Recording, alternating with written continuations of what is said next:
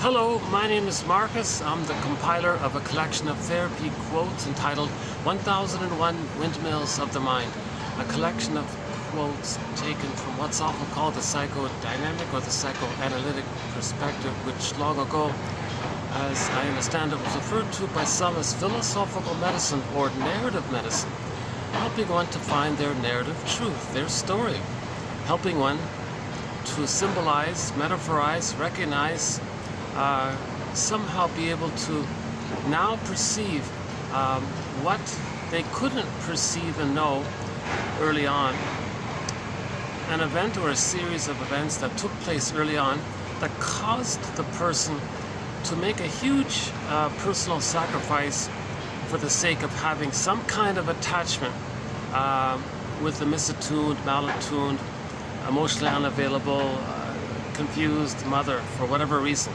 The child has to bond to his mother. He's got to find some way to attach to the mother, even if it's at his expense. The title of one self-help book is, do I have to give up me to have an attachment to you? The title is actually, do I have to give up me to be loved by you? So the child acquired what's called an insecure attachment style, but it's more serious than it sounds at first. It's worse than that. We don't know what term to call it.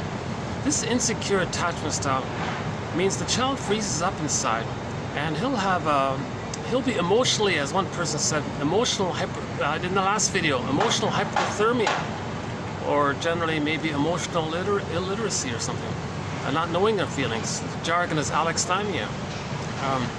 Generally, the symbol is that our feeling self gets frozen. A common image for emotional trauma is the freezing effect. Or echo in the narcissism, it turns to a statue, a more dramatic one. Petrification is another common image for trauma. Sometimes the person says they feel unreal. That's the Velveteen Rabbit story in reference to this idea. That woodcutter guy, the carpenter guy who took a block of wood and then carved out this little boy and then was praying for the boy to come to life.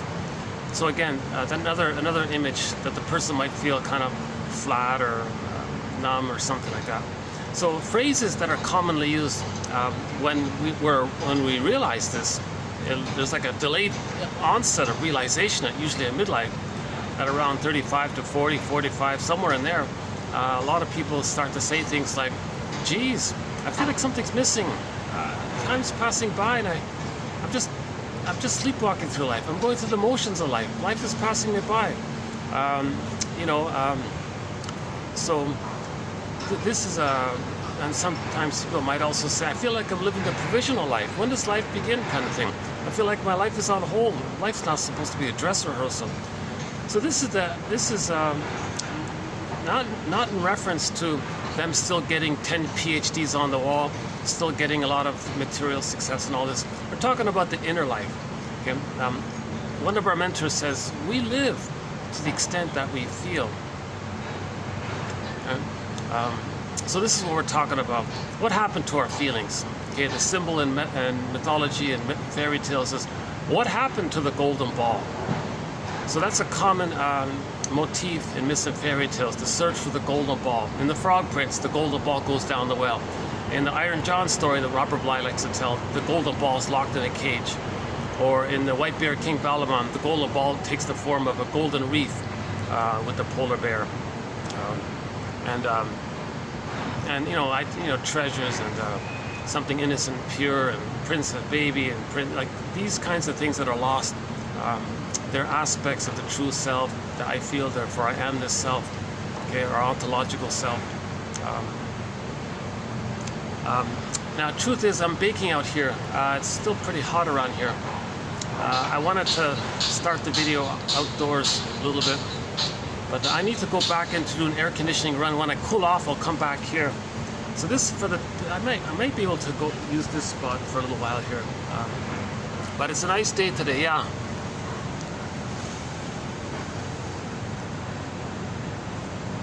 Let me cool off somehow. The pool is busy, so I can't use the pool area. And there's no breeze down here for some reason. Oh, I love the bamboos. Look at that, eh? The bamboos are great.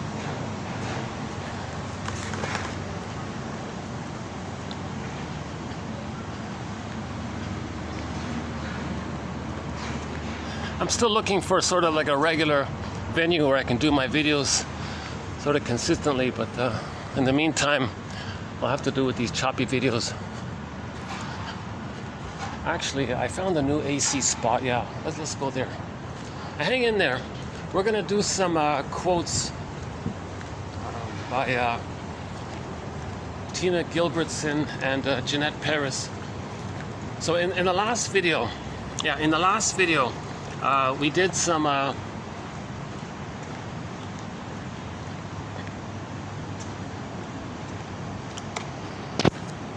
in the last video we did some very good quotes by Jeanette Paris from her self-help book entitled The Wisdom of the Psyche. And due to space limitations, I couldn't fit all of the quotes in that video. So this video, I'll include some of those quotes. And then with the remaining space, I'll begin on some quotes by another self-help author, Tina Gilbertson. Very helpful, clear writer, clear communicator. And then in the next video, I'll do a whole video on Tina Gilbertson's quotes.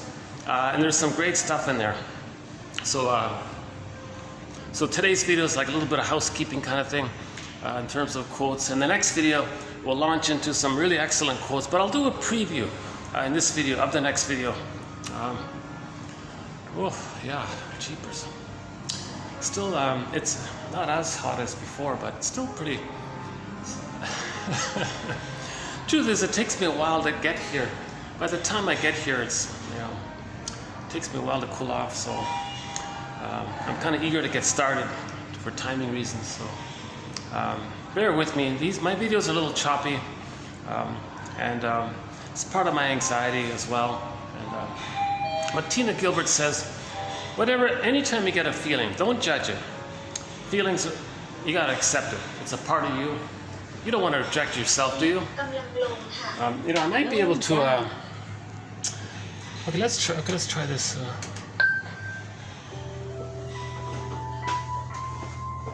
Jeez, I thought I could last out there a little longer. It was pretty hot out there,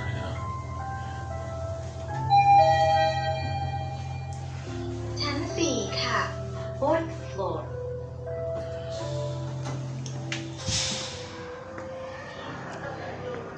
So they're preparing.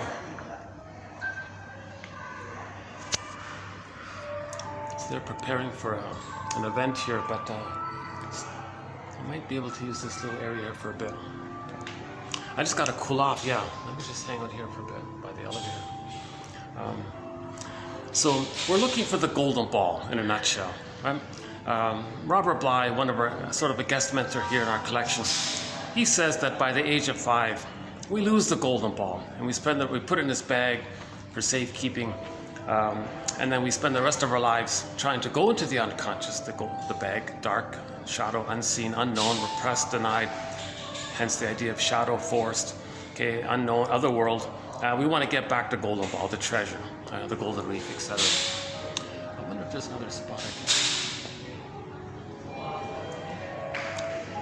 Yeah, let me. At least there's some AC here. Okay, let's do the best I can here. I guess a part of me there's a little child part of me that doesn't mind bouncing around a little bit. I'm seeing different things, kind of thing, getting a little variety, kind of thing. But I miss the flow. Like when I get into a quiet room and I don't need to bounce around, sometimes I can get into a bit of a flow, and I find those to be the best videos. So we do have a few of those types of videos. They're not that often, unfortunately. Maybe 1 out of 10, let's say. Maybe the other 9 out of 10 are sort of choppy, bouncing around like this. Oh, they're okay. Oh, she didn't say anything. All right, that's the manager there. Oh, hang on. Hey, there's AC right here. Oh, hang on. I feel a cool breeze here. Oh, finally. Okay. Okay, let's hang out here for a bit. Why don't I do my disclaimer here from the beginning? This is something I'm doing with every video. I'm going to take a good 2 or 3 minutes to do my disclaimer. I'm not a counselor. I'm not a social worker. I'm not a shrink. I'm not a psychotherapist, analyst, interpreter, dream interpreter, any kind of professor, these kinds of things. I have a basic BA, so keep that in mind. I'm the compiler of the quotes, so keep that in mind. Keep Robert Bly. We mentioned Robert Bly already. When he speaks to an audience, he's also not a psychoanalyst or something, right? He says to the audience, "Hi everybody, thanks for coming out here tonight in the snow." He's from Minnesota. Nice to see you all. Welcome. I'm glad you could make it. I'm very delighted you can come to enjoy this lecture here. But I got to tell you something, dear brothers and sisters. 30% of what you're going to hear tonight is wrong. It's up to you to figure out which 30%. Something, something like that. I can't quite imitate him. You know, so he's emphasizing each person has to weave their consciousness, weave their basket of knowledge, strengthen their ego, you know, develop a level of consciousness to make it safe for one's own feelings to come back into themselves. So our feelings are hidden because there's no like container, no recognition of the ability to accept it. Sanford puts it this way. Everything, the Great Spirit, everything in nature is unique. Everything in nature, somehow the Great Spirit wants that everything has its little uniqueness. Even on a stem, every leaf is unique. Amazing, right? You got trees, trillions of leaves and all that. And every little leaf is like a little unique. Something, the Great Spirit does that. And we love that. And there's a real mystery and real delight about this. Apply that to your children. That's what he was saying, right? And the other thing he said was, you know, that's why we love, like any kind of going to the zoo. All the animals have individuated. All the animals became what they're meant to be, what they're designed to be. They individuated. They fully became what they were like sort of designed to be. And so we love that kind of thing, right? And so that's all over nature. Everything individuates, becomes what it's meant to be. Now, the one uniqueness about humans, that's right, is that for our uniqueness to be expressed, to be known and expressed, and to have that uniqueness, i.e. to be individuated like everything in nature individuates, the condition is we're the ones that are conscious of ourselves.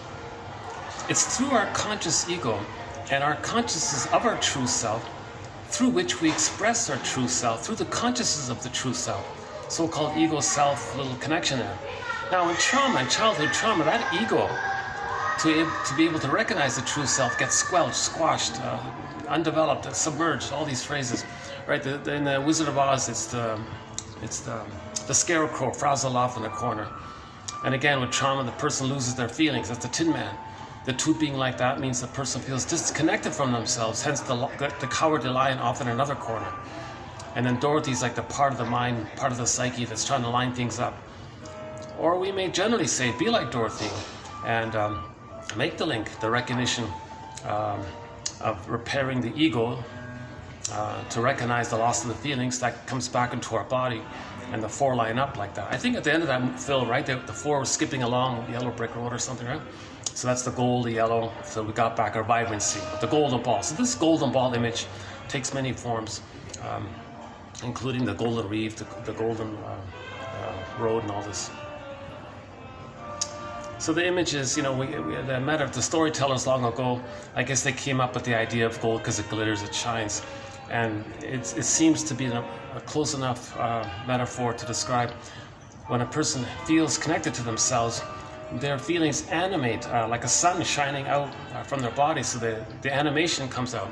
That's called being embodied, the serene, inexhaustible fullness of being. You have your beingness, you feel calm, there's like a little shine that comes through that. So they would call that the golden ball. But in trauma, the golden ball gets squelched or lost, frozen, petrified, turned to stone, lost, deep in a forest, down a tunnel, down a cavern, where the light is never shown, kind of thing. A lyric from the song Windmills of the Mind. I would love to play Barbara Lewis's cover of that song Windmills of the Mind, but YouTube blocks it and all this. But luckily our theme song is okay to play. It's Katja Epstein's German cover of that song. A wonderful cover, and usually at the end of the video we play that song. So we'll see how it goes here today. Still trying to cool off, tell you the truth, yeah. It's a Sunday here, so let's see how it goes here today. Yeah, where's the breeze here? Okay. Sorry about this logistics kind of thing. You know, it's important to identify, or yeah, Tina Gilbertson makes a big point about this. It's important to just name your inner critic voice. Usually it's like a should something, or like, oh, come on, Marcus, you should have your act together here. Come on, you know. And so, well, hold up, inner critic. I'm you know, I'm getting there. Back off. So the inner critic, by the way, is the theory that the baby believes. So all babies have what's called omnipotence of thought, unconditional omnipotence of thought, or magical thinking, or egocentricity. They think they create everything, they own everything, the world is my oyster. They think it's all them. So if the mother is kind of hurting the child or something, the child says, "Oh well, well, first of all, the child might perceive that as mother's cry for love. It's as if the mother's saying, sorry, baby, I don't have the love to give you, so I'm giving you pain here. That's my hurt, and I don't know what to do, and I'm angry, and the child's picking this up. And the child, oh, mother, I'll save you, I'll fix you, I'll correct you. Partly because the baby needs a positive maternal experience, so he'll think he'll want to fix the environment. Now, now he can't do it, of course. Now, the way the mother treats the child, the wiring gets set in, and it becomes a part of him that's going to treat him. That's the inner critic. So the mother not loving the baby, so everything's love or a cry for love, right? So if the so think about the Disney film Inside Out. When Joe and Santa get zooped away, it was mainly hate at the console, right? Anger and all this, right? So the child will treat himself, because that's a part of his mind now, the way his mother treated him. Now the backdrop memory of all this is that later on, if a person wants to know their feelings, that backdrop memory, or the superego, whoops, what's that? Okay, hang on a second. That backdrop memory comes up and says, how's the AC here? Any AC? Oh no, there's no AC. Oh, I see, that's just like the draft of the elevator. There's not really much. It wasn't AC after all. Not much here either. Geez, I gotta cool off here. How about now? Let's see.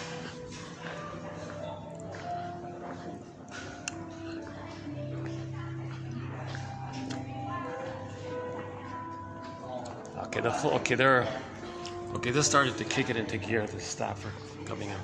I don't know what the function is, but it's looks like a nice little function. They do really nice setups and things. Yeah. Okay, let's see if I can get lucky on the third floor, if there's any spots down there. Hold on a second.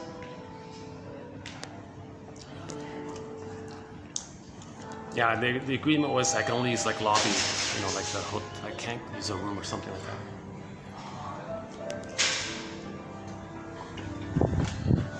Lift กำลังลงค่ะ Going down. Yeah, we'll talk about the inner critic. That's a key theory there, because there's a voice that reminds the person. Third floor. What do you want to feel?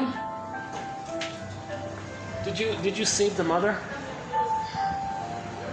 Let's see.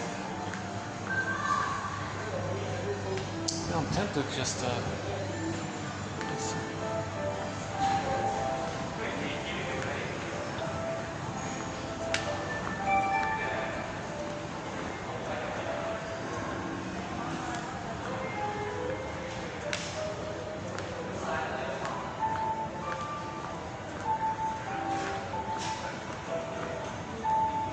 The only real spot in this area is by the elevator here. Let's see.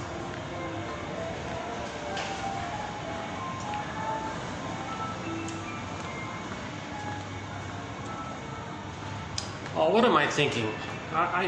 Okay, I know where there's a good AC. Hold on a second. Give me another 2 minutes. I know where there's AC. found a new spot. Let's see, can I hang out here for a bit? Let's go. Let me go to the AC, like a real good AC spot. Lift กำลังลงค่ะ Going down. Yeah, this topic of the inner critic, it's an important concept because it's not the feelings that are the issue. The feelings are part of us, so we welcome that. First floor. It's the memory that tells you you can't have your feelings because you didn't save the mother. Well, what nonsense. It's no baby's job to save the mother.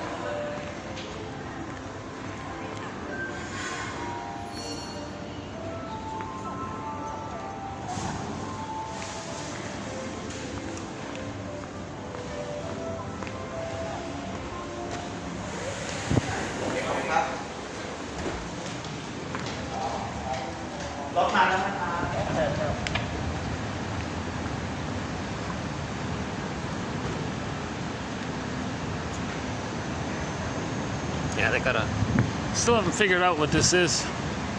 Some kind of cauliflower or something. Some kind of.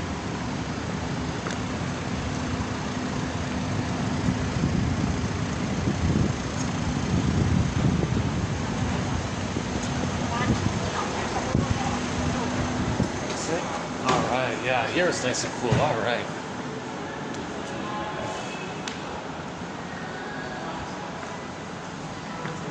All right, all right.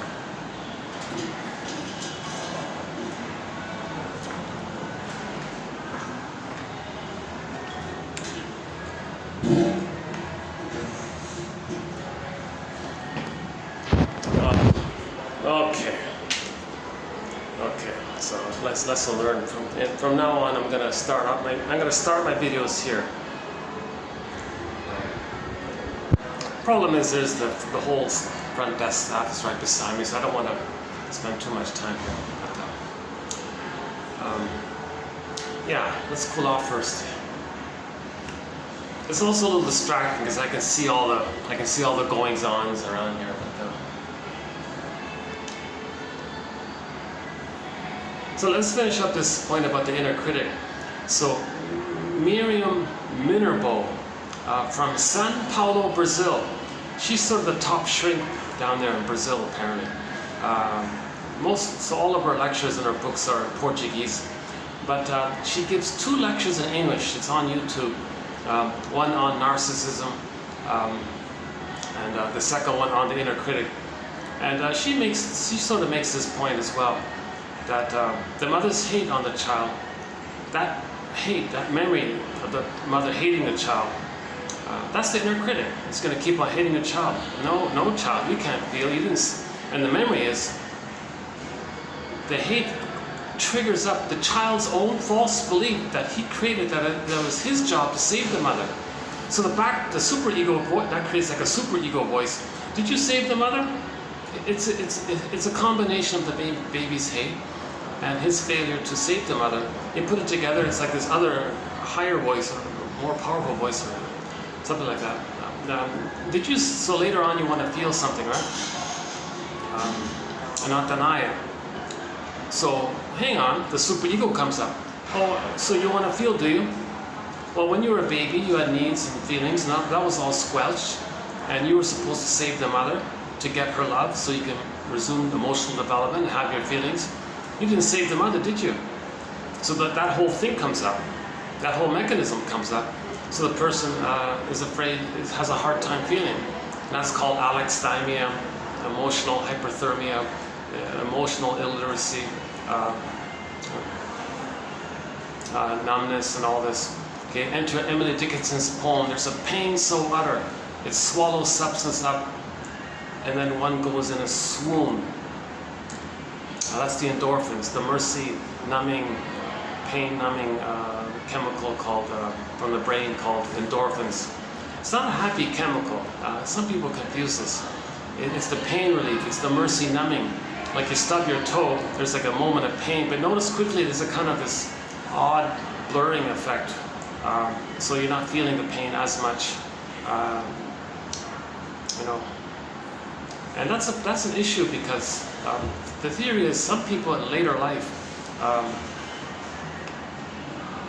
who don't air this out kind of thing, or like work, change it or something, or do something in that area, in trauma, we repeat, and then the person's getting the endorphins. So they're reliving, but they're getting the endorphins. They want to relive to change the past, but if they're not conscious, they're not going to change the past. You can't change the past.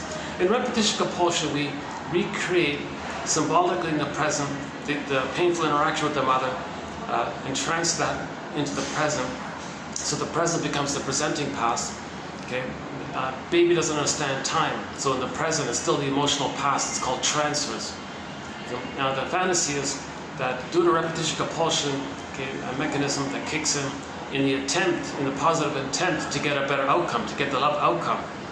Okay, so in the present they're going to recreate, revive, do like a theater thing. One of our mentors, James F. Masterson, calls it transference acting out. That painful interaction with the mother, we're going to transfer that interaction into the present, but then do like a theater thing, where the projector either plays the aggressive mother and finds someone to play them, or they play themselves and find someone else to play the aggressive mother. So they're going to just recreate, revive, hoping that it's still the past, where the baby says, "Mother, I need safety and love with you." And it was rejected. So in the present, it's going to be rejected, because nobody in the present can be the good mother for the past. Okay, and repeating the past in the present doesn't change the past, but that's sort of the child's mind. That's the baby's mind's place. It still needs mother's love, but we're not conscious that we're doing this. So we make this conscious, then things improve immensely. Right? Like there's a lot of hope because we know what's going on. Instead of blindly repeating again and again, if we're aware that we're trying to, in our fantasy, get a better past, undo the past, correct the past, change the past, get the love that was needed in the past. If we're aware that we're replaying a kind of cry for love record, let's quickly enter another one of our mentors. Edmund Bergler has a metaphor for this. He says every neurotic is a music enthusiast, but he only has one record, one of those 45. And the side B is the same song as the side A. So just one song on that 45 record. He carries his 45 record flat vinyl. He put on the turntable as vinyl disc records. He carries this one record with him everywhere he goes. Every time he sees a record player with never-ending fiery ardor, like this compulsion, he's going to spin off that tune. Now, what's on the tune? Let's call it the cry for love. Mother, here I am. I need your love. I have this need. Mother ignores the baby's need. Baby's crying. Mother gaslights the child's feelings. The whole feeling self, the whole golden ball gets repressed.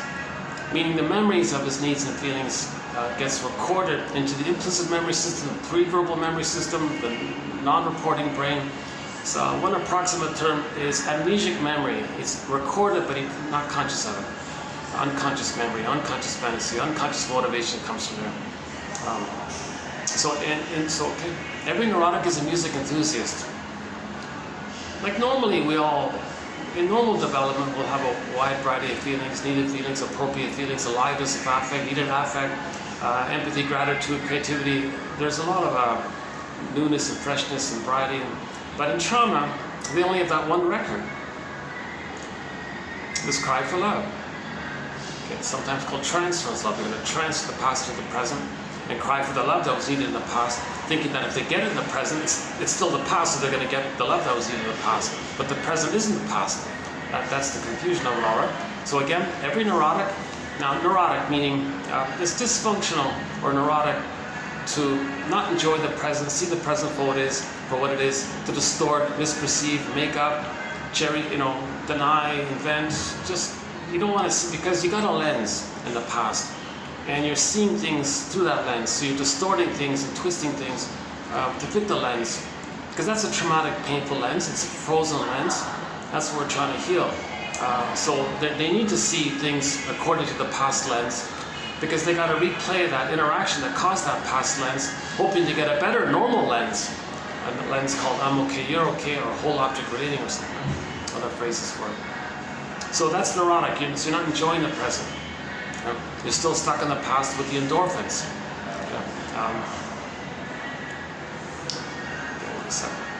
Yeah, sometimes I get a little distracting scene here. There are some attention seekers,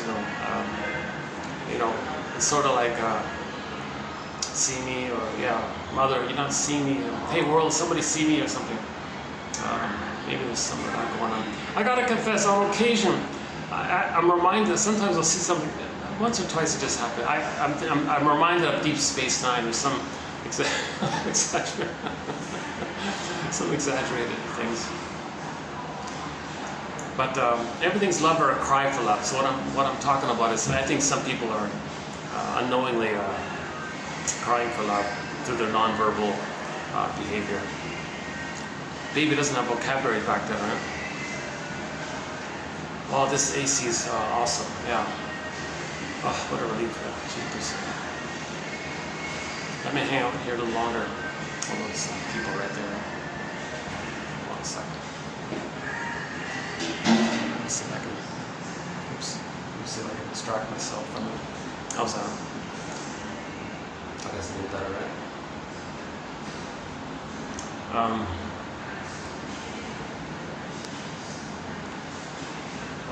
Still there? Okay.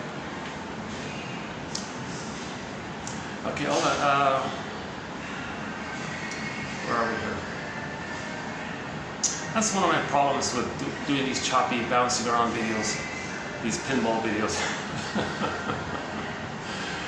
It takes me a while to get back on track. On occasion I forget it and I start a new topic up. What else is another? Yeah, that's about it.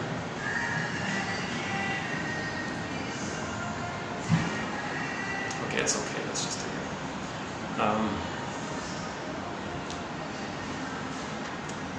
So let's finish Edmund Berger's metaphor of the record. Okay. So it's neurotic to cognitively understand the present, but emotionally you're stuck in the past. So that's neurotic. We're not enjoying the present. That's neurotic. We're missing out on life. That's a sleepwalking feeling that life is passing you by, the provisional living, unlived living life, whatever. So that's neurotic, right? Well, why are we still stuck in the past like that, right? So the theory about that is our life force, our energy, our life force, cathets, so-called stuck into those old memories. So all of our life force is there, like our life spirit, our energy is stuck in those memories and bound to those images of ourselves in relation to an image of the other and the painful interaction, and we're kind of stuck there, and the whole thing's frozen and it's repressed, and it's an inner conflict. Neurosis is the petrification of an inner conflict that's repressed, says Edmund Berger. Okay. So the conflict is he needs love, he's afraid to ask for it, but he's got to ask for it, he's afraid. That's a conflict, and it's those whole conflicts repressed. So he'll communicate it in some kind of veiled way, right? He might not even, it's hard to unravel how he's crying for love, even because he's so afraid to admit that he's crying for love.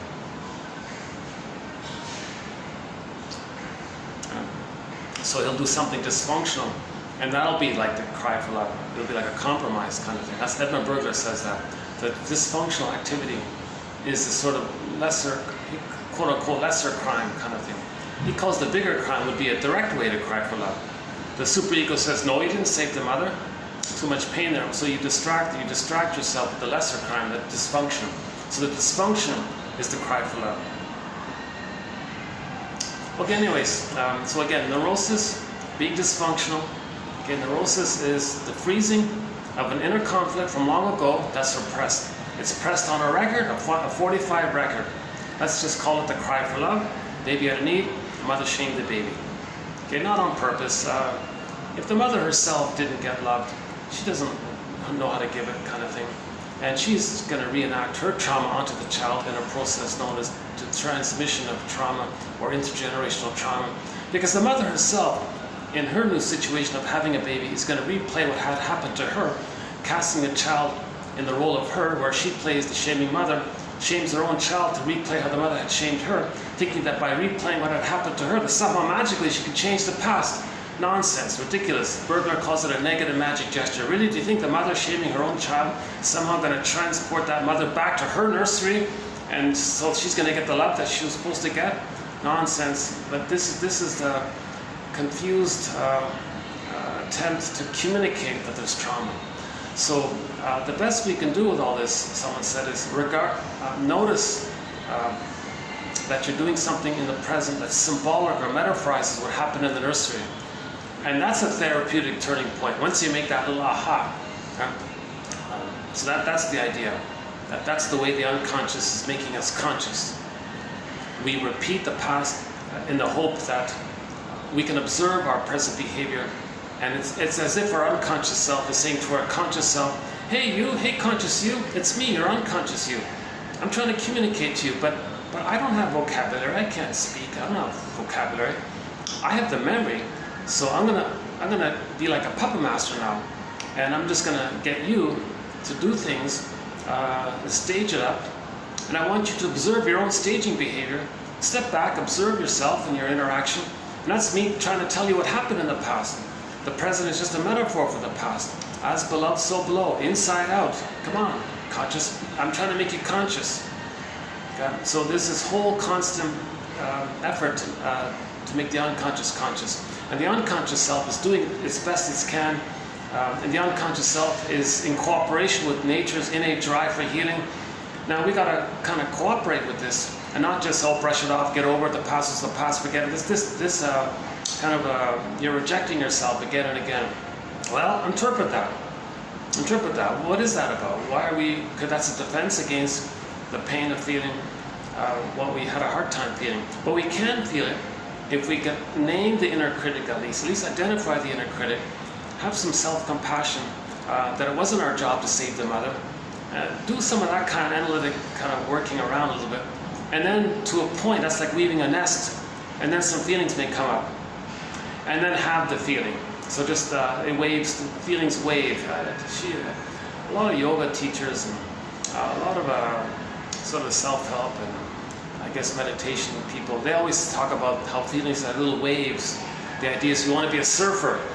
You want to like be a surfer on the emotional wave and just ride that wave. But you see, the feeling will come up. People say, well, I don't get the wave. Where's the wave? The wave will come when you build a basket of consciousness first. Then the wave will come. The feeling will come. And then you let it wave through. It takes... Gilbertson quotes some study that says it takes, on average, a feeling takes 1.5 minutes to pass through. That's an interesting figure that she came up with. Sometimes it's quickly, like a sneeze or something, she said, but usually it's like 1 minute to 2 minutes. It can be longer. Depends on the person's bandwidth, toleration or something, how much they've exercised that ability to tolerate their feelings. So it's a practice, it's a spiritual practice. So the meditators are very strong on this. They have an advanced kind of discipline to, there's the feeling. Okay, welcome feeling. Now you treat your feeling the way any child would treat their wounded kitten, like with tenderness and affection. Like you treat how any parent, loving parent would treat their child that's hurt. You do that for yourself. It's called self-reparenting. Okay, so those feelings, you think of it as your own wounded inner child of the past crying up to you.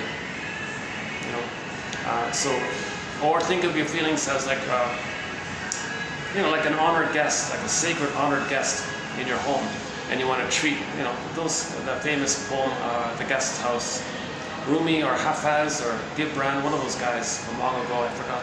I'll look it up. Yeah. All these metaphors for how to accept a feeling. One that's not too bad is just imagine like a little boat that's anchored, and there's a little wave, there's a little water, little wind on the water, and the boat is just rocking gently back and forth. Hold that image in mind while you're feeling, and hold that image in mind that the boat is anchored, but the boat's waving on the wave. So your body's like the boat and you're anchored. So you're stable to yourself and you're accepting the feeling, allowing the wave to pass through. I'm not sure if that wild horses one works. Imagine in the distance some wild horses running. Yeah, I think it works, yeah. I noticed the immense popularity of women's 4x4 relay.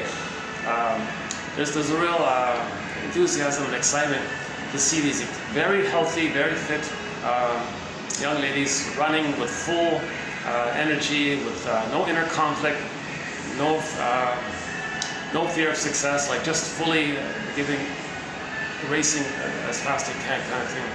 And it seems to be like a healthy run. They're not hurting themselves. Like it's I would say for the most part, it's a healthy run. Yeah, some runners look a little painful. What they do is they create so much pain to click in the endorphins. Now they go into the so-called runner's high, so they feel nothing. So they can extend them, so they can hurt them, they can run and hurt themselves, but they're not going to feel it. Some marathon runners do this apparently. So some runners might be doing that, I don't know, but that's another topic, yeah. Let's see, can I go back here? Oh yeah, okay, good. Oh yeah, here's the AC. All right, yeah. Sorry to distract you with my little physical.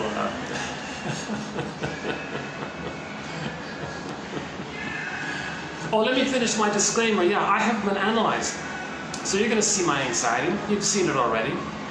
In particular, with all my stops and starts and ums and ahs and self-corrections and getting off topics and little sidebars and things, and maybe. Maybe there's some nervous laughter sometimes, I guess. Maybe maybe when my anxiety comes up, you'll see me maybe, I don't know, doing some distracting activity or something. So I have anxiety. I haven't been analyzed. I'd love to be. Oh my God, I'd love to be. What a wonderful experience. If I had the funds, I'd be in the next flight. Any planes here? No planes. Once in a while a plane is passing by. I'd be on the next flight to find an analyst, right, and weave the basket. You see, he can help weave the basket because he feels safe. He gives you some kind of feedback, and you weave your own basket. He doesn't weave the basket for you. Like Robert Bly says, no one can hand you a consciousness, but the feedback is helpful because we all have blind spots. He notices patterns. He's objective. I notice a pattern. You know. Again, okay. I'm just in front of the whole smokers crowd. So that's a little distracting. But this is the only. This is really the best spot to get some AC here.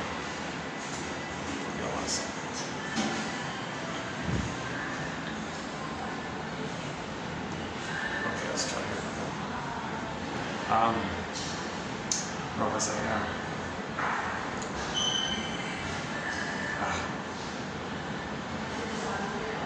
Oh, my disclaimer, yeah.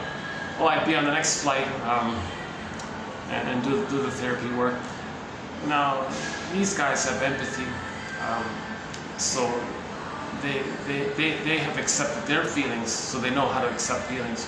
So you feel safe to let your feelings come up, meaning your feelings don't trigger them, and as a defense against their feelings, which they haven't accepted, they'll squelch and not want to be triggered by your feelings, so they'll squelch your feelings with a poor interpretation or interruption or something. They're there now. Don't cry, or whatever.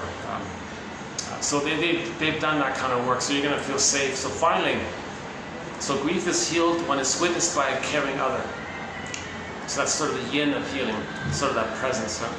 And then you feel safe, then the feelings come up.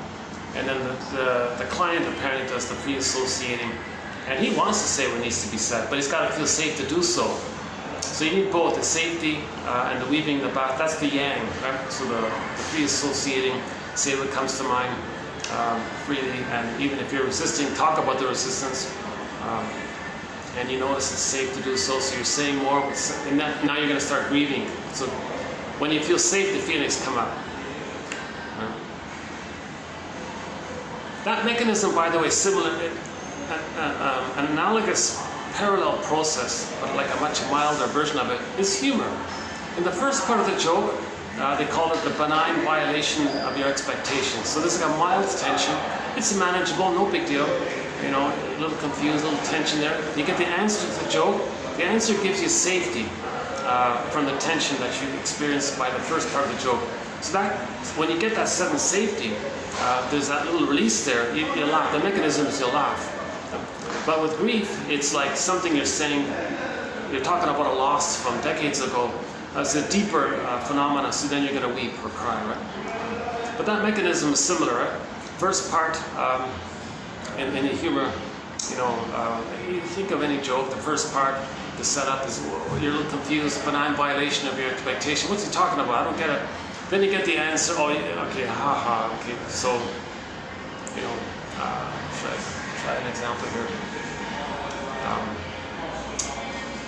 One joke we have in our collection is some woman was worried about her narcissism and her search for glory to become rich, and she had to face that she wasn't a little god, that she had to give up the throne of infantile megalomania and wanted to be a star and all this. So she asked some comedian guy, hey, you know about this reincarnation stuff, don't you? You're like a new age kind of person, right? So tell me about this reincarnation. Now him sensing that she had this issue of narcissism and mortality and needing to give up the throne, you're not going to live forever. Because that goes together. When you realize mortality, getting older, you're not going to, because infantilism, they don't understand time. They think they're going to live forever. So the reincarnation might be like this fantasy they're going to keep on going, or not face that they have to give up the throne kind of thing. So the comedian said, so she asked the question, hey, tell me about this reincarnation stuff. You're an expert in this New Age philosophy and all this. And his reply was, it's funny how things turn out. Once there was this guy I knew that wanted to be very wealthy. He was reincarnated as a pigeon and put a deposit on a BMW. So he kind of acknowledged something, so she felt safe by it. She was afraid to admit it. Him acknowledging it, you know, like her anger at not getting successful, hence the pigeon joke, the play on the words and all this, and the money part of it all, her wish for the money, but her anger about it. So she had a good laugh by that kind of thing, right? So the first part of the joke, there's tension, you know, so she was tense. Hey, comedian, I'm tense. Yeah, I knew a guy who was tense too. He wanted to be rich just like you. He was reincarnated as a pigeon, and then you know what? He was able to make a deposit on a BMW. I don't know how well I told it. A simple one is by the same comedian. We can all live like nomads. What? What are you talking about? So a little tension there, right? First part of the joke. We can all live like nomads. What are you talking about? Live like a nomad? That doesn't make sense. What are you talking about? Where I know I'm mad at you and you know I'm mad at me. Okay. So nobody's mad here, everybody's safe. Plus you don't have to live like a nomad, right? Maybe another one, a little kid's one I remember was, what's 5Q plus 5Q? Person a little confused, what kind of question is that? The person says, 10Q? And then you reply, oh, you're welcome. Okay, so he accidentally said thank you, and that's why he didn't realize it, now you know. Another one was, Masterson told a joke. He was trying to encourage the audience to be open-minded to psychoanalysis. A little odd joke, but anyways, it went as follows more or less. He was talking about some guy goes to some kind of I don't know, like a country club or something like that, and he's alone, and he sees another person, a fellow member or whatever of the yacht club or country club. He's also alone or something. So he figures he can approach him and start a conversation. You know, I'm wondering if you want to have a chat together. We can, you know, why don't we have a drink together and talk? And the guy said, oh no, I tried that once. I tried to have a drink once. I don't like that. No. Oh, okay. Well, well, why don't we just share a cigar together? Oh, no, I tried that once. I don't like it, no. Oh, I see, okay. And the second guy was saying, you see, the thing is, I'm waiting for my kid. First guy said, your only child, I presume. I'm not an excellent joke teller. Okay, let's try one last one here. Some beggar guy, an old joke from the long ago, whatever. A guy was on this homeless guy or something. Saw a wealthy guy pass by, well-dressed guy pass by, and all this. Hey, excuse me, sir, can you spare a quarter for a cup of coffee? The homeless guy. And the wealthy guy paused and said, hey, wait a minute.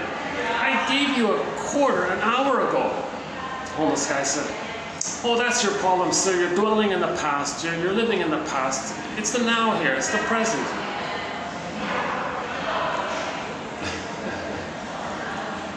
Jeez, I don't feel like I'm saying in a way that delivers the comedy. I feel like I'm missing a sound. I've told those jokes a few times in the past. Maybe that's a part of it. I guess I need some new jokes, or I'll get a joke. I'll look online, read some jokes. There's a few others, but okay, you get the. Let's just pause it here. I don't want to.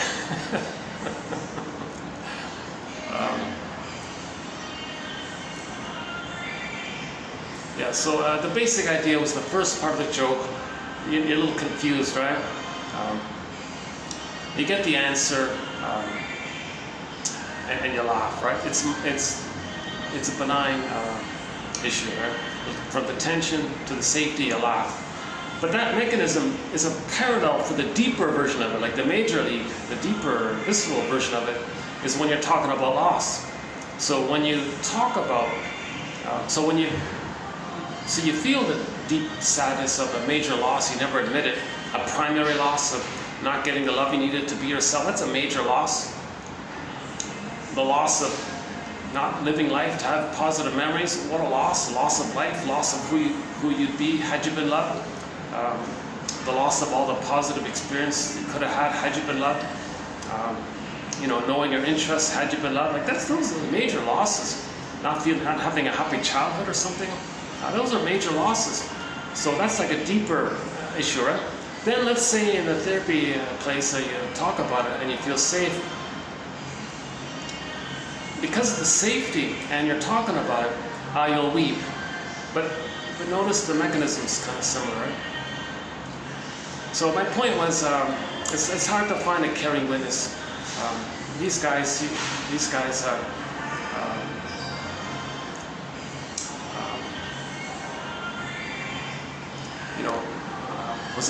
were able to do that analytic process kind of thing. And they're in huge demand, usually.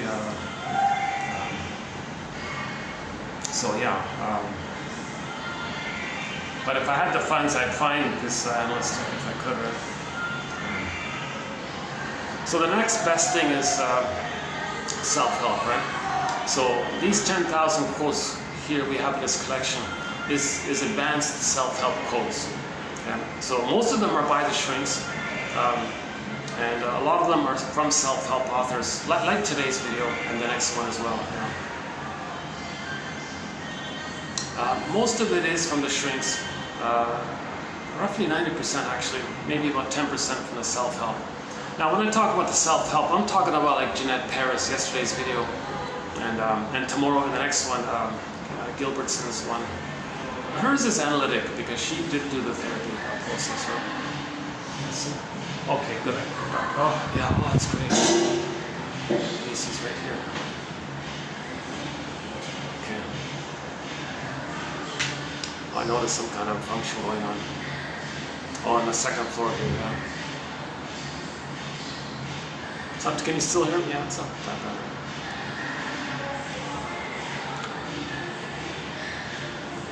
Anytime the camera picks up copyrighted music, YouTube blocks the whole video. Then I have to trim out that section. But YouTube doesn't let you do any trimming if the video is over 6 hours, so I might keep this under 6 hours. Yeah, it's taking a long time to upload these videos lately. Almost a week to upload a video now for some strange reason. Yeah. Well, the videos are getting longer, so that's part of it. Not that much longer. So that's sort of my disclaimer, I guess, right? I'm not analyzed. I'm not a midwife. I'm not a doula. I'm not a nutritionist, etc. Right? So I'm the compiler of the quotes. I'm finding the quotes, discussing it. Each person's got to decide, to filter through. Just like a bird flies around and picks little twigs and leaves that he likes, that he's going to use to weave his nest for the egg to come in. Likewise, each person reading these quotes are going to pick around with the quotes to weave their consciousness basket. Barbara Bly says, read psychology, the study of the soul, for 10 minutes a day. So in each video, there's roughly about 10 minutes worth of reading, actually. Maybe one exercise is to read the quotes every day and pick one. So we now have 900 videos roughly.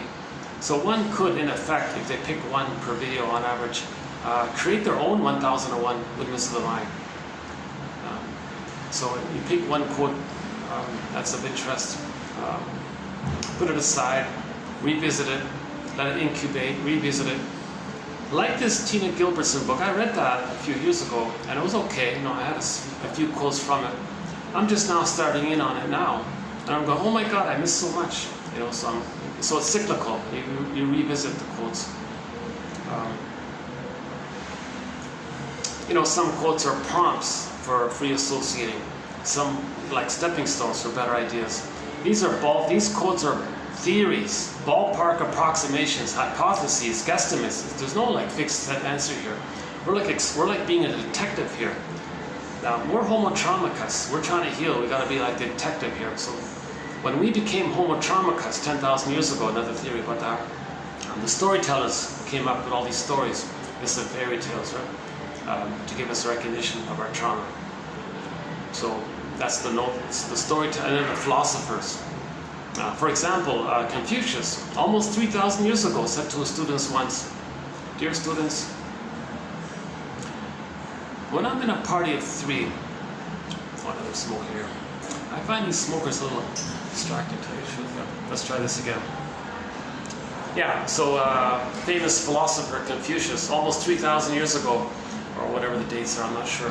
He said to his students, dear students, when I'm in a party of 3, I always have 2 teachers. To the one I admire, I study from him. I regard him as my mentor and I want to learn from him.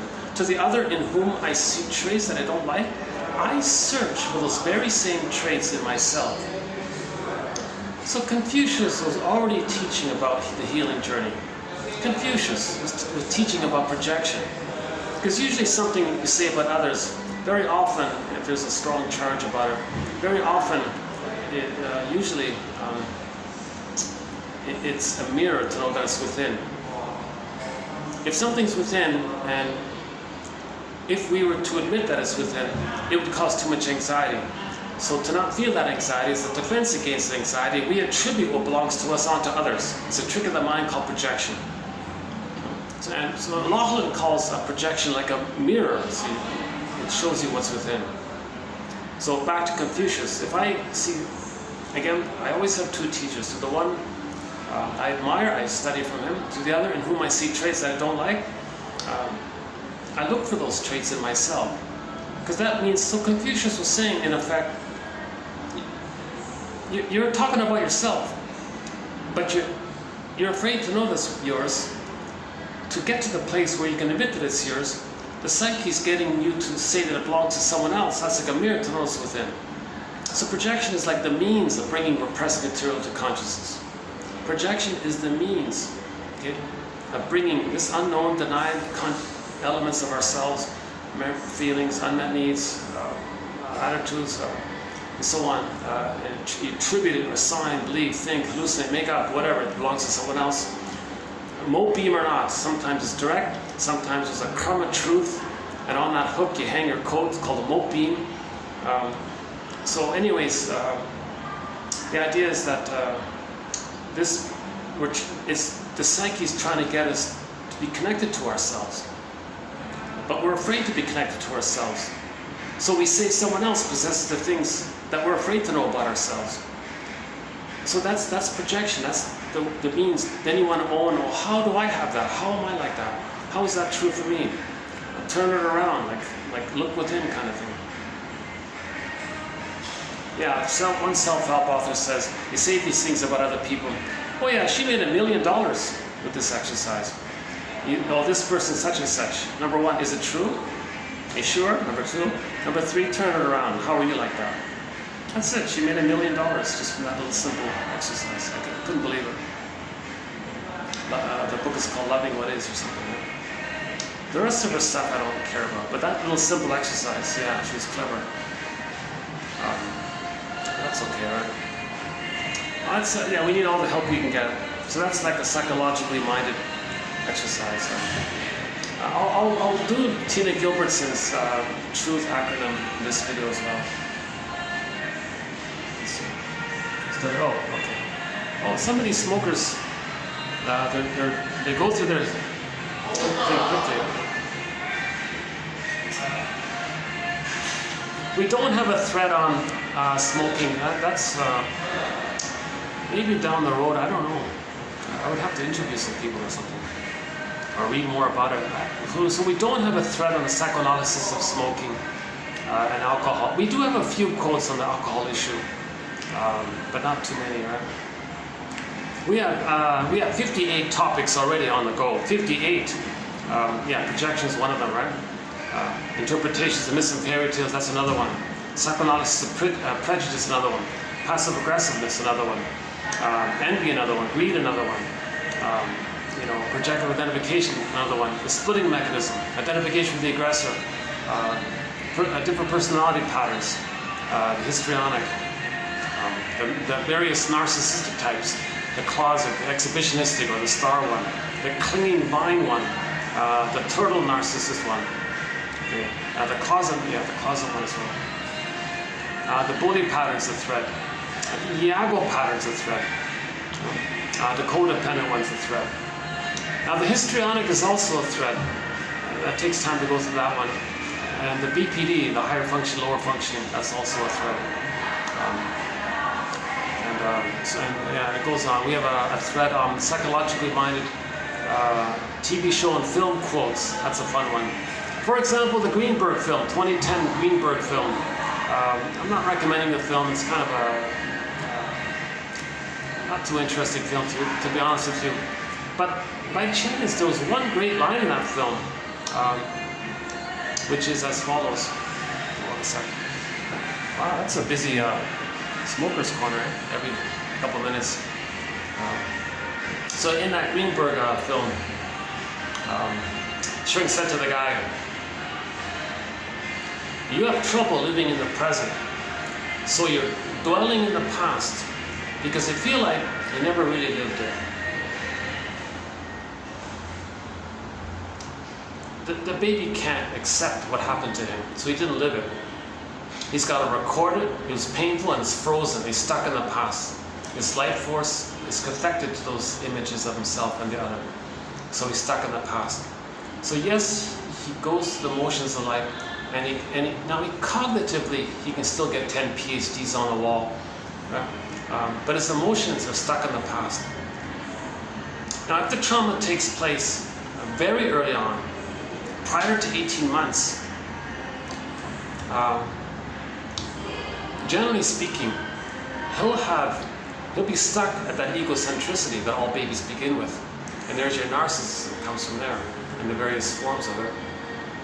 If the trauma takes place really very early on, like prior to 4 to 5 months, like shortly after birth, up to 4 months, there's your bully patterns and Iago patterns and lower functioning BPD patterns and criminonic ones, which we don't really cover. So there's more going on in the anger. And the main emotions of trauma before 18 months, so you can imagine that, right? And the negative beliefs around that, inability to trust, accept feelings, they hate vulnerability, don't want feedback, They're just chasing what they can hold on. Trauma before 18 months, the child's got only to hold on to that original belief that he had in the uterus, that he was a little god, the throne thing, infantile megalomania, glorified self, idealized self, the ego ideal. So in the uterus, babies think it's all about them. The power of the mother's their power. They didn't reach mutuality yet. It's just only him in there. Narcissist looks into the pool of water, he just sees himself. Just basically like that. But in normal development, the child gets enough love to recognize mutuality. But in that myth displays when a child doesn't get the love, he's stuck at that place. And his soul, his feelings, okay, repressed and disassociated. They created a character called Echo. Echo became a statue, meaning a person's feelings are hardened and frozen, dried up or whatever. So we'll talk about. Well, that smoker's gone quickly. What's funny about these smokers? They're just there for like a minute and they're gone. Maybe it's getting noisier. Let's see.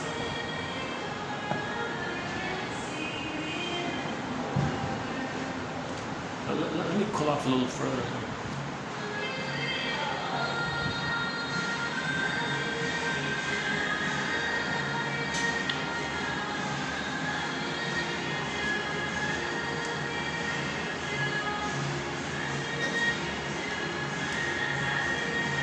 Well, that sounds like a song that'll be copyrighted.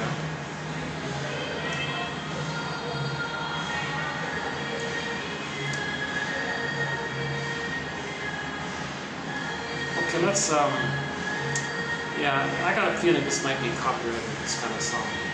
This camera's so sensitive, it'll hear that and copyright it. I've had so many, if you watch any of the early videos, you'll often notice like a little skip, like a 4-minute skip. That's because I had to trim out that part where there was a song playing above, on the speakers above. Yeah, so 58 threads. The most recent one was translogic, a challenging one, a thing called translogic. Wow, that's an interesting one. Yeah.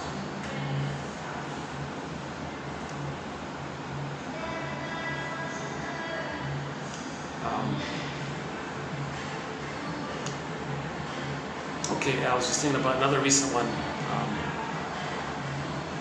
Passive aggressiveness is a recent one. Scott Wetzler, that one there.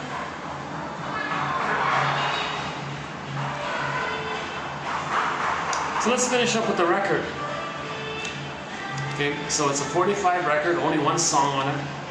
I think the image is more vivid. Long ago in the magazines, sometimes the magazine would include like a flimsy, floppy 45, like a square, and you could actually play it on the turntable.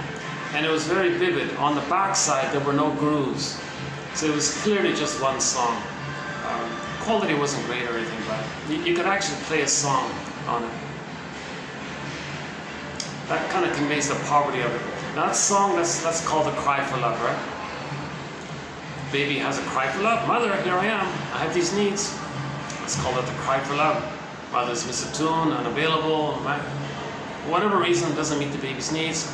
The communication was broken, the rapport was broken for whatever reason, or mother's emotionally not available. Maybe she's physically there, but emotionally doesn't want. She's not there emotionally, or she's bothered by the idea of it, doesn't know how to do it, or is too triggered by it. Whatever's going on with the mother. Now, some mothers actually think they're going to use the baby to comfort her. Well, or think that the baby doesn't like her, being reminded that she didn't like her mother, or believing that when she was a child, her mother didn't like her, and transfers that whole thing into the present, thinks the baby doesn't like her. So these kinds of issues, the baby's not going to be shamed by all this, right? So he's going to record that memory, that interaction. Cry for love, rejected, shamed, love. Mother need love, got shamed. It's repressed, it's recorded. Okay, he carries this 45 with him everywhere he goes. At every new situation, he's going to recreate and restage like a theater thing, like a psychodrama thing, like an as if for the past kind of thing, so he can maintain the feelings of the past into the present, just to create some kind of staging to represent the past, and replay the record. Mother, I need love, not pain. A mother, love, not shame. So with others, he's going to replay it. Now here's the thing. If the trauma takes place before 18 months, it's a more serious reenactment. What the child does if the trauma takes place before 18 months, meaning he couldn't feel safe to hold on to himself post 18 months if he had the freeze up prior to 18 months. Trauma prior to 18 months clicks him a thing called identification with the aggressor. Okay, meaning all children begin with I'm not okay, you're okay. All babies begin with the false belief of I'm not okay, mother must be seen as okay, so mother's okay. So I'm not okay, you're okay. You put a dash between the M and the O in the word mother. Mother's the prototype for the other. So the other in the present, you look at the emotional memory of the mother that's triggered up by the other. So the mother must be seen as okay, so others must be seen as okay, so I'm not okay, you're okay. So all babies begin with the belief of I'm not okay, you're okay. So the baby has paradise in the uterus, he's got his golden ball, so he's oceanic feeling, oceanic bliss, oceanic oneness, unico mystica, one with this big powerful mystery. Power, the mother's his power, he's alive, he's got his golden ball, he feels strong, he feels pretty good. So he's got his paradise, everything's safe and smooth, assuming there's any kind of shock, prenatal shock trauma that froze him up in some prior state, and then he's just going through the motions. Assuming that didn't take place, and assuming he's in a welcoming womb, mother's not arguing or drinking or doing too much stress. So assuming he's not experiencing prenatal distress syndrome. So there's a book called The Knowledge of the Womb. So assuming he's in a welcoming womb, so he's got his paradise, it's called paradise. Okay, Shambhala, Shangri-La. Any kind of paradisical image, Avalon or maybe Nirvana, I think sometimes they call it. So usually it's just paradise, right? So the baby's in paradise, Garden of Eden. Now when he's born, that's got to continue. That paradise has got to continue. The role of the mother is to safeguard this and allow for this continuity. This continuity is created with the secure attachment style. Okay? When the child's suckling and the nerves line up between the baby and the mother, and there's no gaps in the continuity, then the paradise can continue. For the first 4 to 5 months, the paradise continues. It's meant to continue. Let's say, for whatever reason, the mother doesn't attach to the baby properly. It's an insecure, it's a painful one. He doesn't get a safe, normal attachment. So his paradise is lost. Babies shouldn't have, babies need an extended paradise for the first 4 to 5 months. If that's missing, the baby might think, oh my God, where's my paradise? I'm in pain. Now they think they're everything, they're the universe, or they're the center of the universe, or everything's there to serve them. It's all about them, right? Narcissism, sound familiar? Everything's about them, for them. Now wait a minute, he's in pain here. So what's going on here? So he may just think, he just may conclude he's defective. He's a flawed God. In the universe, he thinks he's a little God, infantile megalomania, magic sorcerer, creates everything. Now he's born and he's in pain. Where's his paradise? So he may think that he's defective by that.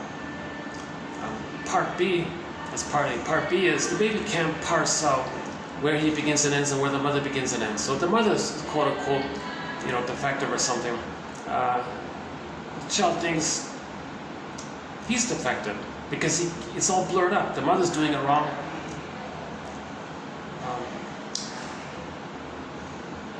something wrong with her, he thinks something wrong with him.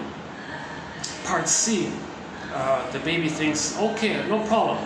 The paradise is missing. Well, I'll just fix the mother. I'll save the mother, correct the mother, cure the mother, because he needs his paradise. So he'll try to save the mother. Okay. No baby can transform a traumatized mother and make her be a loving mother. Now he'll try. Now, in the effort to try, the baby believes that the mother's hate on the baby is her cry for love. Oh, mother, you're crying for love? I'll save you. No, he can't do it. Now, in the process of freezing up, the child believed that to please the mother, he interpreted the mother's emotional unavailability as her being threatened or uncomfortable with the child's feelings and needs. Don't worry, mother, I don't have feelings and needs, I'll squelch them. Does that please you? No, right? And then baby thought maybe she'll change her ways and provide the love. Baby's trying everything he can. Back to that self-help book. Do I have to give up meat to be loved by you? He does that. So you add those 3 points up, the baby concludes, oh my God, I guess there's something wrong with me. That's called unconscious shame, his identity. Insult to injury. He's got to make it up and hallucinate to the mother's loving for him to feel safe to make it. So he's going to lie to himself now. So the fact that the bad breast, by the way, the baby projects his rage and oral greed onto the bad breast and creates an image of the monster, like a cyclops who eats the people, hungry wolf. So the witch won't eat me. In Hansel and Gretel, the witch wants to eat the children. Right? So the baby thinks his mother's a monster that wants to eat him. He'll say, no, that's not my mother. He's lying. He's doing something guilty here. He's lying. And he's going to hallucinate in a mechanism known as the splitting device, a trick of the mind where he hallucinates a goddess and thinks he's one and safe with the goddess. So he's going to make up a goddess mother to feel safe. Or another way of saying it is, if the mother's doing it well, the baby might go, oh, there's my mother, that's great. If the mother's doing it wrong, the baby goes, click, that's not my mother. That's some other creature. It is the mother, but he can't know it. He can't accept it. He can't hold on to that. He can't believe that. He can't think that. He's got to survive here. He couldn't make it if he were to accept the truth that the mother's hurting him or is a monster now, or the bad. He can't know the truth. He can't know the truth. So he'll say, that's not my mother. That's some kind of monster creature. Right? So in the process of him being enraged by the bad breast, he can't know that rage, so he projects his rage onto the mother, says the mother's enraged. Okay. Now the baby's unmet need eventually ended up with greed, oral greed. Again, too much excitation in his little system. He doesn't want too much cortisol by his brain. So to trick his brain, he'll project that image of his oral greed onto the mother image. Now the enraged mother image, who's got all the power, wants to gobble him up. So he can't think that's his mother. No way. No way. So he's lying here. So now he'll, like the thirsty guy in the desert who hallucinates an oasis, he'll hallucinate a goddess mother, loving all their mother. So it's like a delusion or something, some kind of a... Baby's a genius to survive. Somehow the child's surviving. So maybe one approximate theory is maybe this leads to unconscious guilt. That he's violating something. He's doing something. So you add those 4 points. So this point here about unconscious guilt, enter the fugitive story. So in the 60s classic TV show, The Fugitive, the doctor was innocent in all this. But he was accused, so he was running. The tagline was, Richard Kimball here is a fugitive from the justice he seeks. So the baby believes he's committed some kind of invisible crime here. So he's running away from the love that he seeks. So he's in a real painful situation here. And now the child doesn't know what's going on. His conscious ego's not there, so he doesn't know it. Enter the Franz Kafka, the famous story called The Trial. So one day some guy is told that he's guilty about something. The guy freaks out. Oh, really? Oh, what? He doesn't know. They don't tell him. And he's in this great panic trying to find out what is it. And they never tell him. And he's all stressed out about what is it? Oh yeah, you're guilty. What? Can you tell me what? And he goes through this whole bureaucratic maze and all this. And that's the point of the story. That we may feel guilty and we don't know of what. Like that guy in that story. So the baby's guilty, he doesn't know of what.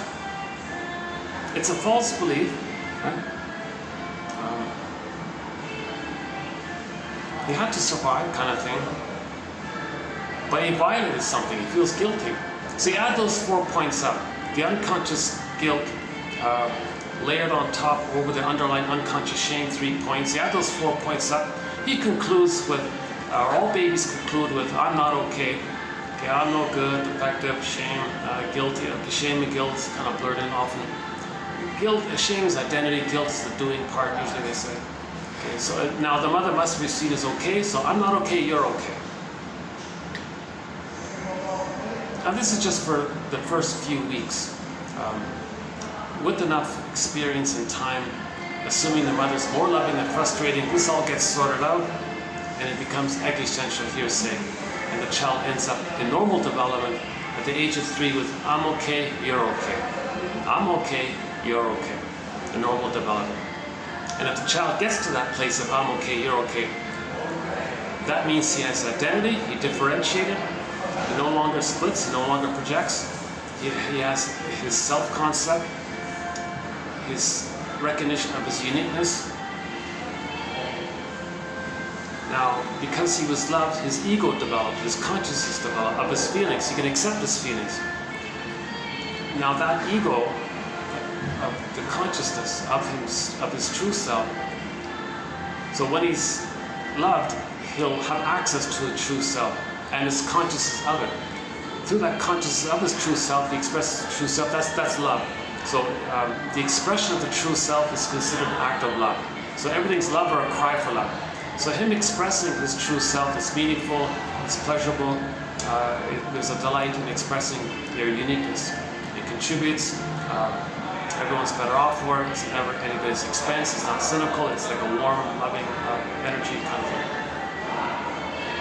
So in normal development, so this idea of everything's love or a cry for love, if the child gets the psychological birth of I'm okay, you're okay, that means he differentiated, he has access to the true self, ego's there, golden ball's there, wide range of feelings, and the quote-unquote more human side of being human is more fully there for him. So empathy, he can be an elder later on, generative, warm, creative, affection, tenderness,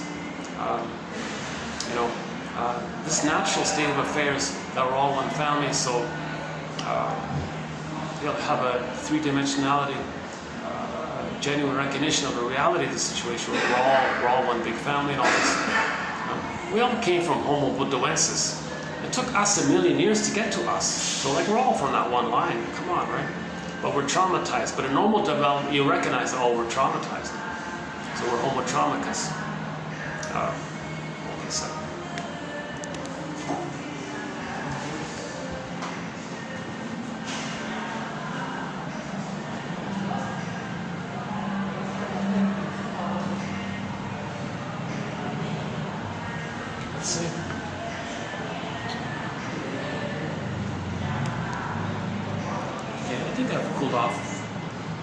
Let's go back to the pool, see if I can. Yeah, let's go to the pool place. It's nice up there, yeah. Nice and quiet up there, yeah.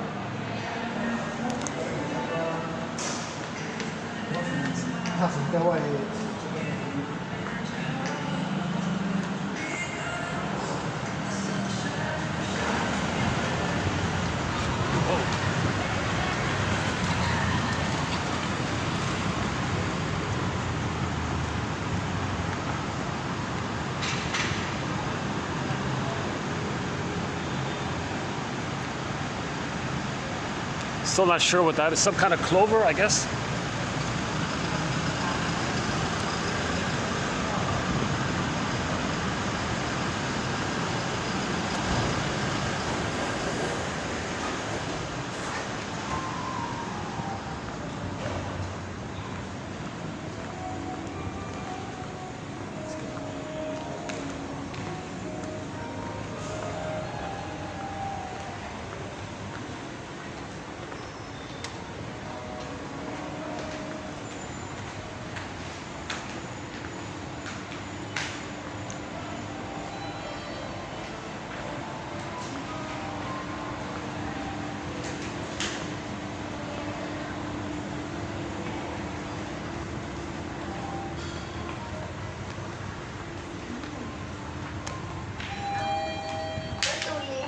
ลังปิดค่ะ Door closing.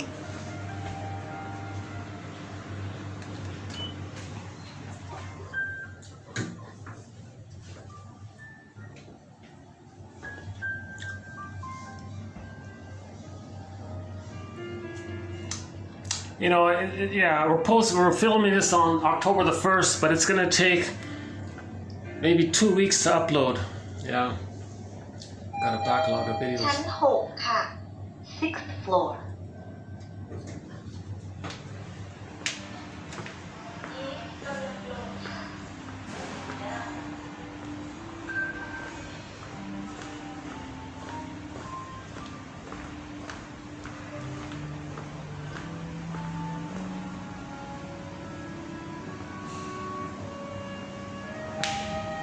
Let's see.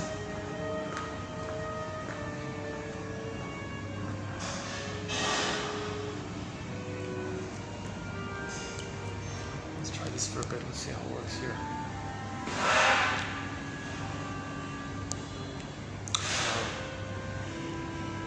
Oh, hang on, the battery. Oh my God.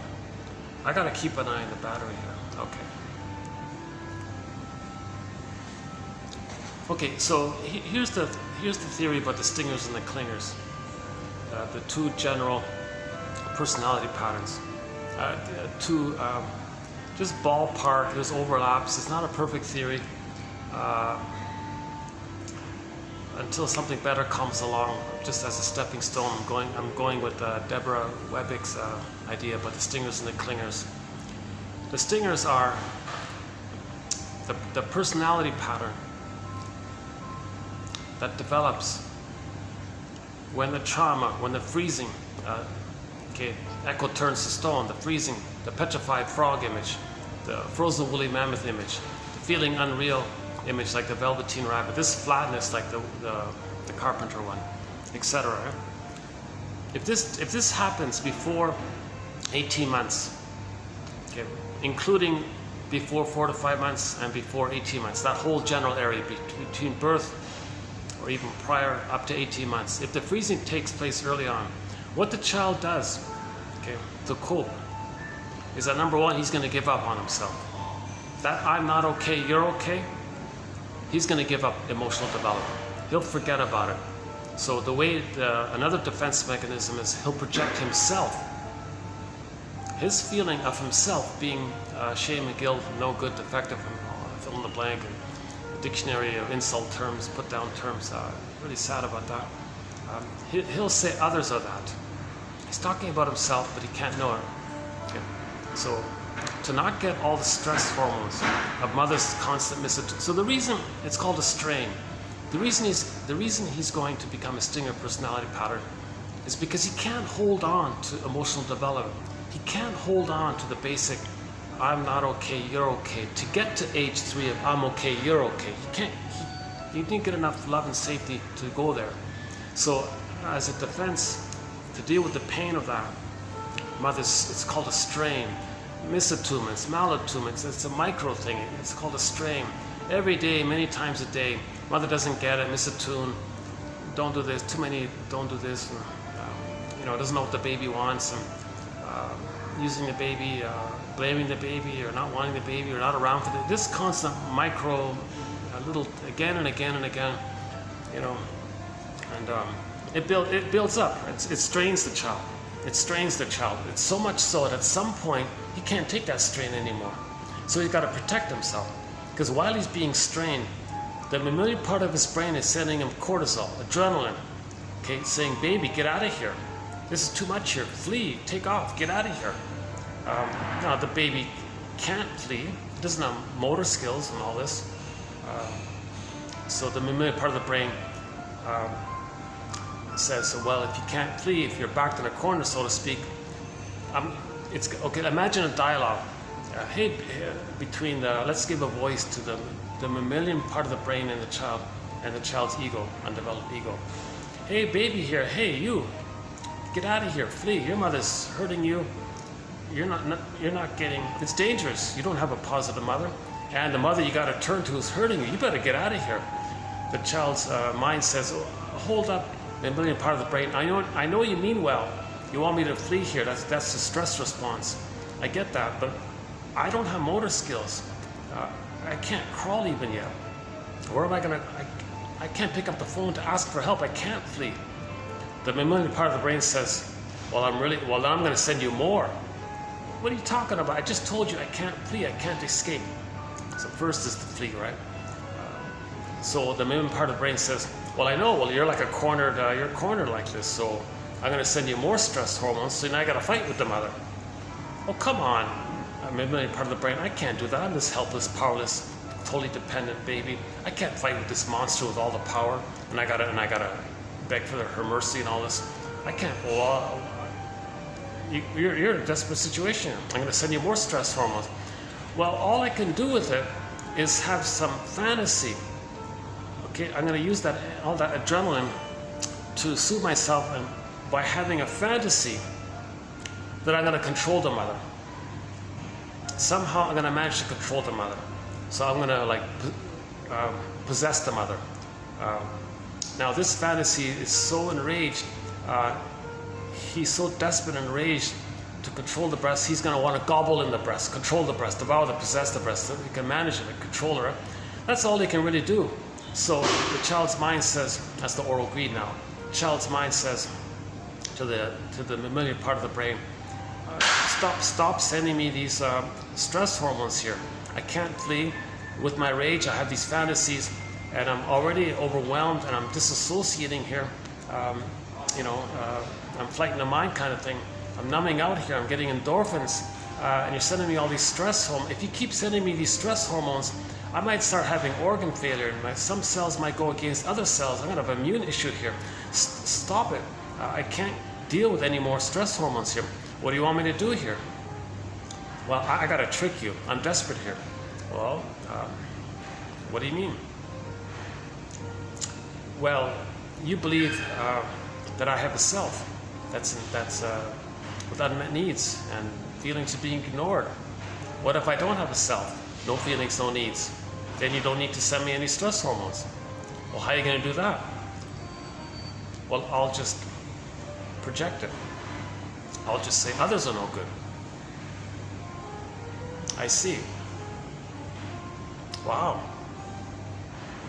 That's right. I have to do that because then I don't get any of the stress. I gotta protect myself, like survival. I gotta protect myself from you. So the child's protecting himself from himself. So he's gonna say others are no good. Then the mammalian part of the brain says, well, then what do you got left? Who are you then? What's left of you? Well, I'm gonna revert back to the time in the uterus when I was a little god. And I'll pursue that. I'll believe I'm that.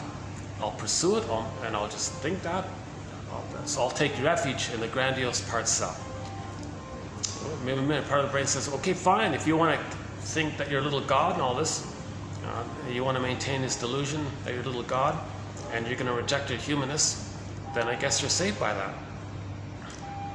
So to not get these stress hormones, he'll say that others, meaning himself, others are not okay. He takes refuge in the old archaic belief that once upon a time in the uterus he was a little god. He'll say, well, I'm okay there by that. It's a false illusionary thing. Okay? It's addictive because narcissism is named after that little white flower. So he'll be in this little trance-like delusionary thing where he's a little infantile god all the time. So his mindset will be, well, I'm okay, okay, and then you're not okay. So in other words, when he projects himself onto others, his emotional right there, the elevator here. His emotional development. I see. There's a 1 in 4 chance when someone comes out of the elevator, we'll be right beside him. It's not bad here after all.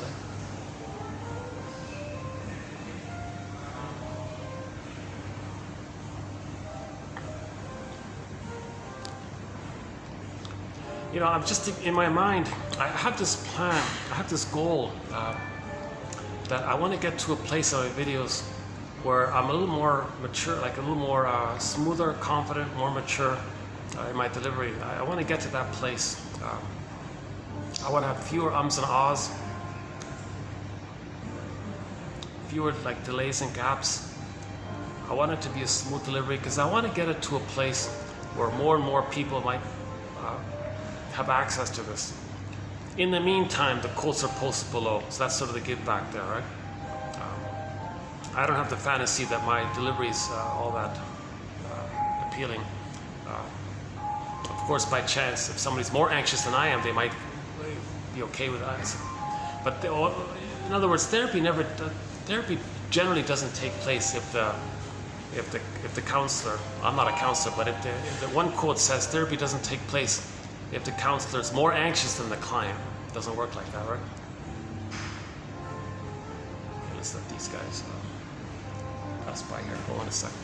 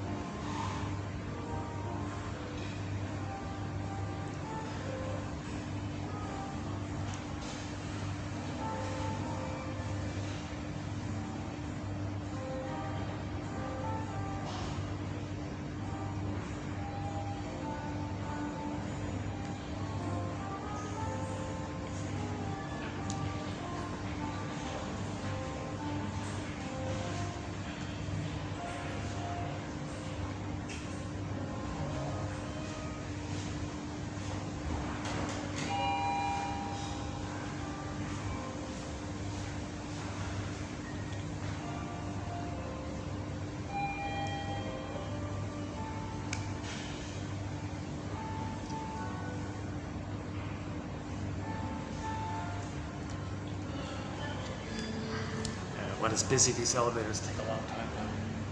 Today's a busy day, yeah. I was just thinking that's not so bad having little interruptions. Gives me a little break.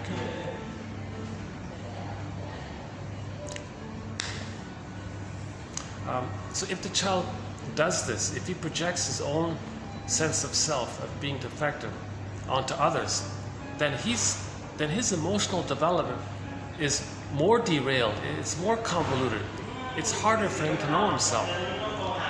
When he says, you're not meaning himself, okay, to not feel the pain around feeling the shame and the guilt and all this, to not feel that pain, to trick his brain to not send him all those stress hormones, he'll say others are no good. He's safe by playing infantile God. He's safe like that. And then cynicism will gratify. Schadenfreude will gratify. Greed, envy, grandiosity will gratify. Now he enters into the greed, hate, envy. Okay, now what maintains it is the main emotions will be hate, greed, envy, grandiosity, spite, vindictiveness, schadenfreude, the constant quest for this search for glory or the throne. Okay, that's the search for glory. Karen Horney talks about the way of Peer Gynt and Don Hans and the Playboy types and toxic masculinity. And okay, the prejudice, of course, will be there. Now, because they don't have the psychic structure to more losses, if there is a loss, they need it anyway. So there'll be contempt and sour grapes. That will diminish.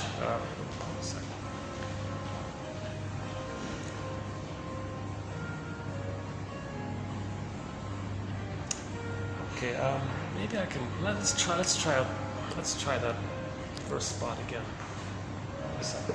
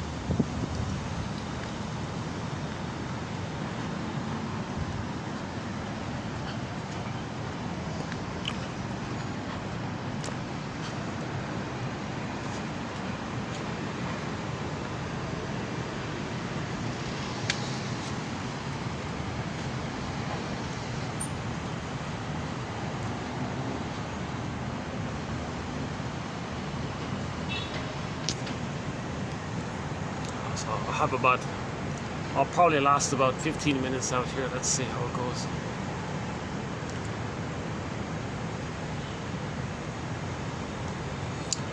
Yeah. I need nature. Nature deficit disorder.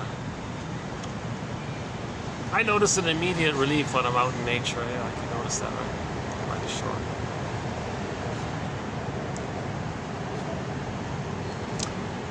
Yeah, that's a very drastic measure for the child, to give up on his emotionality, his emotional life, to give up on his I feel therefore I amness.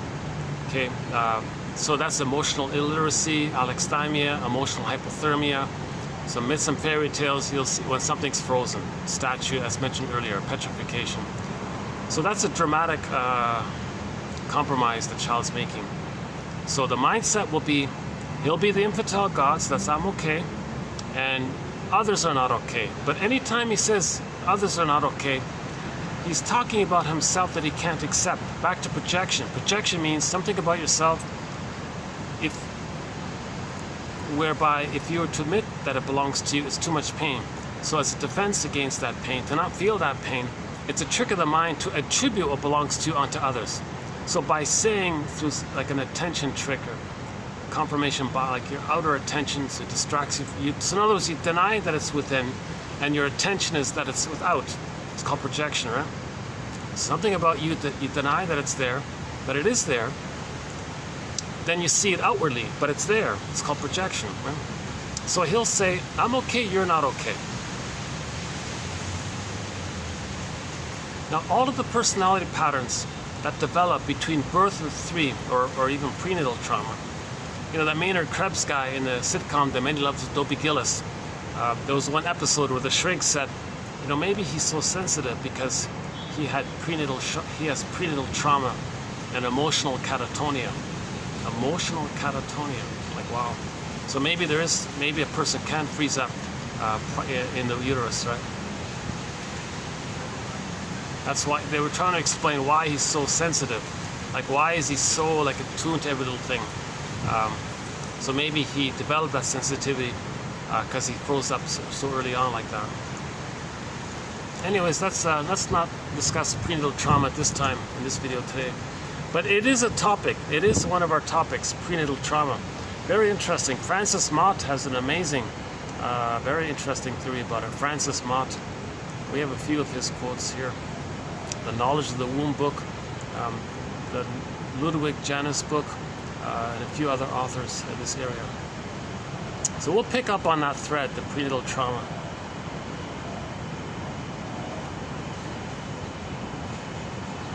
Yeah, so there'll be a variety of personality patterns that spring forth when the child says, I'm okay, you're not okay. So the grandiosity and the narcissism and the grandiosity, the egocentricity is stuck there. And it underlies a variety of personality patterns under the umbrella of the stinger personality patterns between birth and 18 months, if there's trauma before 18 months. So those are stinger personality patterns. Negative magic gesture. So why it's called the stinger personality patterns, as I understand it, is that record. Remember the record? Every neurotic is a music enthusiast, but he only has one record, his 45. He carries this 45 record with him everywhere he goes. Every time he sees a record player, meaning a new situation, new place, new interaction, the mother has a baby, new situation, he creates that record. Now what's on the record? The record is the cry for love. Baby had a cry for love, mother shamed him. Just keep it simple. Mother need love, mother shamed him. When the stingers have a new situation, that record that they're carrying, which they're then gonna replay as the cry for love, it's so convoluted now. It's so convoluted, it's hard to see it. Because what they do is, when they replay the record, okay, yeah, so on the record, it's mother shamed them. So in the new situation, when they orchestrate that scene in the present, they don't do it directly. In the new situation, they don't want to feel the memory of mother shaming them. So they're going to be the shaming mother who shames them. But again, they can't feel them being shamed by the mother. Now they're going to play the shaming mother who shames them. So the trick is, they'll find a non-threatening substitute other. A safe, non-threatening substitute other. Okay. However it is that they're safe, non-threatening. Okay? Because the baby was non-threatening, the baby was safe, the baby was peaceful and innocent and all this, right? So they'll find someone like that and cast them into the role of their lost innocence. In the situation, they're going to play the shaming mother who shames themselves. So the behavior is, since they see themselves onto the non-threatening substitute other, they'll shame the other. That's them playing the record of how mother's shaming them. That's their cry for love. It's just so convoluted, it's just flipped around. Like they can't do it directly.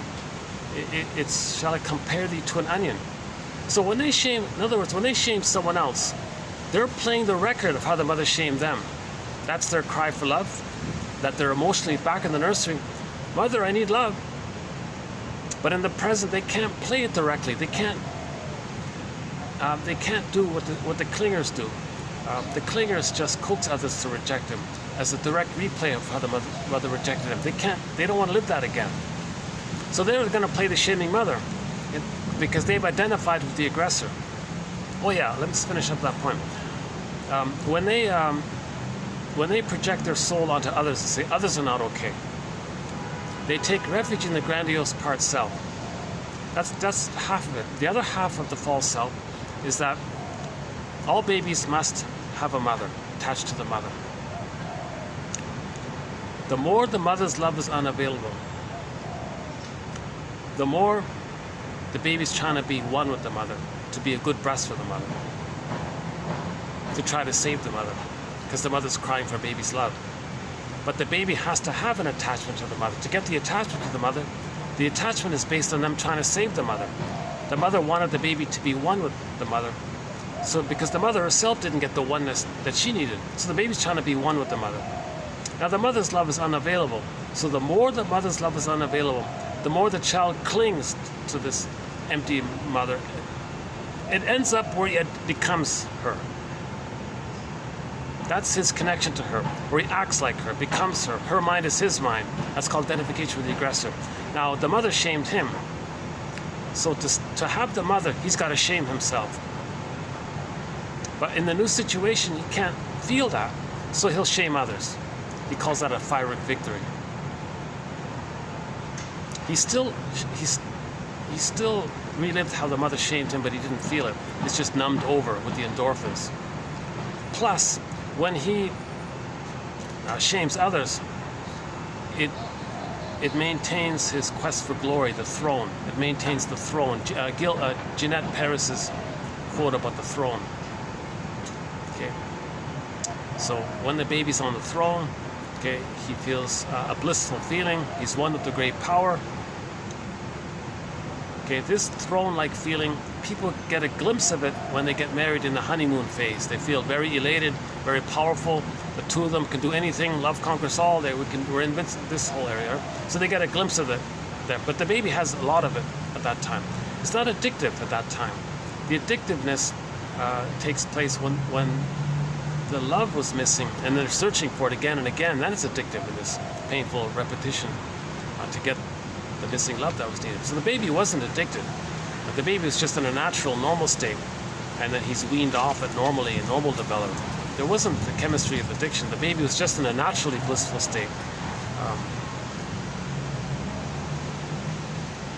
In love, he leaves it. He lets go of it when he's loved. He doesn't want to go back to it. He's not addicted, because when he gets to love, he gets out of it. Yeah, maybe similar to anyone who's doing something dysfunctional. If they're in a happy relationship, they'll stop doing the dysfunctional things. So just in general, right? So all these smokers that I saw, if they had genuine love in their lives, they probably would quit smoking.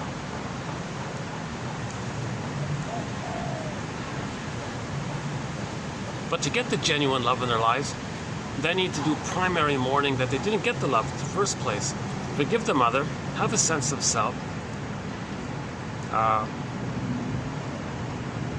and then from there, come from a place of vulnerability and making I statements with others. Then they have a genuine relationship. Then they can quit smoking or drinking or whatever they do. Oh yeah, let me just enjoy this nice little blue sky here. Yeah.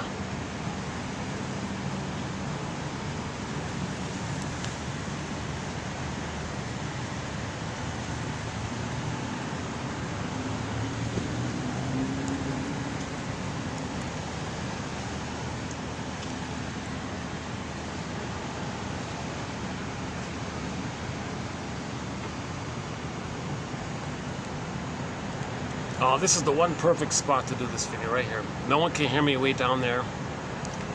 This is all blocked off. Let's see.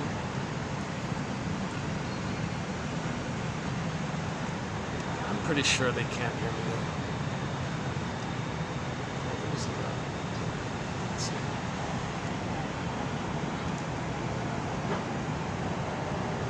They've got thick windows here. No, this is a fancy hotel. They got good windows, right? All the noise outside. I don't think they can hear me. I don't think so.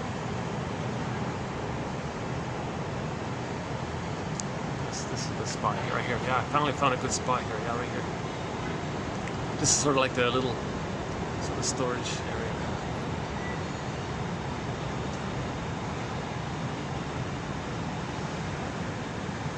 This is where they put all the broken tables that need to be. Oh no, they're not broken. It's just a storage. Yeah, okay. No, they're fine. Yeah.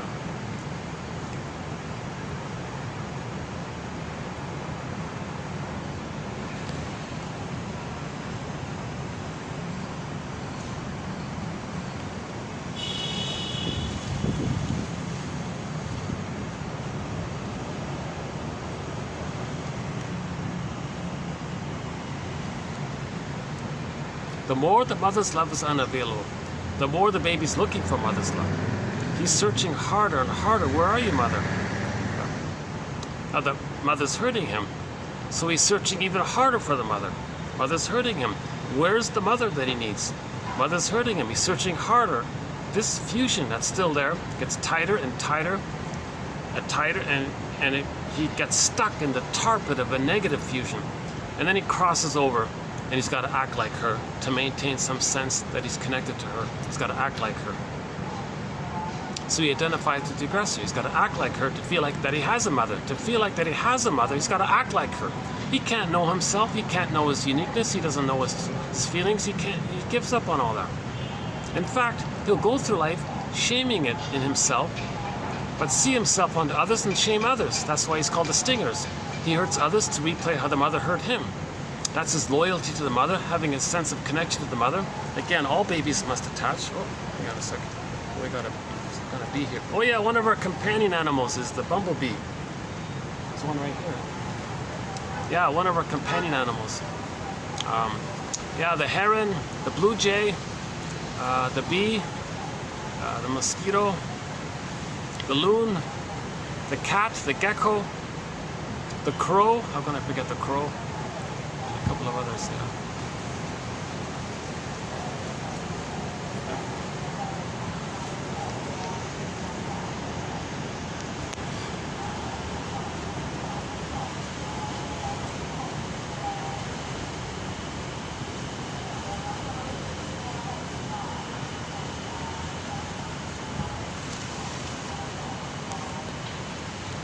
Let's check the battery here. Okay, it's holding up here. All right, good. Okay, so that's the stinger theory about the stinger personality patterns. Mothers shame them, new situation, they act like the mother who shames them, find someone else to stand in for them, and then shame them. That's replaying the record of mother shaming them. Thinking that they're still in the past, crying, replaying the record. So let's replay the record. So what does that mean? Originally the baby had a need, mother shamed him. Child doesn't want that. Child needs love. He'll cry, he'll try again, so to speak. Because there's no time, it's called infinite, no time, it's timeless. all time is that time. There's no time there. So he's going to try, compulsion. Come on, mother, I need the love. He's hurt, clicks, repeat, no time.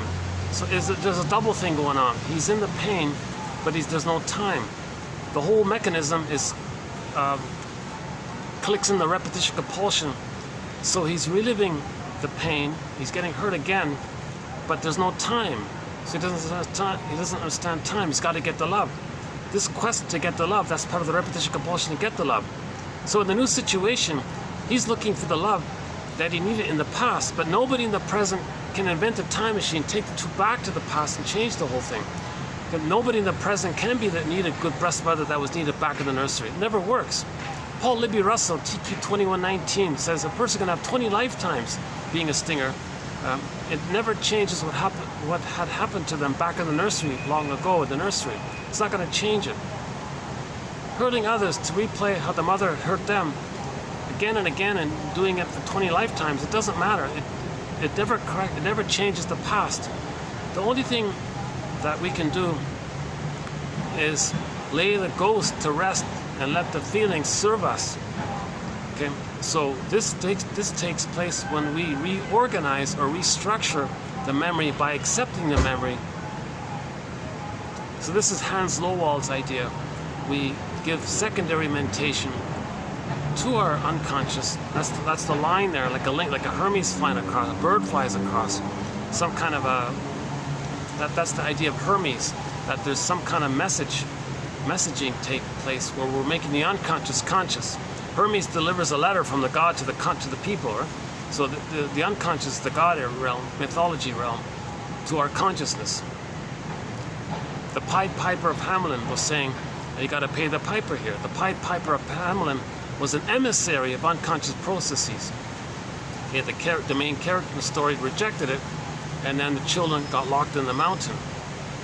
So things got worse when we don't listen to our unconscious self trying to communicate to us. John A. Sanford says, if your unconscious self is trying to communicate to you, it's kind of like getting a message from a letter from your soul. If your soul sends you a letter, don't you want to read it? Dreams, the language of the soul. If the unconscious is like a god, like Poseidon, if Poseidon sends you a letter, don't you want to read the letter from a god? That's what he was trying to emphasize, this point of listening to yourself. We live in two worlds. The unconscious is talking to us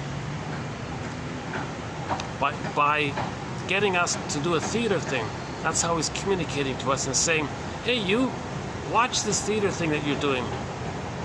I'm creating a metaphor for what happened in the actuality in the nursery. Can you observe it and make the inference, please? Make the inference. Nudge, nudge. It's an inference here. The unconscious doesn't have vocabulary. He's showing you through this behavior thing. It's like an inference. Can you make the link here? This thing that you're doing again and again and again. I'm telling you, that's how your mother treated you. The way you're negative towards others, the unconscious self is saying, I'm telling you, that's how your mother treated you. Can you make this turnaround here? Can you observe this? And that's making the unconscious conscious. Then a bird flies across. That's Hermes flying across when he delivers this kind of message, right? So one good quote about this was the lady, the quote from about a couple of months ago. This woman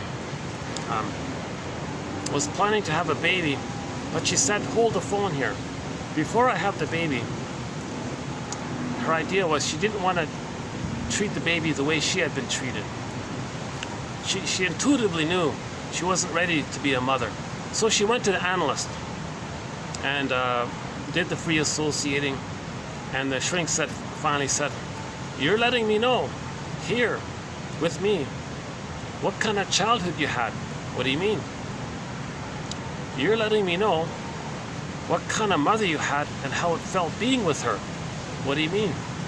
You're putting me in the role of you back then, and you're imitating her, and I feel a tug to feel what maybe you felt with her. And she, oh my God, she got it. Later, okay, and then continues, right? And then later on, she reported that when she had the baby, she could be a mother for the baby. She was emotionally available, and she was able to be a mother for the baby. In other words, she didn't need to repeat onto the baby what had happened to her because of that record. She played the record with the shrink guy. Okay, and then okay, so that's it on that record. Sometimes called a traumatic script. We want to unpick the threads of a traumatic script. Use those threads to weave a new, healthier, I'm okay, you're okay script. So that's what she did, right? Another quote about the script was, Shrink said to the guy or the lady, these problems that you're talking about, we may say that this is what your script is doing to you. It's not fate, it's not destiny, it's a script. It's a schema, it's an internal working model. Let us together, you and I as a team, see what we can do with that script. So making the unconscious conscious, lending secondary consciousness to our unconscious, that reorganizes the past. It doesn't change the past, but it reorganizes it.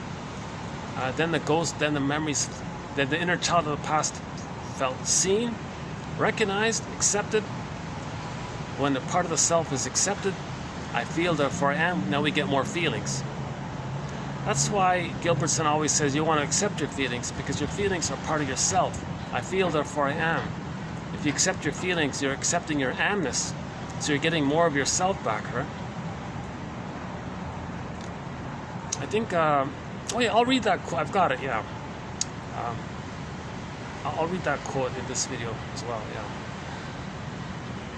yeah. In this video, I won't be able to do a video for like 4 or 5 days by the looks of it. So I want to do a preview now of the next video. Let it incubate, so when I do it in 4 to 5 days from now, I might be able to do a better coverage of it. Yeah. While I'm on the topic, I recommend listening to her interviews from her website, tinagilbertson.com. She's got. You go to the media page. She's got the articles. Forget that, because none of those links work. Or you gotta pay a fee and all this. But go down to the end of that page. There's the audio interviews. Most of them are available. She does a great job when she's being interviewed. She really uses every opportunity to answer a question with a teaching point. I highly recommend those interviews.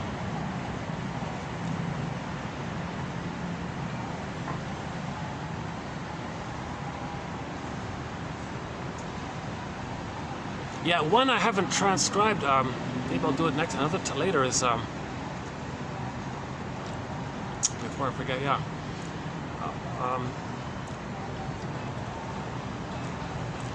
She says that every time the mother says no to the child, what's going on for the child is that the feelings that were conflated or infused with this behavior, it's all blurred up. So when the mother says no to that behavior, the child thinks no to that feeling. So she said, ideally the mother would say, the parent, the mother or whoever, the mother would say, okay, yes to the feeling, but no to that behavior. But most mothers just say, don't do that. Again and again, stop it, don't do it, don't do it, again and again. Then he thinks, don't feel. So if the child's having a feeling, he'll behave in some way from that feeling. He doesn't have a differentiation between his feelings and his behavior. He might not have it, right? So I think the example was, don't throw the cookie at the wall or something or whatever. I don't. Don't throw the whatever. Fill in the blank. Don't do this behavior. What the mother's supposed to do is say, you know what? The feeling you have that feeling. Yes to that feeling. That thing you're doing, okay, that's a no-go. The thing you're doing. But the feeling, yes. Keep the feeling. That's you. Keep the feeling. The feeling is your identity. I want that. I support that. I want you to have that. But this behavioral thing that you're doing, okay, that's a no-go. But the feeling, yes. But mothers don't do this. They just simply say, don't do it. The child interprets that as, oh, don't feel. So the update would be mothers say, yes to the feeling, no to the doing. Because yes to the feeling is yes to the being. I feel, therefore I am. Mothers just say, don't do it. Child's not going to separate it. Oh, mother means I can't do it, but it's okay for me to feel angry, but it's not okay to throw the thing. Children, they don't do that. When the mother says, don't throw the thing, the child believes the mother said, don't feel. So that's the core. That's a core point here. So later on, many people don't know what they feel because they've been so conditioned not to feel. Every time the mother says, don't do this, it's well-meaning, it's for the protection, yes. But the confusion is the mother doesn't understand that the baby conflates or blurs in or infuses or blurs it up or equates as synonymous that his doing is his feeling. So mother says, don't do that. Child says, don't feel. So we've been conditioned like that, right? Simple, basic, classical conditioning. So later on, what do I feel? No, don't feel. No, don't feel. So he doesn't, what do I feel? That's the issue. We lose the golden ball. All the mother wants to do is protect the child and don't throw the thing.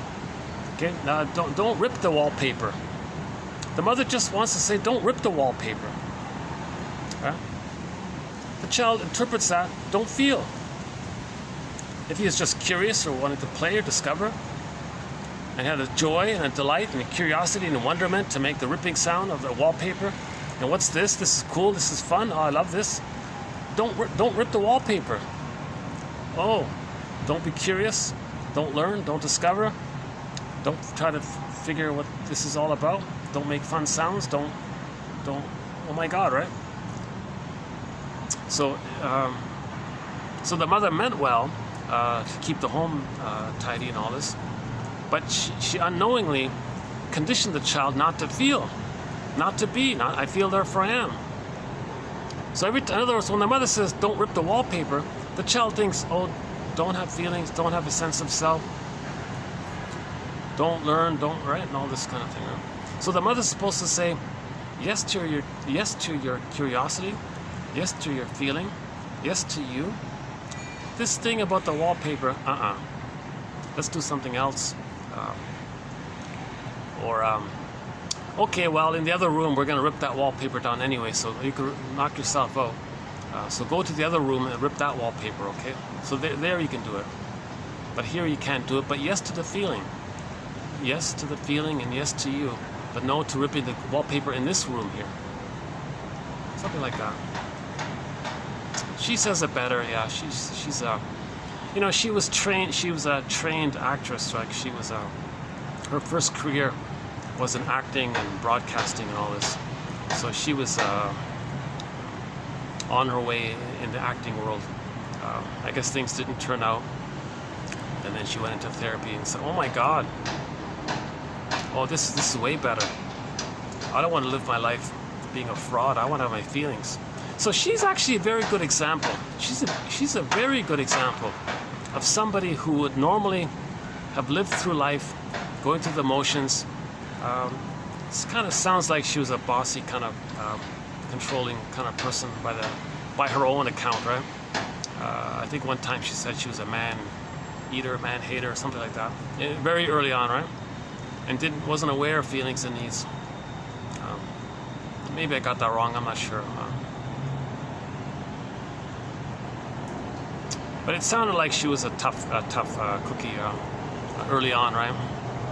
And then in her mid-30s or something, she did this therapeutic turning around. She said, oh my God, there's such a thing as feelings? What is this? I didn't know I had feelings. So she's very open about this. And then she shifted and then went on this whole journey. And then, yeah, now she wants to pay it forward and to help others, kind of thing, because she was helped. Because now you're back on track. So she's on track. This Miss Gilbert, she's back on track. She's always talking about this exploration of learning about accepting ourselves and self-compassion. Now she's big into meditation and self-compassion, all this, and teaching others about it. Her little niche there is about helping people who are estranged, like within a family. If any member is estranged from another family member, so she doubles her clients, right? If you're an adult child estranged from your parents, or if you're older and you're estranged from your adult children, well, you're both potential clients, so she plays it well. She doubles her clients. I don't know. But that book of hers, her first book called Constructive Wallowing, that's pretty good, yeah. Yeah, I'll get to that point later on. Okay, let me wipe some sweat here. Yeah.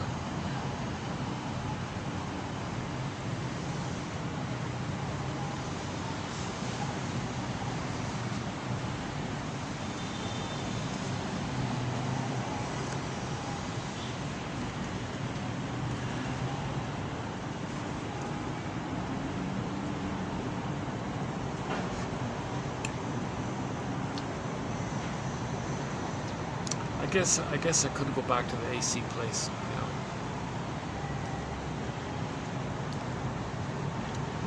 you know. Yeah, let me go back to the AC place.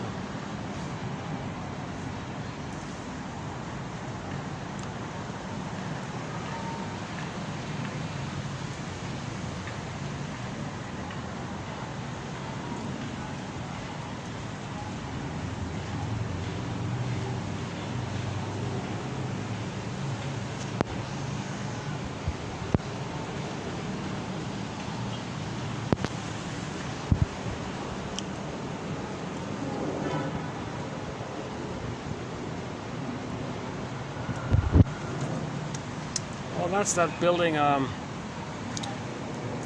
I was looking for. That's the most affordable. Yeah, okay. I just recognized the building that I saw in Attleboro. It's expensive to rent around here. Like as mentioned at the beginning of this video, it takes me a while to get here. The rents around here are pretty high. You know, it's pretty expensive around here. I'm not really in the main touristy area. This is considered sort of like a nicer residential area. It's on the subway line and all this. But you know, that building over there, yeah, that's the only sort of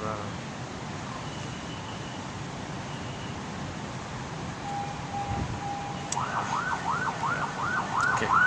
Let me do an AAC run, and we'll continue with the stingers and the clingers. So hang in there. Plus, hang on. We've got some good quotes from Jeanette Paris and Tina Gilbertson coming up. And then in the next video in particular, we'll do the best of her quotes in the next video. So today's video is like a little bit of a partial preview, I think. And I'll do a preview of her best quotes as well.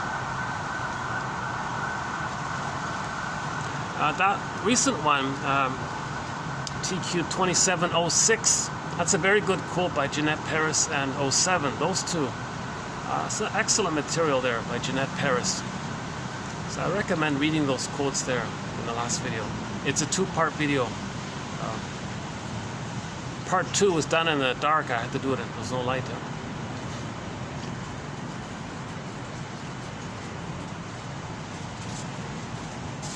That's too bad. I'm not getting any breeze here. Okay, let me do an AC run, and we'll continue. So hang in there. Oh, hang on, here's a breeze here. Oh, how about this right here? Hey, what about right here? Bit of a breeze here. How's this?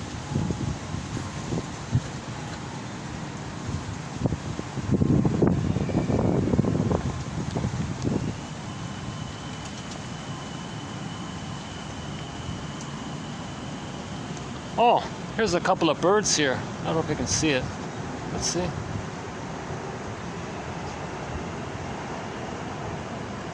It's hard to see it. They kind of blended in there. Oh, you can't see them, yeah. There's two little, I don't know what they are.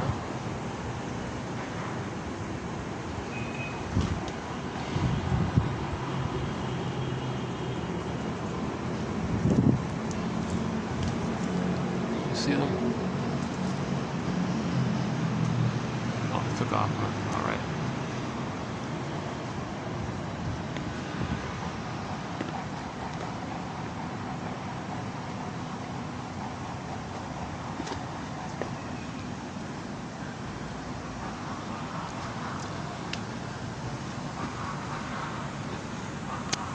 this for a few minutes.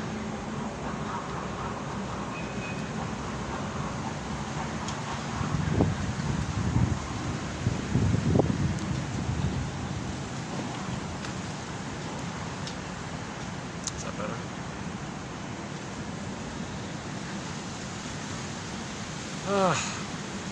I could use some iced tea, huh?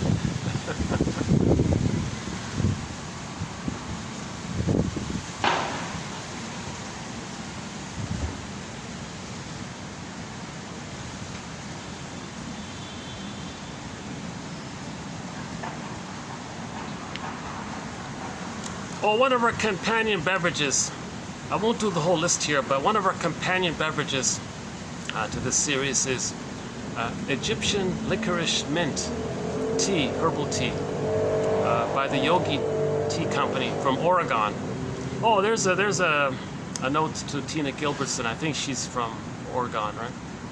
There's a tea company called the Yogi Tea Company. One of the flavors is called Egyptian licorice mint, if you can find it. But specifically those with the 3 words in it. They've got other varieties of it, but that specific one has the right combination of herbs.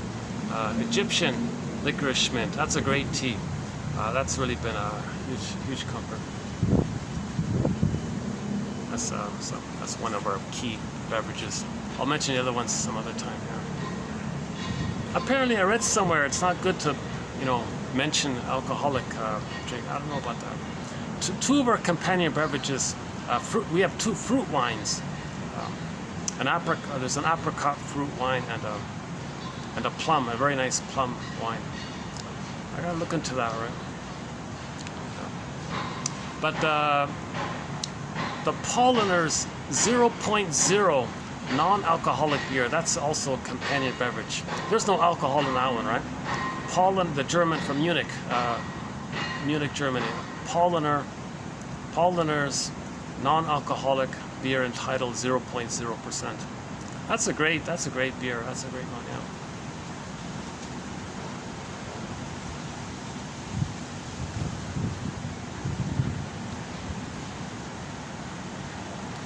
And we'll be adding more as well. Let me just take a breeze here. Catch the breeze here.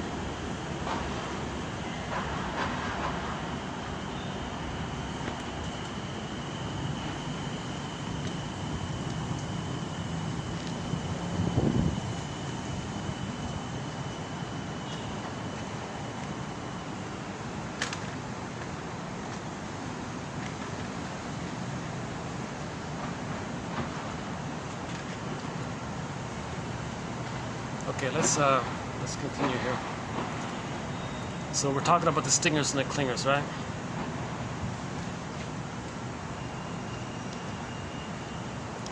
So identification with the aggressor. The stingers identify with the aggressor to have some kind of attachment, because no baby can make it on their own. They must attach. So that's a convoluted attachment, to be like the mother and not have themselves. That's their attachment. Like, whoa. So you can imagine the main emotions being hate, greed, envy, etc. Right? So affection, tenderness, love, gratitude, the more quote-unquote human side of being human, haven't really had a chance to kind of enter into the psychological picture. They're just mainly in the survival mechanism of angrily demanding the mother provide the love, but they're going to act like the mother who hurt them.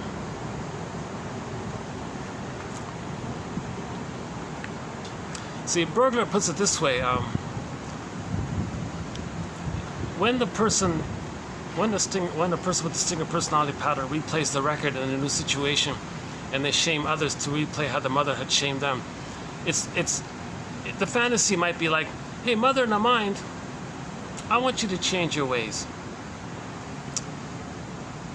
You wanted me to save you, so I tried to save you by being one with you. Now I didn't get enough love from you, so I'm going to act like you, and that's my fusion with you, and that's my giving you mirroring. That's my attempt for you to be seen by me, because I'm acting like you. Well, here I am acting like you. I'm treating others the way you treated me. So, do you see it, mother in the mind? Do you feel seen? Can you change your ways, provide the love that I need so I can know myself and go through the developmental process of feeling safe enough to leave you? Can you change your ways and provide the love so I can do so? Now, who's he talking to? He's talking to some kind of memory. So that's so Brill calls this a negative magic gesture. It's negative, it's hurtful, magical thinking that you're going to magically get mother's love. Really shaming others, you're going to get mother's love, and it's going to change the past where you suddenly got mother's love. That's the magical thinking. And then gesture is like behavior. It's like just when you gesticulate, like I'm doing now, right? It's a behavior. You're not putting words to it.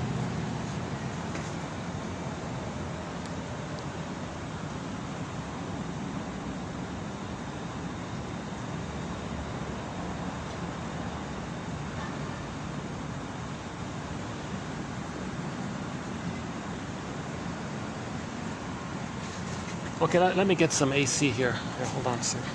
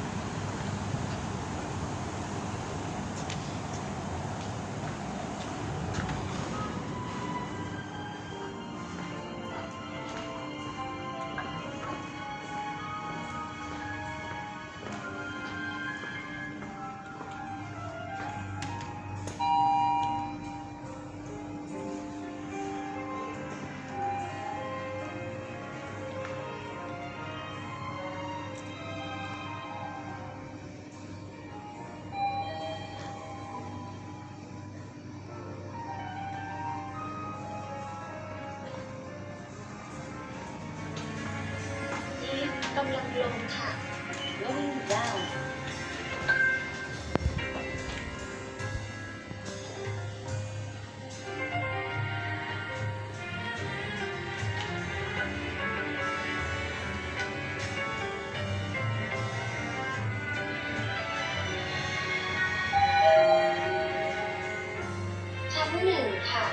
First floor.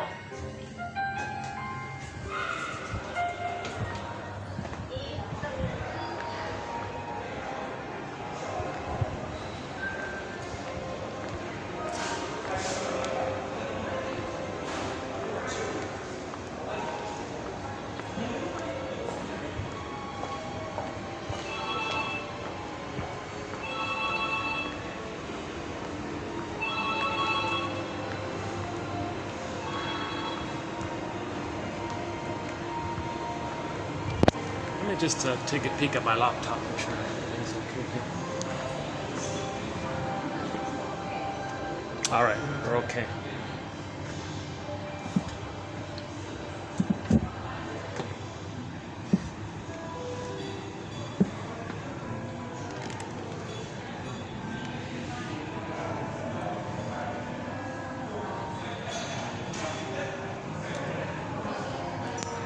Let's play our song Rise here. We want our consciousness to rise.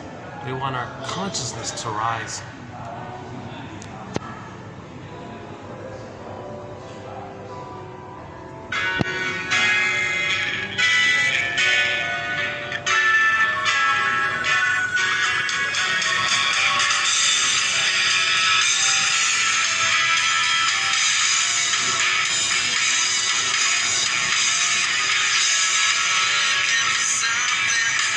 For a reason, for a clue.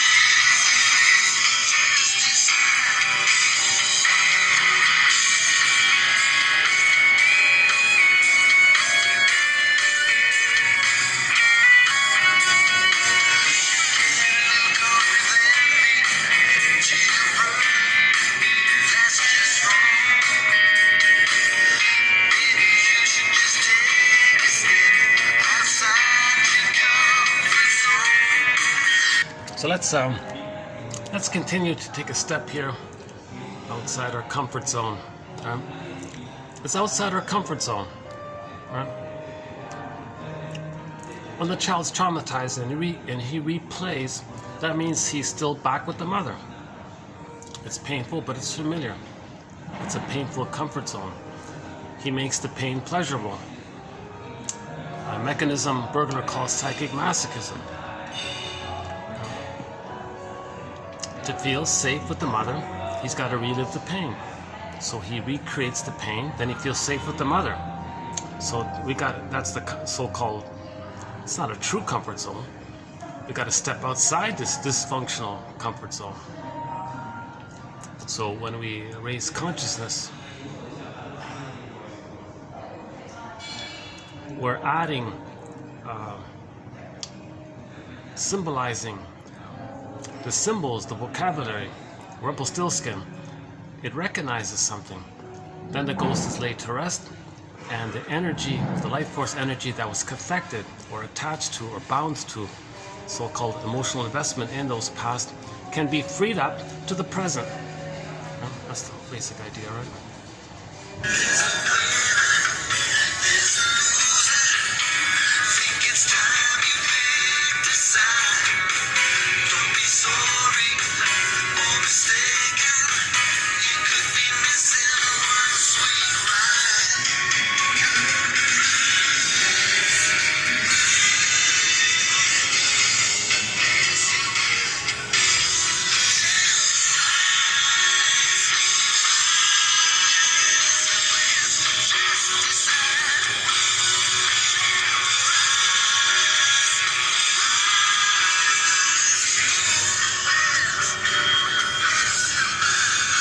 Okay, so let's see if we can continue to raise consciousness here.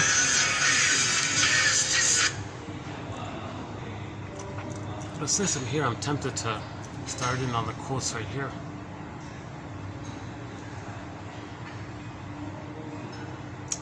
Wait, let's see the battery. How are we doing?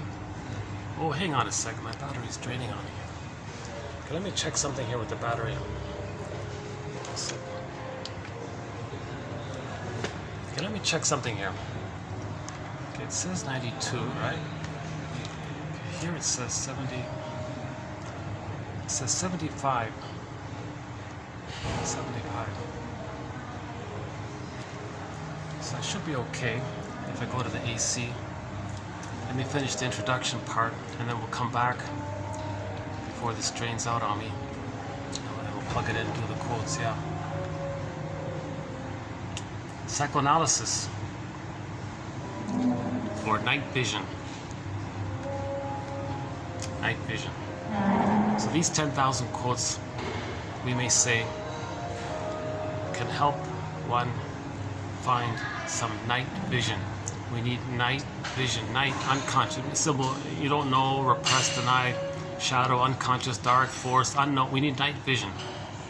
We got to see our patterns, see psychic templates, see the script, night vision.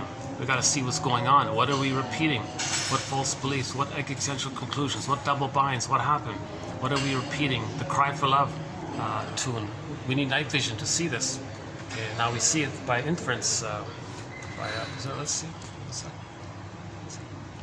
Let me see if this works here. Let me try something here. If I reset this, maybe it'll charge up. I'm just checking. 75. Okay, anyways, let me cool off, and I'll come back.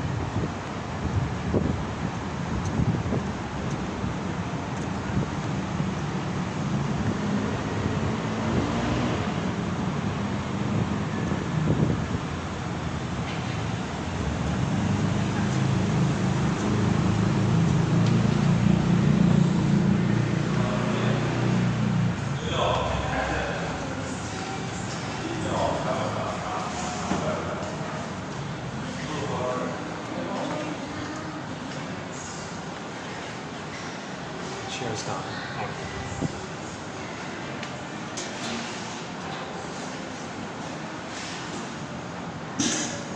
Oh, yeah. Jeez.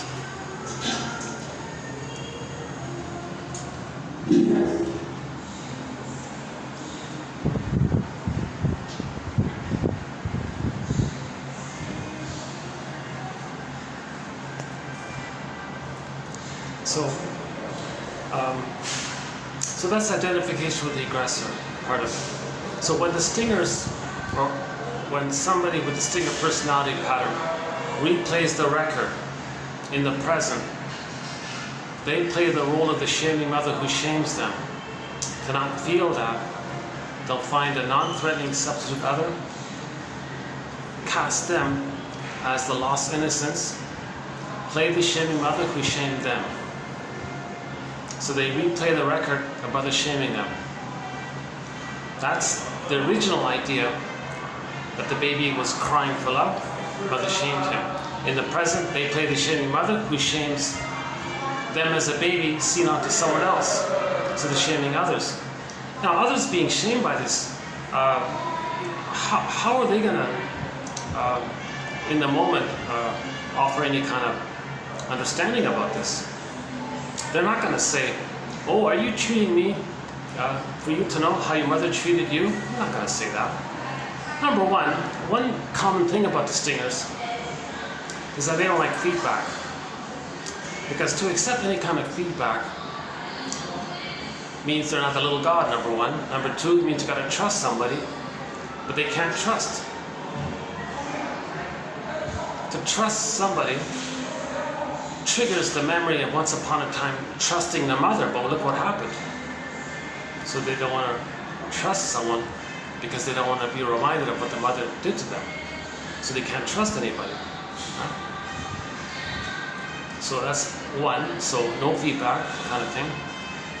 Number two is, because the mother hated their human side of being human, so they've done it to have the mother and to stay safe with the mother and one with the mother and loyal to the mother. They gotta treat others' feelings the way the mother treated their feelings, i.e. the mother hated their feelings, so they're gonna hate other people's feelings. So they sing the song "Get Over It," for example. Don't have feelings, get over it, squelch it.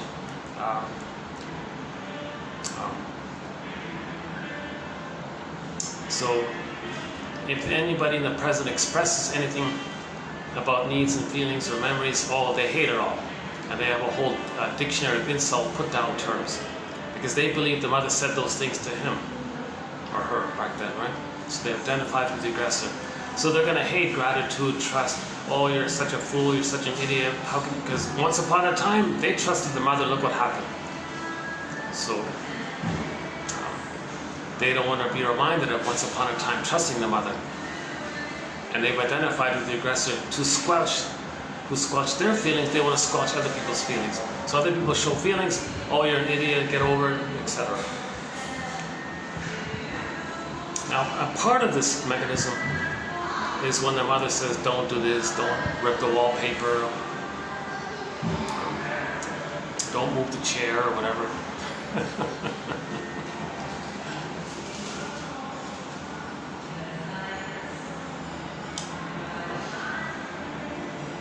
Oh, wow. That's Karen Carpenter in the background, right? Is that? Well, that's going to be copyrighted, right? It sounds like... Yeah, it is. That's Karen Carpenter, the Carpenters. Uh-oh, that means it's going to be copyrighted. It's delayed, all right. Even like 2 seconds, it'll stop it. So if it's already copyrighted, it's already been blocked, right? So let me keep this video under 6 hours to allow me the chance to trim this part out. But I don't know if they're going to copyright this.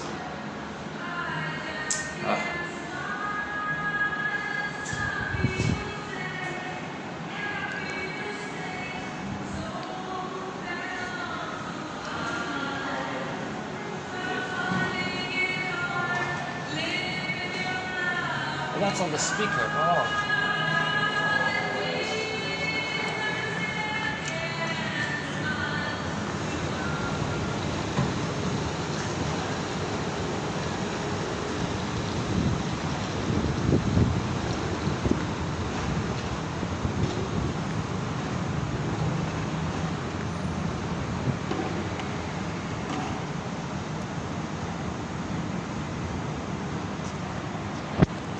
What about here for a bit?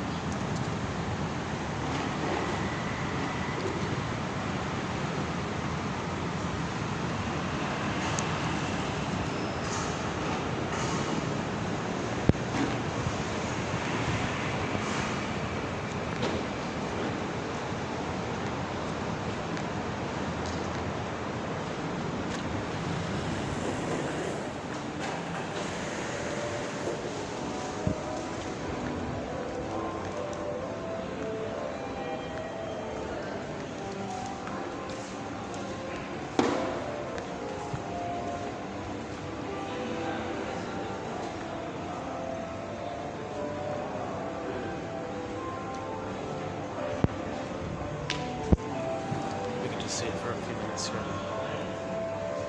No, I don't want to sit here. This is like for a whole group here.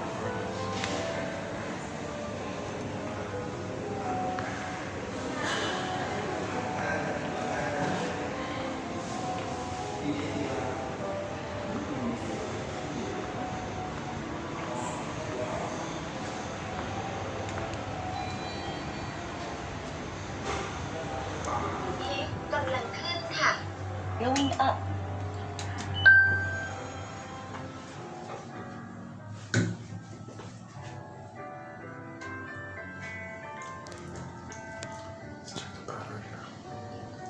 Oh, now it's charging. Okay, that's good.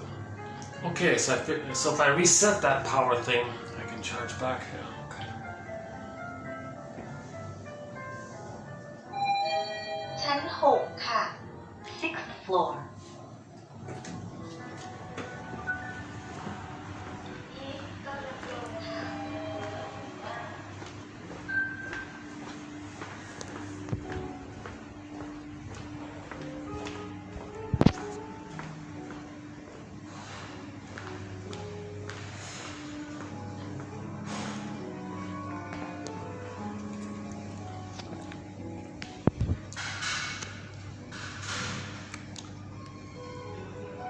There's not much AC here either.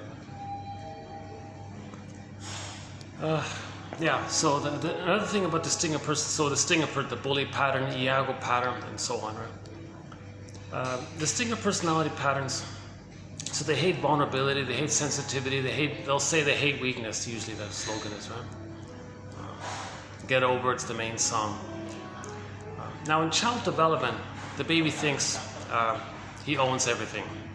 So another song they might like is that annoying, obnoxious song, Everybody Wants to Rule the World.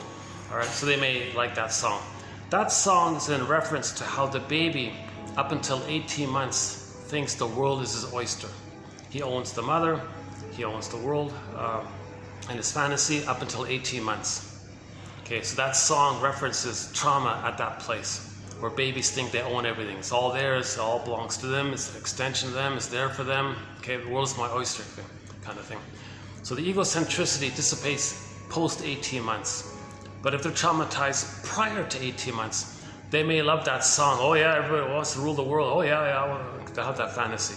No, nonsense. Only those who are traumatized prior to 18 months. Not all babies are traumatized prior to 18 months.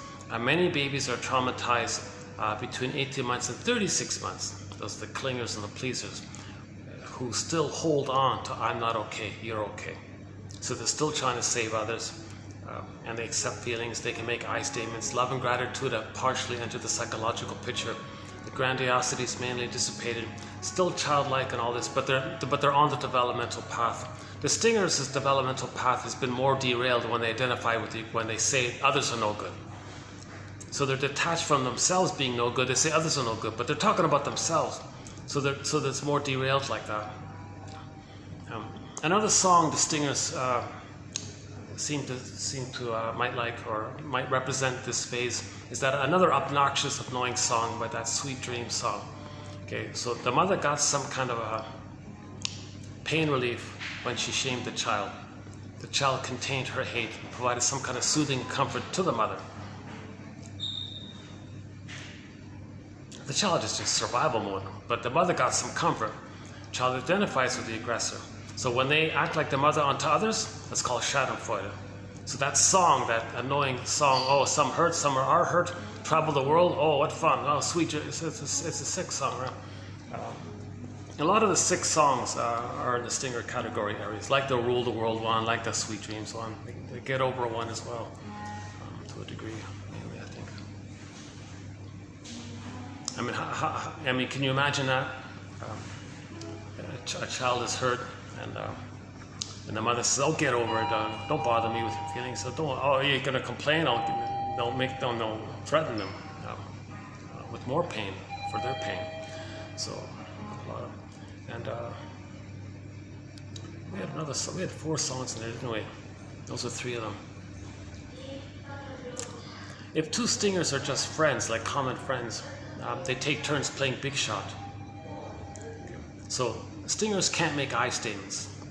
Vulnerability, trust, forget all that, right? They're just in the pursuit of playing grandiosity. So they'll take turns playing big shots. So if 2 buddies, 2 stingers, if 2 persons with the stinger personality pattern become buddies, the covert deal commonly might be, okay, well, here's the deal. You'll take a turn playing big shot, and you give me a turn playing big shot. It's utilitarian that way. And our hate and all this, we'll agree to hate a third. So the first things first, who are we going to scapegoat? Who are we going to hate together? And that directs their anger at the third. So they have a scapegoat hunger. Stingers cannot direct their feelings towards each other because it triggers up the mother-baby infant. It triggers up the mother-baby interaction if there's just 2 of them. So they got to have a third to direct their hate and displace their hate. It's called scapegoating. So they have a scapegoat hunger. So 2 stingers get together, and like within a 5 seconds, oh yeah, those so and so, they're such, oh yeah, you're right, yeah, those, oh yeah, I can't stand those, yeah. So they found it. So that's part 1. They're going to establish the scapegoat. Then they take turns playing big shot towards each other. Now, if any one of them somehow alters the deal and says, you know, you didn't call me, this could be over. What, feelings between us?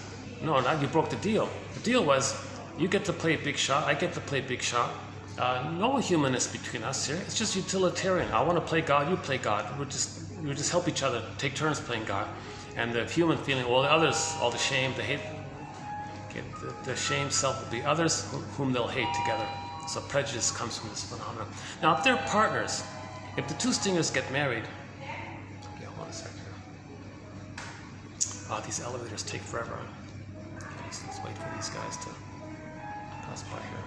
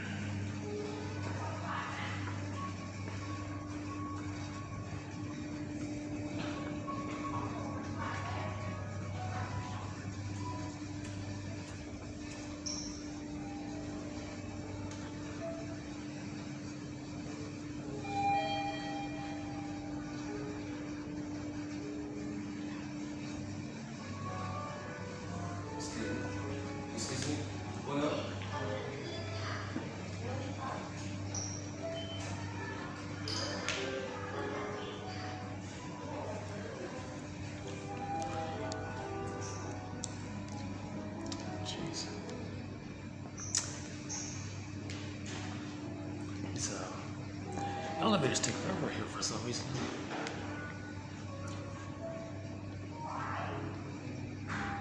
Oh, it got some light here. All right. Oh, was not nice? I think I saw the guy. You know, the lights are on here. Oh, that's nice. I think so. Oh yeah, nice hospitality here. This has like a mature tone here. I like. There's a kind of a calm, mature tone here, I notice. I've never seen like huddled up staff goofing off, acting like little kids and all this. You know, like they're kind of calm here.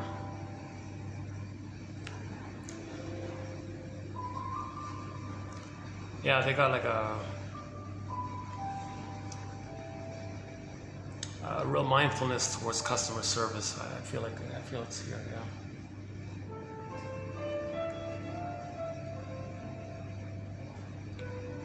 Took me a long time to find this hotel. I searched around, and a lot of hotels don't really have much space. You know, like open kind of space that I can use. So it's very limited in that way, right? See here, I got the outdoor, sometimes right here, occasionally the 4th floor, that little shopping area, just minimal.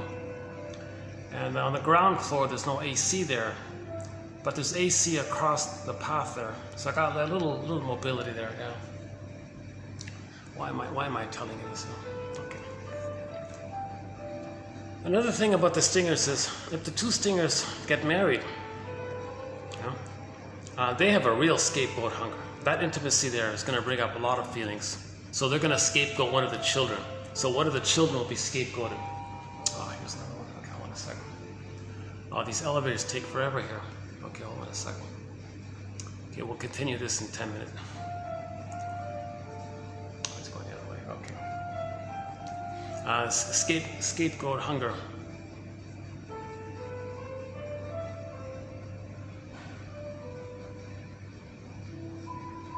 Okay, scapegoat hunger. Hans-Jürgen Wirth, W-I-R-T, is that right? A German shrink that talks about this. That if the 2 stingers get married, they're going to covertly, like the 2 buddies, they're going to do that to the child. So they're going to deliberately want one of their children to be wounded and allow him to express anger. The parents thinking that the child is expressing their anger. They want the child to be a proxy character to express their anger. So proxy means, again,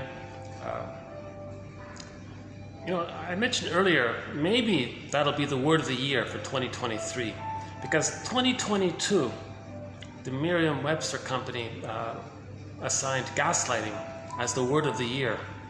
And maybe, I'm thinking maybe there's a lot of awareness about this phenomenon. Okay, so proxy is someone who feels for you, plays a role for you, or does something for you, etc. So the parents want one of their children to be a proxy angry person, or a proxy one who expresses their anger by fantasy. So if the parents make the child upset, the parents can then have the fantasy that the child is expressing their anger. So the child's a proxy that way. That's just part A. That's just the setup. The parents do this covertly, so they can then say and team up and be prejudiced against their child and say, oh, what a naughty child we have. What happened here? Yeah, we got to protect ourselves. So they create the excuse of counter-aggression. Well, they're aggressive. A child's aggressive. Now we have a right to be aggressive towards the child. So they manufactured a case scenario where the father and the mother can be angry towards the child. So that it keeps the parents peaceful to each other. Right? So they had a scapegoat hunger. The child. How do you think the child feels by this? Horrifying feeling for the kid. But that child is going along with this. He's willing to be naughty and angry, thinking, well, that's what the parents want. Keeps them together. He thinks he's trying to please the parents, save the parents, keeps the parents together. But at a huge expense for that child. He's not going to know himself. He'll grow up with that template and be prejudiced towards others because the parents are prejudiced towards him. So that's one theory about prejudice, is through this mechanism. That's the other thread. Murray Bowen's theory about the emotional triangle. So to disperse the tension between the two, the third is elicited. He thinks it's a common pattern, but I think what he's describing is the Stinger personality patterns. Not every parents do this. It's nonsense. He thinks it's more common than you realize.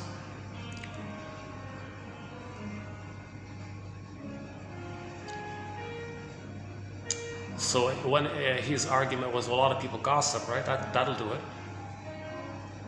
Two people are together, they feel uncomfortable, they'll gossip about somebody else. Then they don't talk about each other, they'll talk about the third.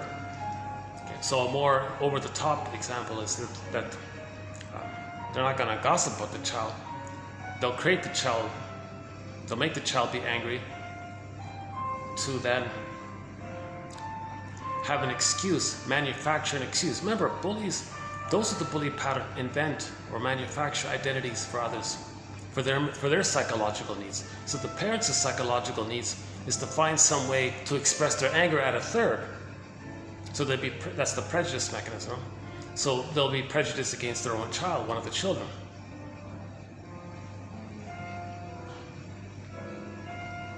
If they have two children, the other child, the other child might be an extension of their egocentricity.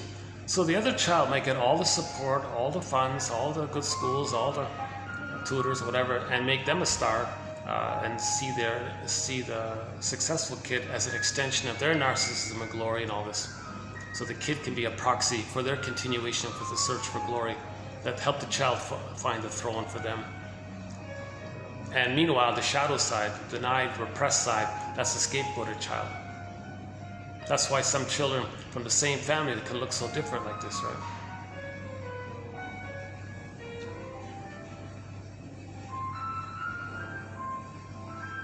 So that's a severe case of trauma. There's something wrong. That song we played over there about envy, if there's envy, that's something wrong. So scapegoating, that's trauma. If parents are going to scapegoat their child, that's severe trauma. That the parents can't even make a basic I statement together, they're going to covertly collude and traumatize the child and focus their attention on the child and make the child be like a center of attention to keep them together. You know, like that's really hard on the child for that, right?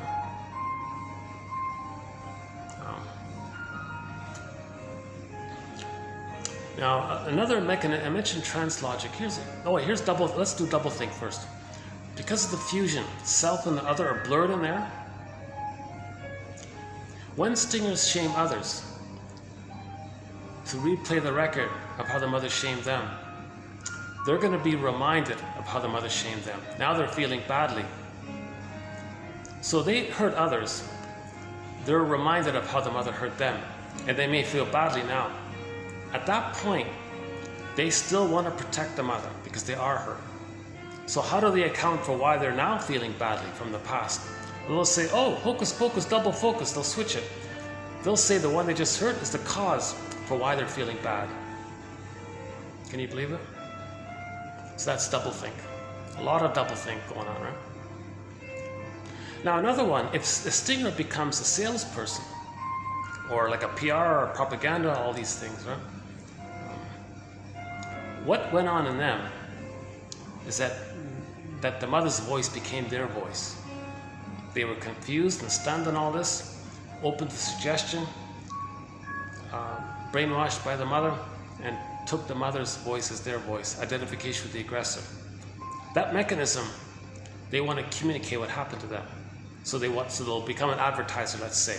Confuse the listener, make people a little confused, and then try to get the confused people to believe what the hypnotist is saying they should believe. So the hypnotist will say, oh, I believe this product is great, I like this product, I want this product. Then the listener who's been confused priorly, oh, I want this product, I gotta have this product, I like this product. So they're trying to recreate into others and to communicate the mechanism that would happen to them. So a lot of stingers enter into the PR propaganda area because they've identified with the mother.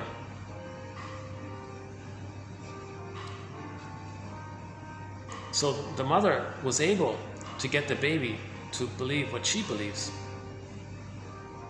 So they have that experience. They use that mechanism to get others to believe what they say they should believe. They get others to believe what they're saying that they believe. If you go to TQ 1203 in the list there on religion, there's one of them in there. 1203. Read that list there. About 2/3 of the way down. I remember. There's one in there. That's called trance logic. Trance logic. So doublethink is going on. Okay, act like the aggressor, and say the victim is the aggressor, and the aggressor is the victim. See, it's all flipped around. Okay, the trance logic is they want to be like a hypnotist. So the hypnotist does this. They confuse the people and then say, "Oh, you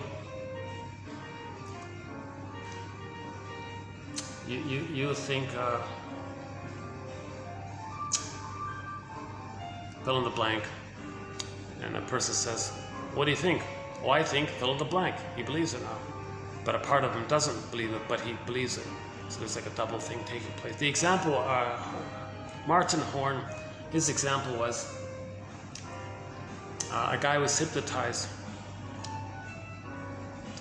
somehow, and he said to the guy,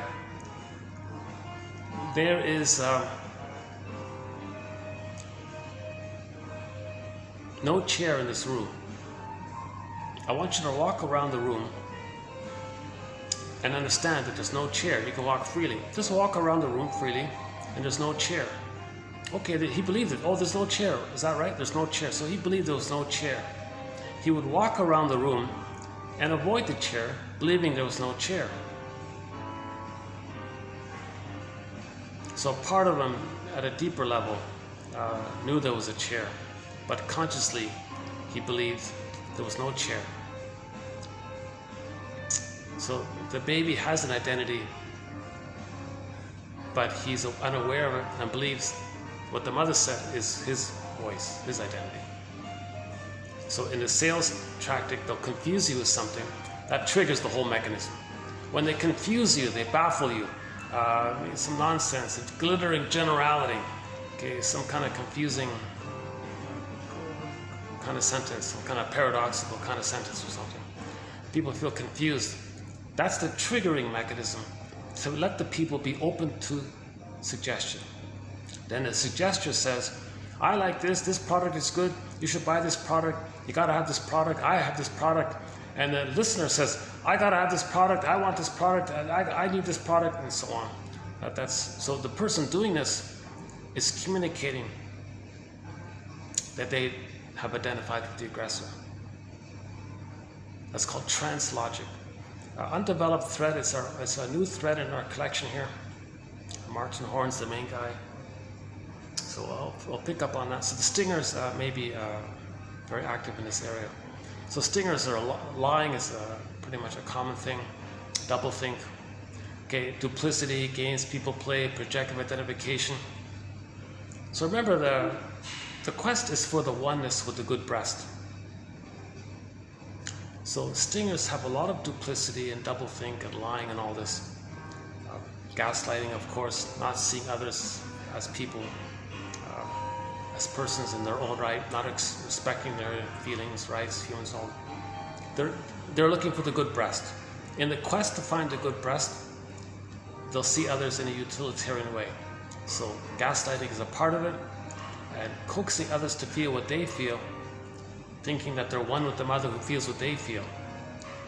In the nursing situation, the baby and the mother are one. If the baby's upset, the mother understands it. She should be upset, meaning she understands that the baby's upset. She provides soothing. If that's failed, games people play, duplicity, okay, all these tricks and lies, rhetorics and logical fallacies, misleading this, misleading that, cynical this, cynical that, all these confusing, tricky rhetoric, all this constant, tiresome tricks and lies, and they're all excited about how can I trick. And they're very excited about tricking because if they can coax someone to feel upset, scared, and all this, then they're expressing what they don't know they're feeling. They're trying to get others to feel what they're feeling but don't know it, thinking that if they can succeed, then they're back in the nursery where the mother's feeling what they're feeling and they're one. So all these games people play is to find the good breast. Shall I compare thee to an onion? If you layer it all down, they're still looking for the good breast. So all these games people play, duplicity, Eric Burns' book, Amy Baer's book, charming than the harming, like all these things. The fantasy is someone else should feel what they're feeling, thinking that they're one with the mother back then, and then mother's going to provide a soothing response. So they're stuck at that place. So stingers are very much involved in projective identification. They can be passive aggressive, misleading, make others frustrated, because they don't know that they were frustrated. It's got to be projected, so they want to create it. So we have a thread on this topic. It's called projective identification. Something you don't know about yourself, see it into others. Believe that they possess the thing that you projected. Believing that, you interact with them with that belief to ultimately put a pull for them to express the quality that you denied in yourself. So if they do express it, your agenda is to get to a place in your fantasy that you're back in the nursery, one with the mother who feels what you're feeling, and if the mother's feeling what you're feeling, well, she being a good mother now is going to soothe you. So they're trying to get all this. That's called projective identification, a major thread. We've got, oh my God, I believe we've got many of the top, best, greatest quotes on this topic. Maggie Scarf is in there, a lot of authors in this area. James Grotstein, Thomas Ogden, a lot of authors talk about this. Melanie Klein, of course. So, yeah, so games people play, they can't tell the truth, so mostly what they're saying is a lie. Yeah. Now, it's all cloaked over with the charming rationalizations. So they're very skillful to, the antenna is very sensitive. They can, see, the mother had a real ability had a lot of power. And remember, the baby has to read the mother to try to figure out how to please her and all this. So the baby had a hyper antenna. What do you want, mother? What do you want? So they developed that kind of hypersensitivity to what the mother wants to identify with the aggressor, and they use that sensitivity from the aggressor place. Because confusion, huh? So maybe there's a lot of appealing, kind of saying what people want to hear, kind of thing. There's the charm to the harm Amy Baer talks about. Amy Baer has a good sentence for repetition compulsion. She says simply, we recreate in the present the childhood situation in the past into the present because of the pain we're now feeling. That's a pretty good summary of it. So if you type in Amy Baer, you'll get that one here.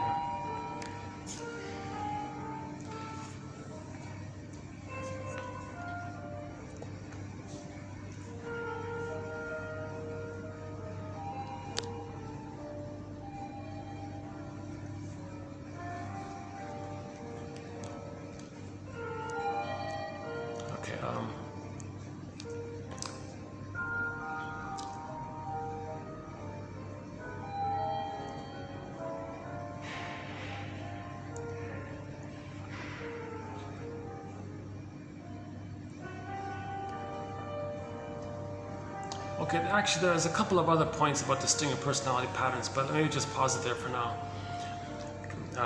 Now the clingers.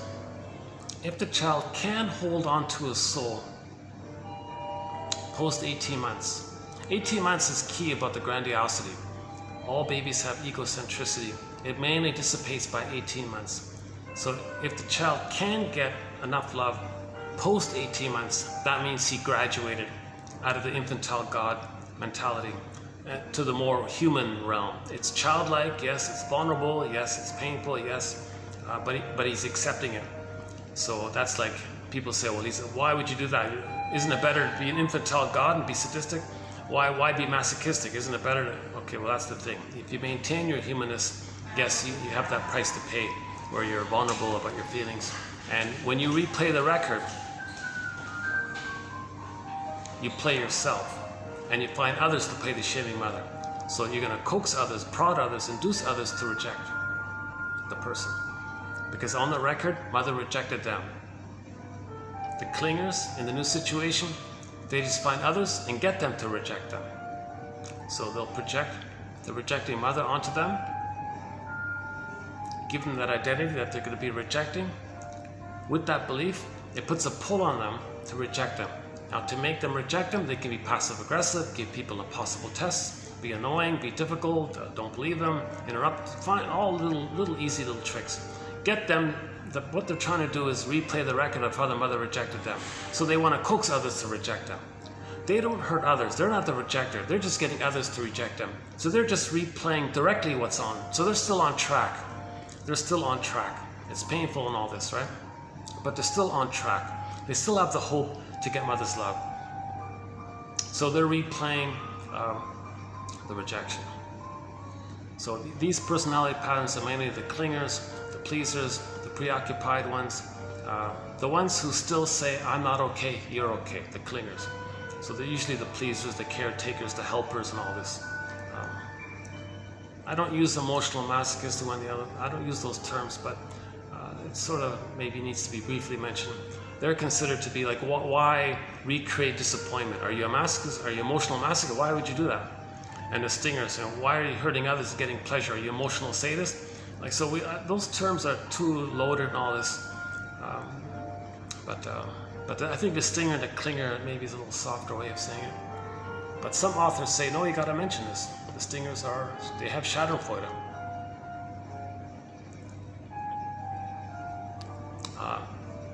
The clingers want others to have Schadenfreude at their expense. So our song for this topic, for the clingers, is mainly, if you won't leave me, I'll find somebody who will. It's a short song by Warren Zevon, I think, called If You Won't Leave Me, I'll Find Somebody Who Will. So the clinger was emotionally abandoned by the mother.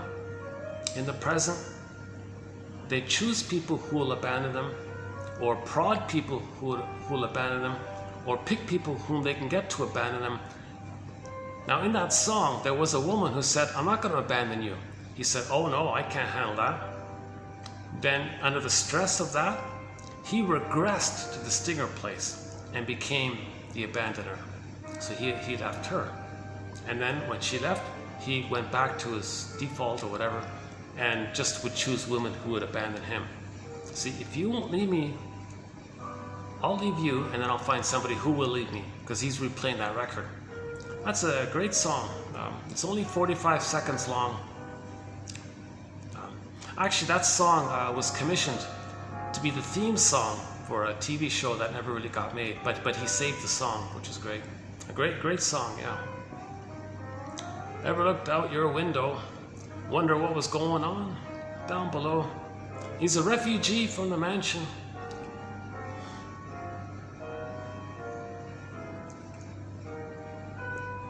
Yeah, too bad I can't sing now. I want to try a new song today by a new singer I just discovered. Ajda Pekkan or something. Pekkan. Not a bad little song. I thought I'd just try it out once, see how it goes. It's like a very moody love song from a film or something. Well, it's not too bad. I couldn't quite figure out the lyrics, and it didn't quite match the mood of the song. So I'm a little confused about the translation of the lyrics. But today's new song will be a song about a woman who's tired of trying to win the love of a person with a narcissistic personality pattern. And she says, well, I give up, kind of thing. And she's just discussing the whole issue. Gee, you're somebody who never accepts any woman's kindness. She was kind to you, you rejected it. I was kind to you, you rejected it. Gee, well, I give up with this.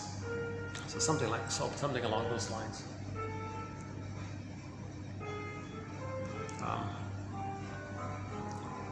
Yeah, so that record, when the clingers, oh yeah, so by the way, one theory is that when the child is one with the mother in the beginning for the first 4 to 5 months, it's like a psychological egg. When he hatches out, the grandiosity is there up until 18 months. Post 18 months, if he can stay with the I'm not okay, you're okay, the original emotional mindset, I'm not okay, you're okay. Post 18 months, then he's still in that place of I'm not okay, you're okay. So he's still on track. He's still on developmental track.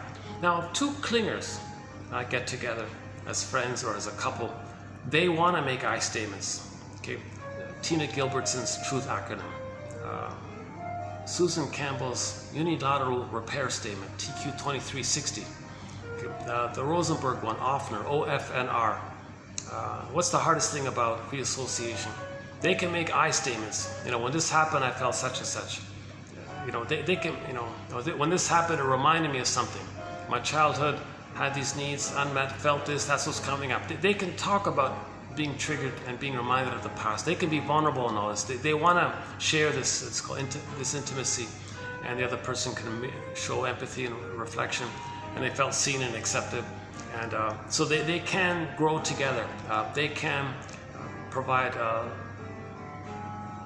kind of like a therapeutic, like they could be like two therapists with each other in effect. So if two clingers get married, they want to make I statements. Stingers forget all that. Oh, forget that. Why bother? They've given up on the more human side, quote unquote, more human side of being human. They're just too addicted playing infantile God. It's too exciting. It's too addictive.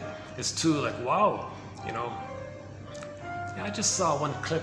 A young lady was interviewing a famous hedge fund guy, and she was saying, gee, you know, are you going to plunder this such and such? Are we going to get this big plunder and all this? And he says, oh yeah, we're gonna plan to plunder this, and she was so excited about the plundering.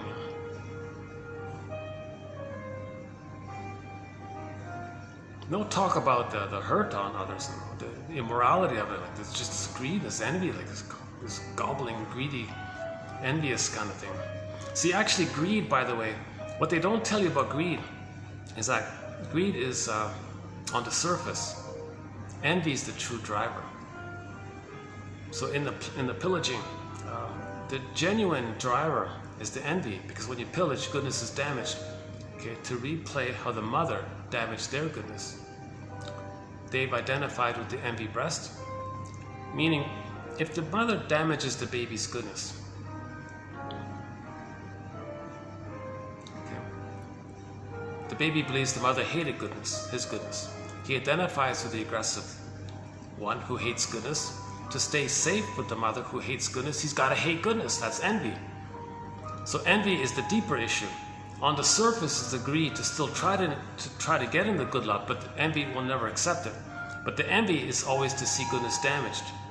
So that's called grenvy.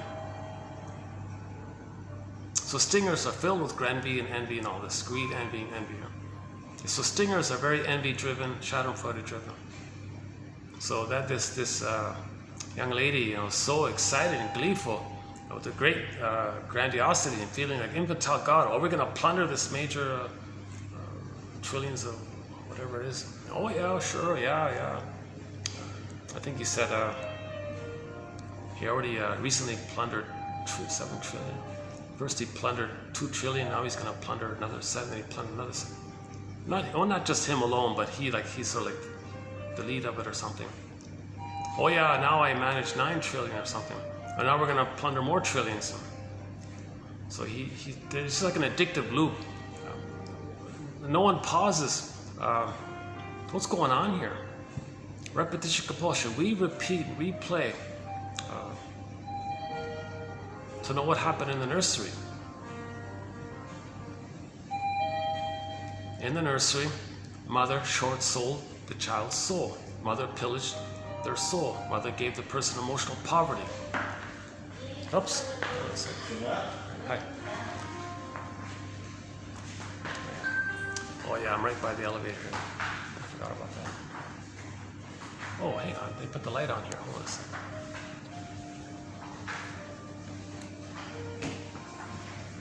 Still getting the light? Oh, good. Okay, problem solved.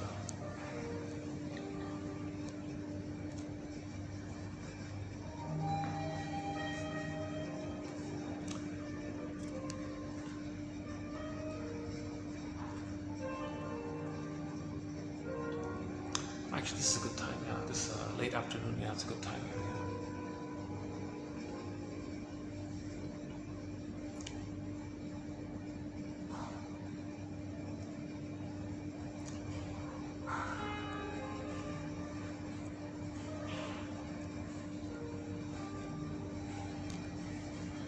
Okay, the clingers, yeah, the clingers.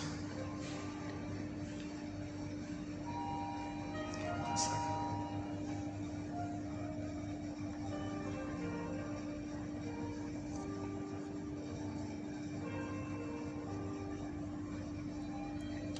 Oh, I didn't realize, yeah, if I'm right, when the elevator door opens right there, and they were like thinking they wanted to go this way, thinking the pool was this way, so they kind of like right here.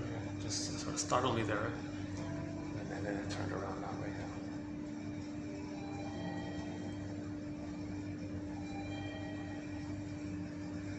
It's a big guy. He's shaped like a Sherman tank or something. This big 6'5", 300 muscular guy.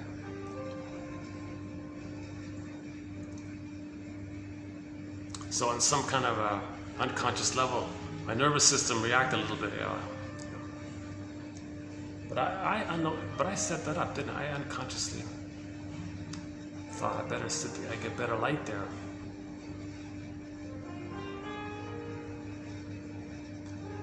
I gotta take better care of myself. Yeah. Tina Gilbertson said, no, Jeanette Paris says this.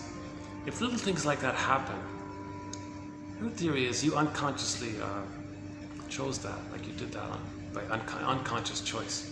I don't consciously think that, but I gotta entertain this idea. Because when he did put the lights on, why didn't I just switch over at that time, right? Okay.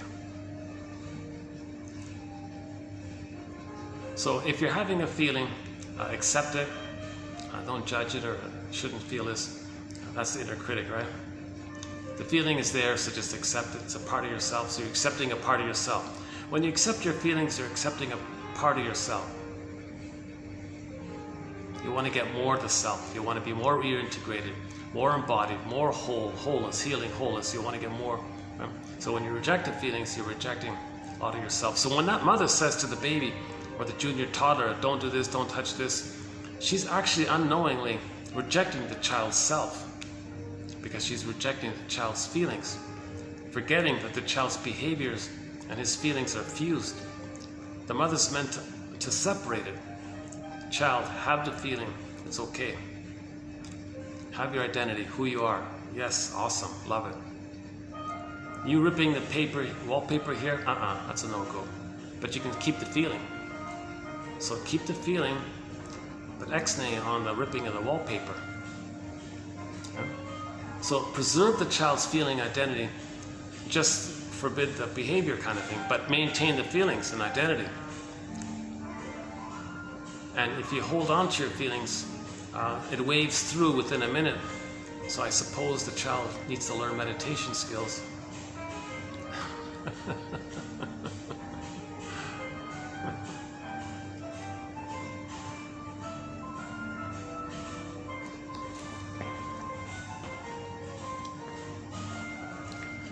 Let me calm down a minute. So I'm doing it myself. As I was just talking, I was trying to so-called wallow in my feelings. Let's. So we'll talk about her theory about constructive wallowing. She means when you accept your feelings, that's a constructive of wallowing. If you're just in your thoughts, intellectualizing and theorizing, philosophizing and all this, like as a defense mechanism against feelings, so-called ruminating and all this, then you're against your feelings. Being against your feelings, that's painful. Now you're considered like a negative wallowing, like the way people normally associate the negativity of wallowing is because you're not properly wallowing. Proper wallowing is synonymous with accepting your feelings, ride the wave. That's what she means by constructive wallowing. So most people are engaged in unconstructive wallowing, meaning intellectualizing, theorizing, philosophizing, getting away from your feelings. Maybe getting some relief by finding a fantasy where you're one up or something, so you get a little bit of relief that way. So maybe some kind of intellectual wallowing might make you feel better, but doesn't improve anything. She says, well, if you want to improve, shift to accept the feeling instead. How do I feel now instead? Never mind the theories and all. Put the theories aside. Just stay with who you are in the here and now. Yes, it may be from the past, but it's here and now.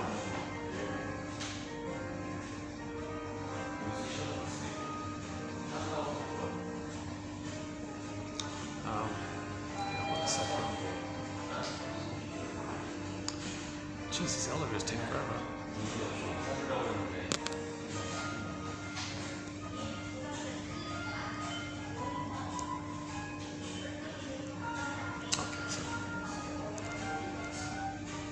If the two cleaners get married and they're not conscious of the arrested development, and they still have the fantasy that the partner is going to be the good parent to help the other one find their individuation, and the other one's doing the same thing, then they're going to compete, in effect saying, you be the good parent that I needed to find my psychological birth. No, you be the good parent that I needed to help me find my psychological birth. So you support my individuation. No, you support my individuation. You be the secure base. No, you be the secure base. You provide communicative matching and improv for me. No, you provide communicative matching and improv for me. Okay. So I want to be in the rapprochement. No, I want to be in the rapprochement. So they're both kind of competing of who's going to play the good parent that the other one needed. So if they're not conscious, they're going to quarrel a fair bit, and these marriages or relationships often become like sour milk, rust out, burn out, etc.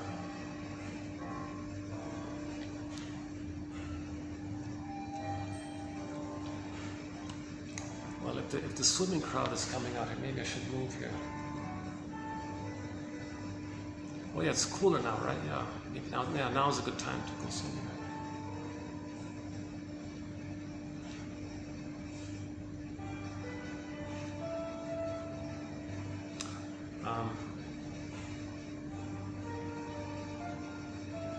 Nice place here. Yeah, I do feel calmer when I come to this hotel. I do feel it's more peaceful here. Even with the little interruption things. Maybe it's the music. Yeah, maybe there's some. See, one theory about music is that it's the master emotion. Meaning music in the now may unconsciously remind the nervous system of the peace they had in the uterus. That's the theory, that music reminds us of paradise. Babies had paradise. When they were in paradise, they heard some prototype of music, mother's heartbeat pulsating of the cord and some kind of melodic flow of the blood through the three veins. So as long as there's some kind of melody, that's the blood flow, maybe some little bass line, and I noticed a little gentle drum beat in the background. It reminds us of the paradise in the uterus. In the uterus, we heard some kind of music.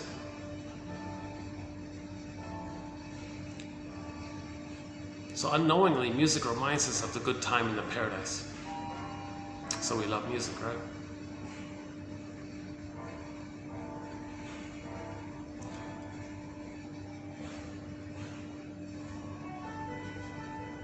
As long as there's not too much of a tritone, right? People's tritone tolerance might be different, right? The tritone. Some people do too much tritone. But some people were very stressed, so they want more tritone. One second.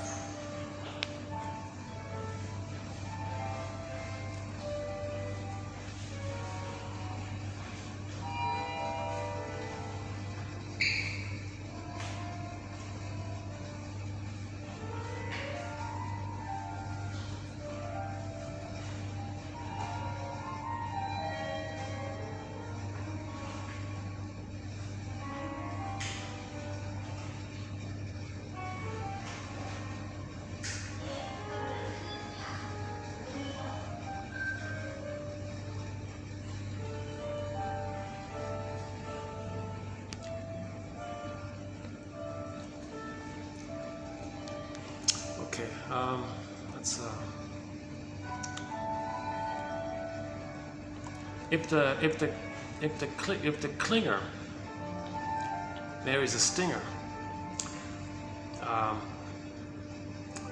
the clingers are going to regret it. The stingers are thrilled to have somebody to shame, because we see the world through our lens. Temporal spatial spectacles. The temporal spatial spectacles of the stingers is, well, I'm okay, you're not okay. The clingers say, I'm not okay, you're okay. So if the clinger marries the stinger, and the clinger says, I'm okay, you're not okay, stinger says, of course I'm okay, you're not okay. Now the stinger has somebody to shame. They're married to mom, they are her. They just want to be loyal to her. They need the clinger, the nice childlike clinger, to represent the stingers as lost innocence. They're going to play the shaming mother who shames them. They're going to see them onto the clinger. So to be loyal to the mother, they're going to shame the partner. They're married to mom.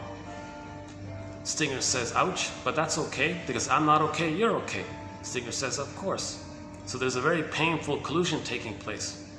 The clingers have the lens, so I'm not okay, you're okay. So when the stingers hurt them, the mechanism is known as, well, they'll twist it. They'll say that the lemon is sweet. It's called sweet lemons. No, they're not sour and all this. They're sweet. So they're going to distort reality, twist reality, invent reality to fit their lens. We see the present, we squeeze the present to fit the past lens. So we're not making sense. We're not enjoying the present. We're dwelling in the past. So the clingers have the hope that the stinger will be the good parent that the clinger needs. Stingers couldn't care less about that. All they want to do is shame the stinger. The clinger thinks, oh, don't worry, stinger, I'll save you, I'll heal you, I'll correct you, I'll help you develop, and together we'll achieve our psychological birth together, we'll grow and heal and together. Stinger says, I've given up on that, I don't care about it, I have envy, I have contempt for that, I hate that. I don't care about the human side of being human anymore. Very cynical, sardonic humor, black humor, they hate all that. They're just addicted to the perverse glee of shaming their own partner. And it takes 6 to 7 years on average for the clinger to say enough of this. And they leave, and then they write a self-help book entitled Codependent No More. They feel really icky about all this. I think they want to go to a waterfall and wash that awful feeling. Murray McLaughlin has a song, if the wind could blow my troubles away, I would stand in a hurricane.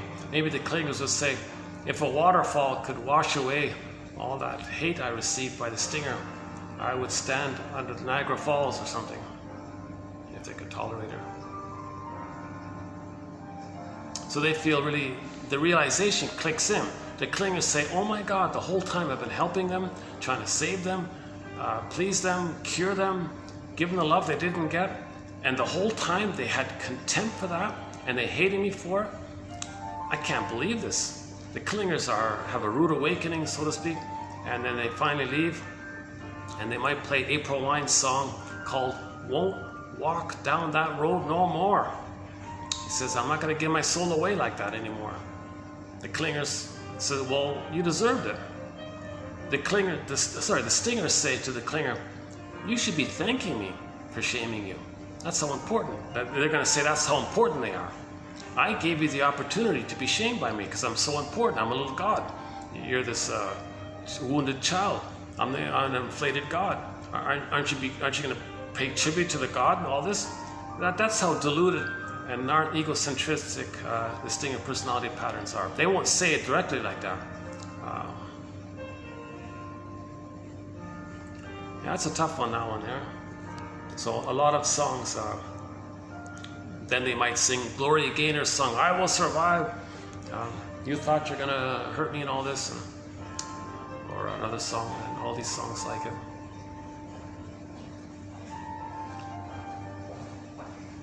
Hold on a second.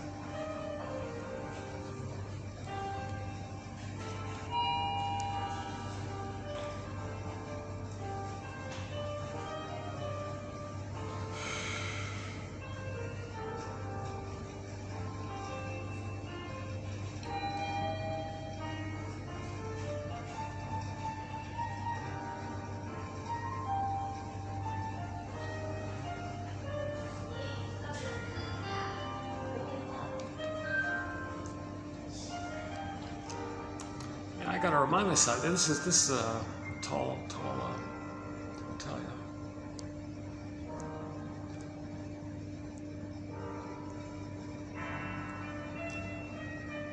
Yeah, so, and if the clingers leave, the stingers say, well, they have contempt, they need you anyways.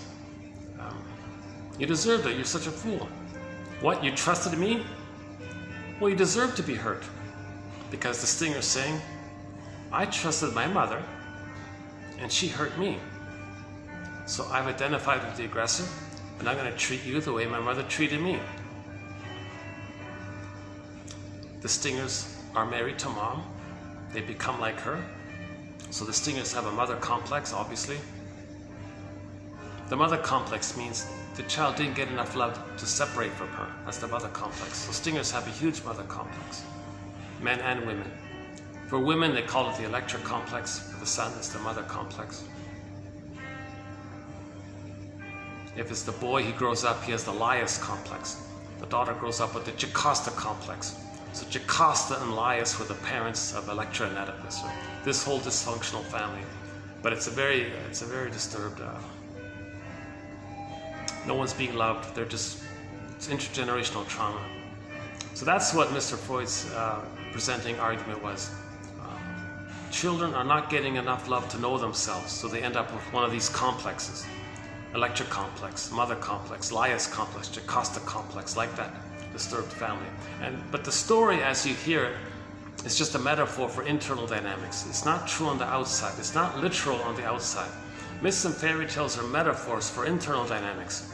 Okay, so no boy wants that kind of inappropriate intimacy. No, inwardly, when the mother's love is not available, the child is compelled to be too fused with the mother, married to the mother. He didn't want that. If anything, you might say the mother wanted it. The child didn't want it. So one author said the true starting point of psychoanalysis needs to be Arestia. In Arestia, he forgave the mother, and the Furies served him. And so he saw the two sides, Arestia. Okay, he separated from the mother.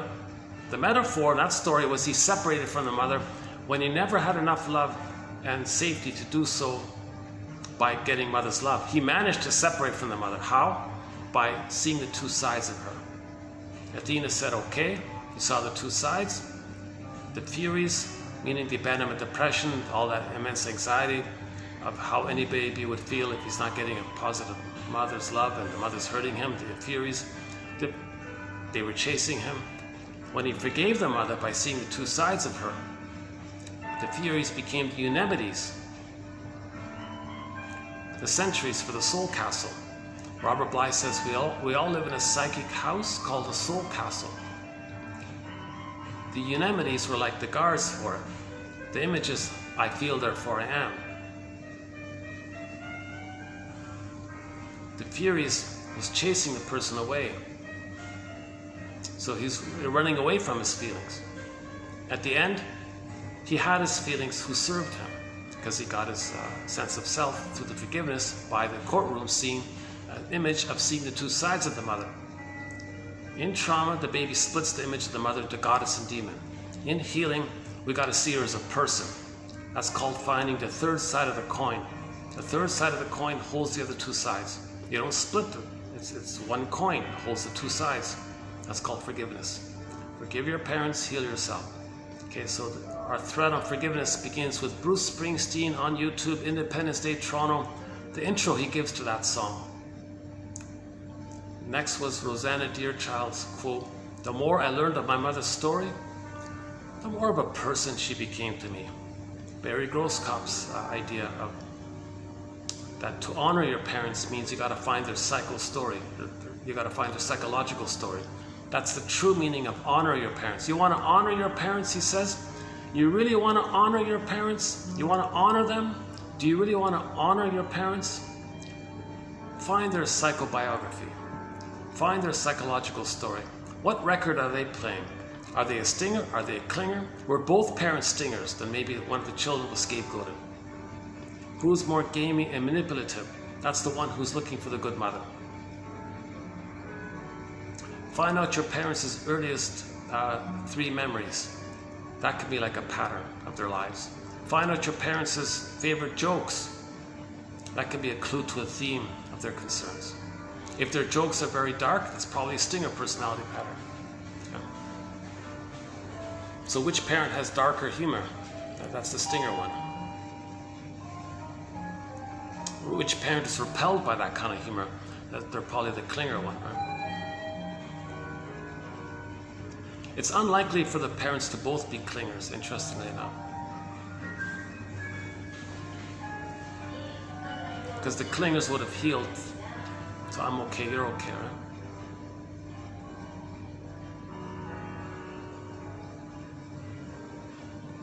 Then the child had his psychological birth, he's loving life, right? So he doesn't need to forgive the parents because he got the love from the parents, right? We need to forgive the parents when we didn't get their love. We got to find a way to forgive them. The way to forgive them is to see them as human beings, not just as parents. We got to see our parents as human beings, as members of Homo Traumacus, persons, regular, flawed, human, imperfect persons who are victims of the plunder system, the pillage system. Okay, we're all victims of the plunder and pillage system, which began 10,000 years ago from our mismanagement of the serotonin. Another thread, I won't do it this time here.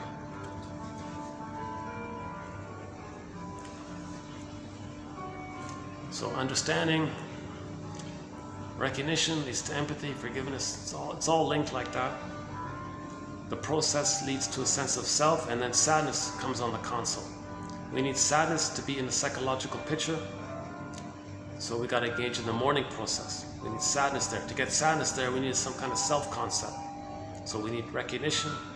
These quotes, these theories support us to have some understanding of ourselves, then sadness can appear.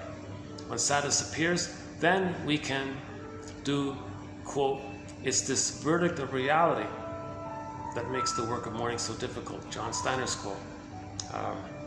Mourning is about remembering, not just saying get over it, passes over, forget about it. No, you got to remember. You talk about it. Then when sadness, okay, does this thing, then sadness and joy can swap seats sadness and joy can swap seats, and joy can come back and run the console. In normal development, in natural development, or when we're healed, when we work through our trauma and we're healed, joy runs the console. Joy is the animating emotion for a person. Joy, okay, the golden ball,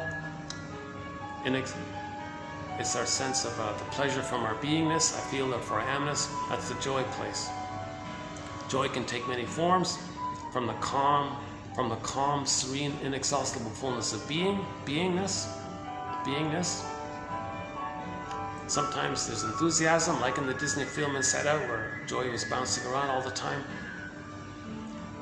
Joy means pleasure from expressing the real self. There's pleasure there. Joy runs the console. So Zaz, the singer Zaz, says that's what we want. We want to love life. To love life, we need joy at the console. To get joy at the console, first we got to get sadness at the console. But to get sadness at the console, we need a floor for sadness to stand on. To get that floor, we need to understand ourselves, have some sense of ourselves and our true identity. That's the floor for sadness to stand on. So all this is called the working through process, the hero's journey of midlife, the second journey of midlife, the midlife examination period, the midlife audit, self-reappraisal period.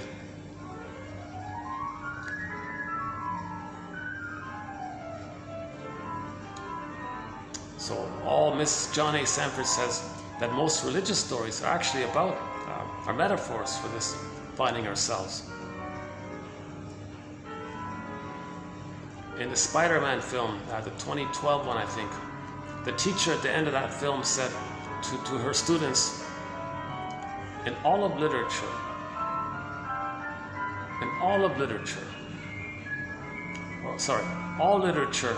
addresses one question. 3 little words.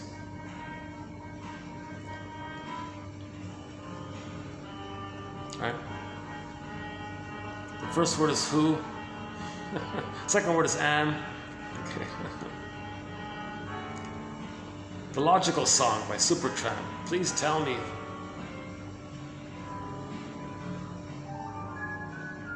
Because we lose our amness with trauma.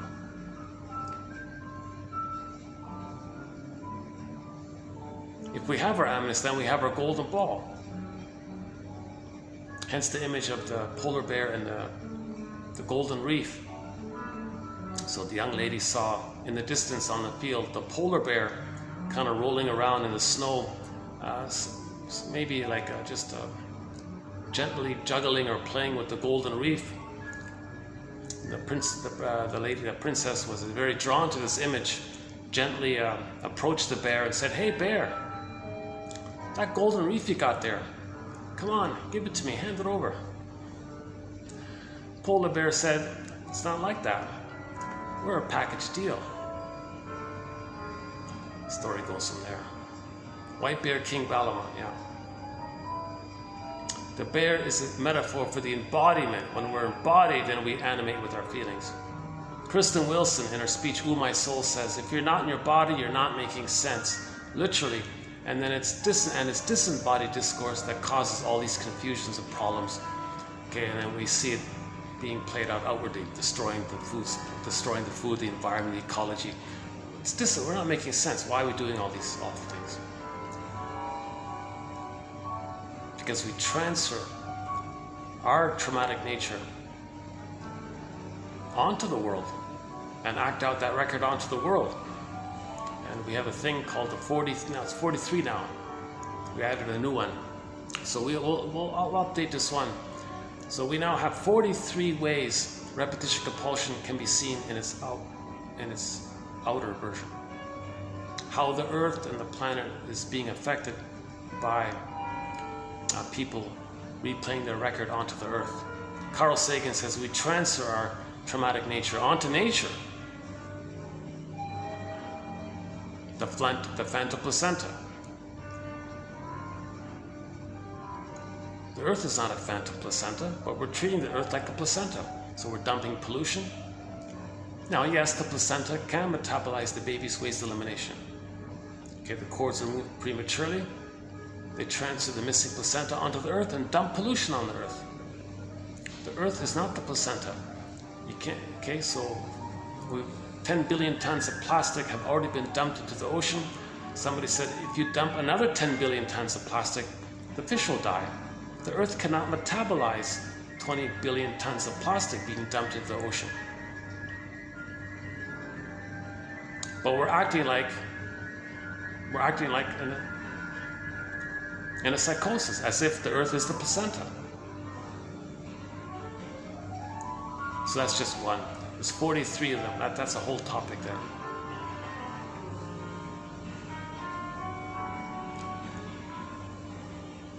Stingers and the clingers, yeah.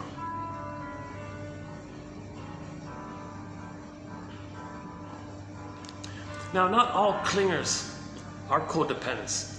Some clingers are clinging vine narcissists. So you got a little differential diagnosis there, right? So Masterson says you got to look at the structure, not so much the behavior so much. You got to understand the structure. He says sometimes he talks about the confusion between the codependent one and the closet narcissist one. Because the closet narcissist one wants to please the narcissist and admire the narcissist. So they may resemble the clinger, but no, the closet one basks in the narcissistic glory of the exhibitionistic narcissist, and the star narcissist serves as a proxy for the closet narcissist one. So the closet narcissistic pattern is greatly excited to see others in a narcissistic display, thinking that they're the proxy for their narcissism. The clingers have a different attitude. Oh no, the clinging vine narcissist, that's different. But the codependent one, they have a different perspective. They hope the narcissist, with their pseudo-aggression, all this hate, it's a strength, but it's a pseudo-strength. This false believe that they're a little god. It's a false autonomy. It's not a genuine adult human autonomy. It's this infantile god, fake autonomy thing. The clingers look at that and say, oh no, that's an autonomy.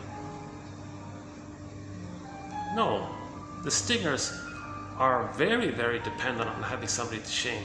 They're married to mom. They're highly dependent on mom.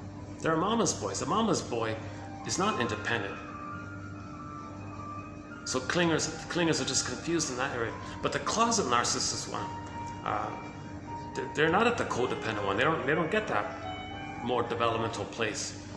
They're just in the same league with the narcissistic one.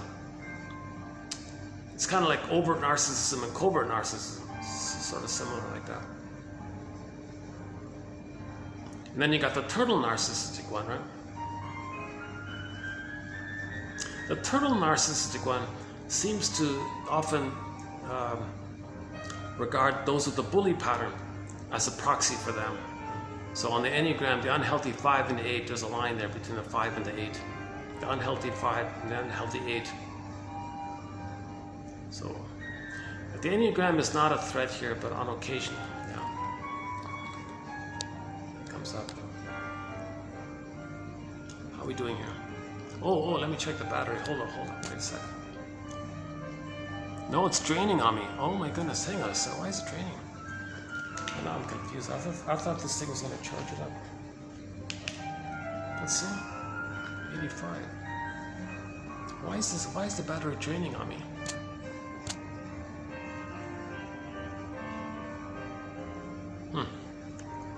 Should have been 100 by now, right? Okay, let's play it on the safe side. Let's go down to the laptop while there's still light. And let's do the quotes.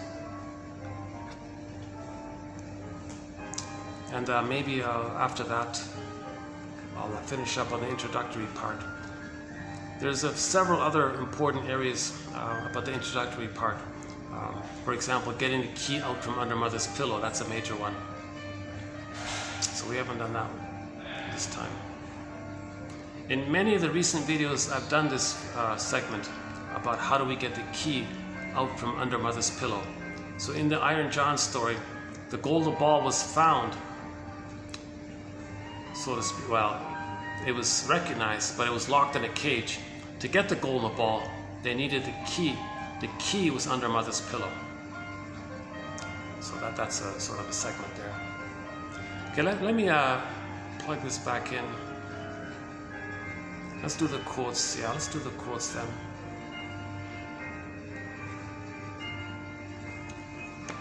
Okay, let's do the quotes and then I'll see how it goes after that. Yeah.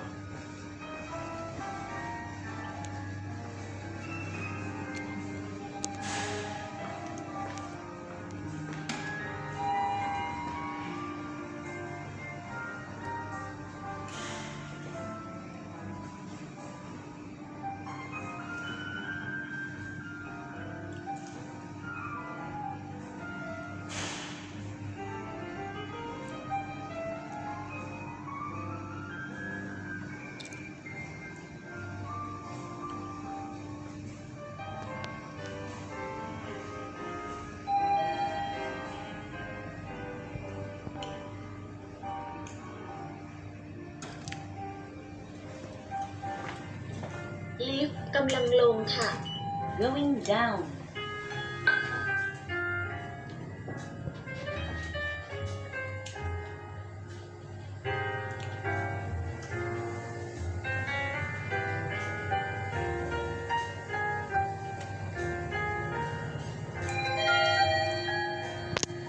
ชั้น1ค่ะ First floor.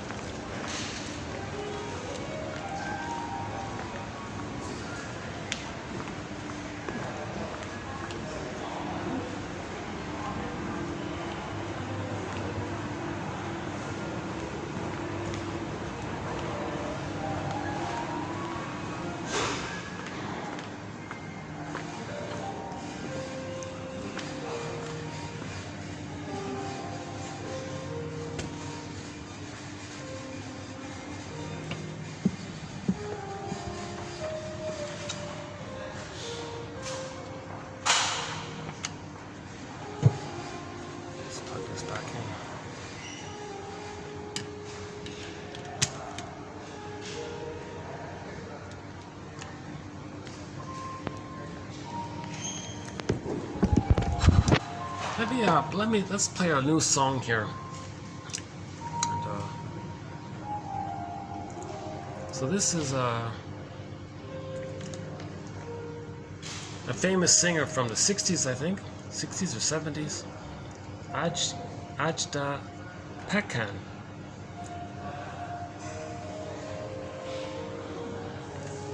So we recently played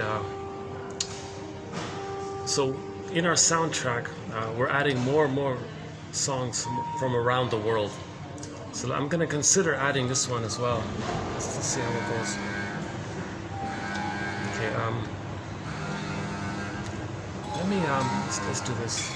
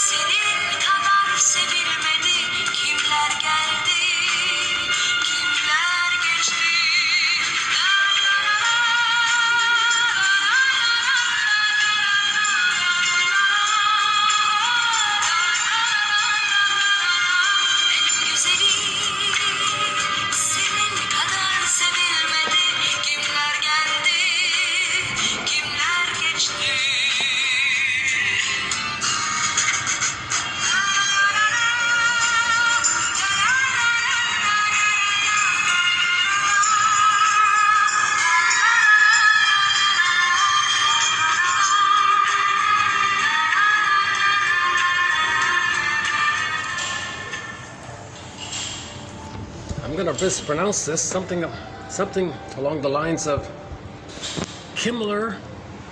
Let's hold on a second. Where is it? Kimmler, Geldy, Kimmler. Can't see the fourth word. Oh, here it is. Gakti. Kimmler, Geldy, Kimmler, Gakti.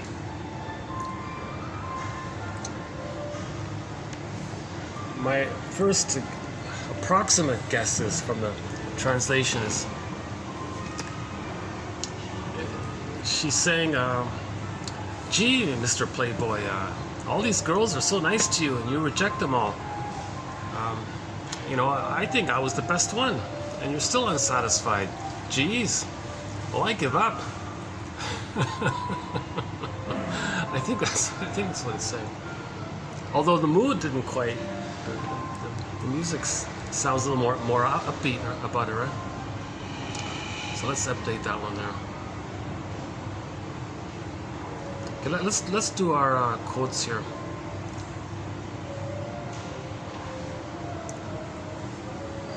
Let's first finish up Jeanette Paris's quotes from the last video here.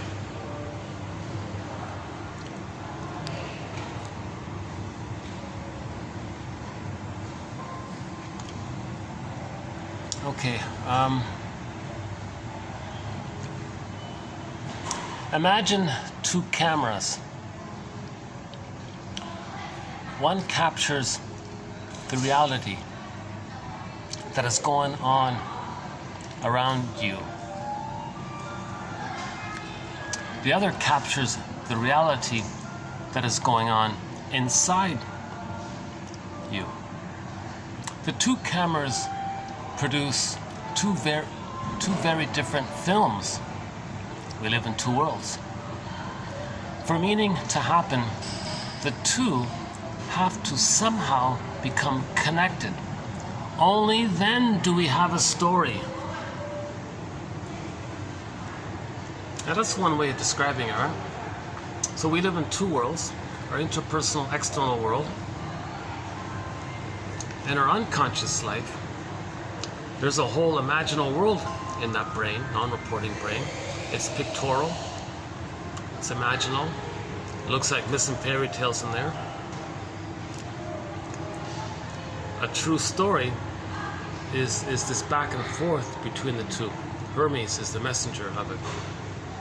There's a French comedy film called Two Worlds, and the guy was transported back and forth through the rabbit hole tunnel kind of thing. He was zooped into the fairy tale world, and then he was zooped up to his mundane world, and this went back and forth during the film.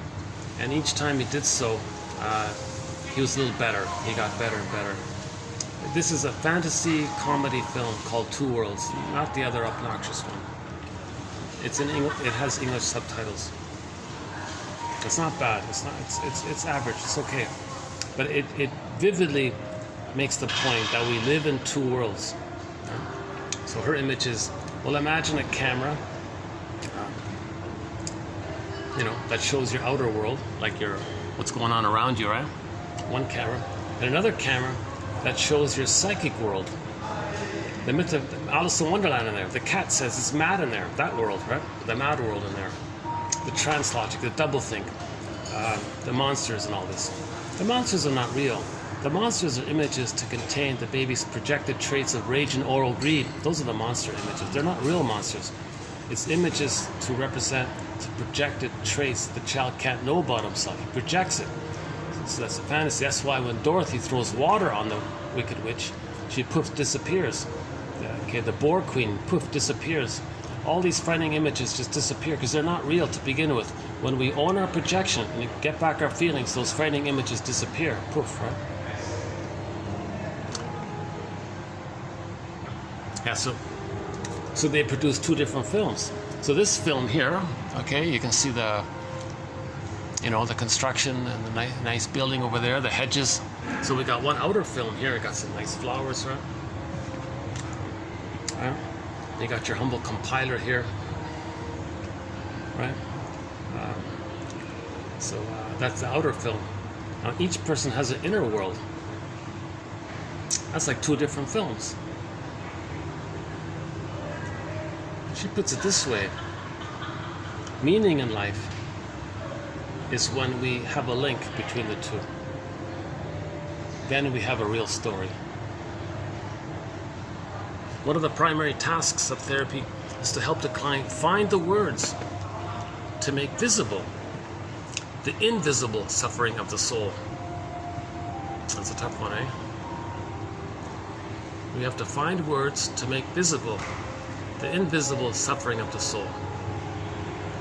So yeah, Gilbertson was saying, more or less, there's a huge emotional illiteracy. There's a real emotional hypothermia going on. Alexithymia. We don't know what we're feeling. What words do we have? Rosenberg makes a big deal if you say you feel rejected or something. That's not a feeling, it's a judgment. No, we're quibbling over what's a feeling. Like we're having a hard time naming our feelings. Despair, forlorn, upset, scared, sad. Mixture of curiosity, anticipation. Like we need a feelings vocabulary. There's a children's dictionary called Emotionary. It's not the greatest dictionary, but it was an attempt to teach children to have an emotional vocabulary. There's a book, one self-help guy has a book called Emotional Literacy. Carla, what's her name, McLaren, The Language of Emotions. You can see the struggle. There's a real struggle. There's I don't know if there's any real definite excellent book about emotional thesaurus for writers. Like when authors are looking for words for feelings, they might go to this thesaurus, emotional thesaurus.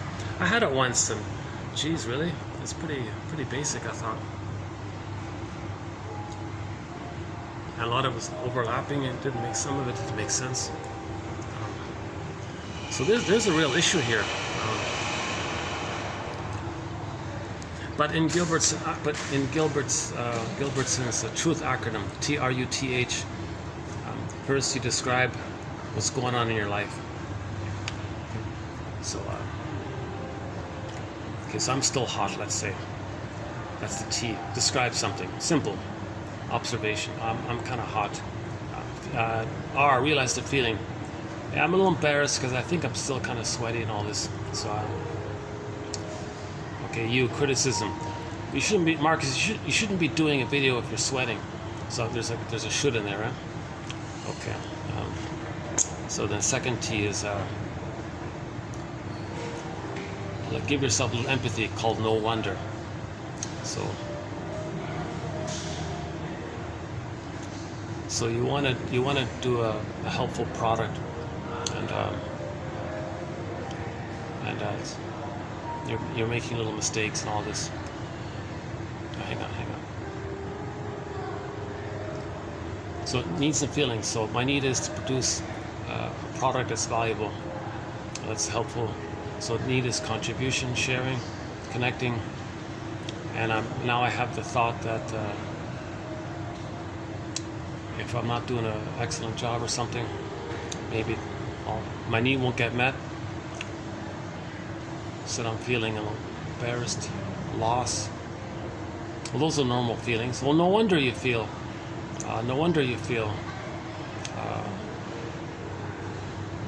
What was the first one? I'm hot. Wait a minute. How did I go from hot to this one? Hold on a second. Let's do this. Let's do a retake here. It's an acronym. TRUTH. Tell yourself the situation I'm hot. Okay. Feeling embarrassed. Criticism. I shouldn't be doing a video if I'm sweating or embarrassed. Okay. Empathy. Well, if you walked here a long distance in the heat and all this, and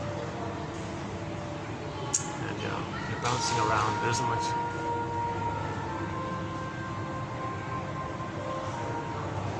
Okay, give yourself empathy. Give myself empathy.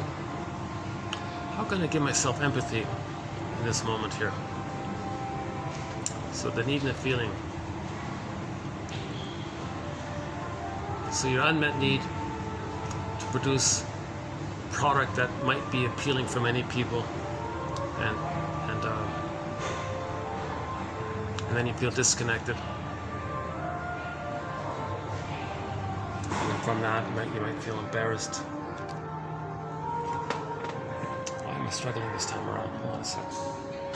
Let's see. Should I play the song again? La la la la. Okay, hold on a sec. Okay, let me do a retake later on.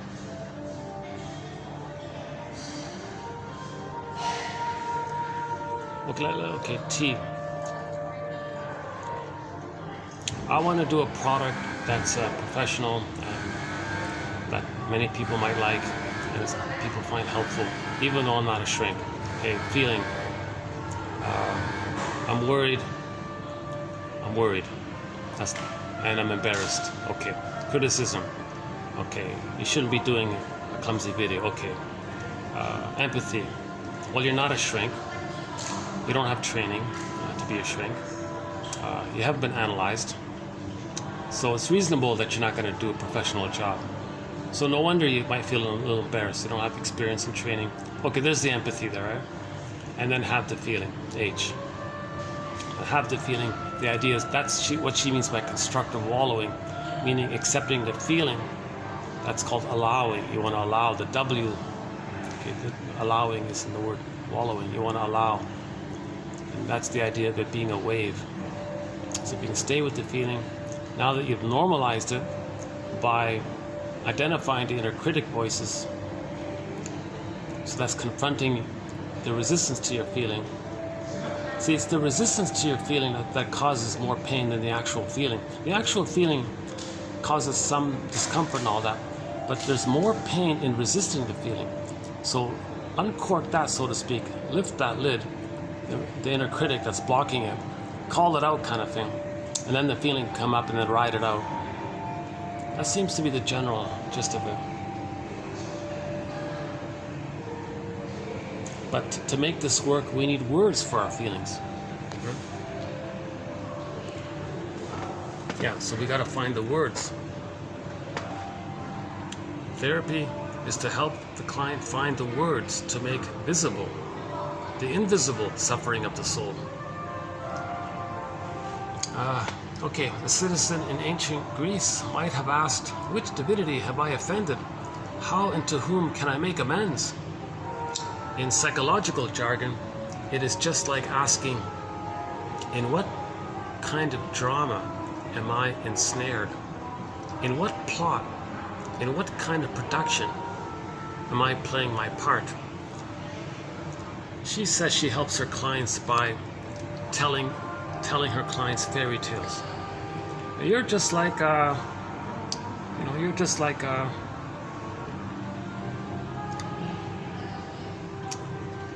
she would identify a fairy tale that she thinks the client might relate to and say, maybe you're like this character in this fairy tale. Tell the story.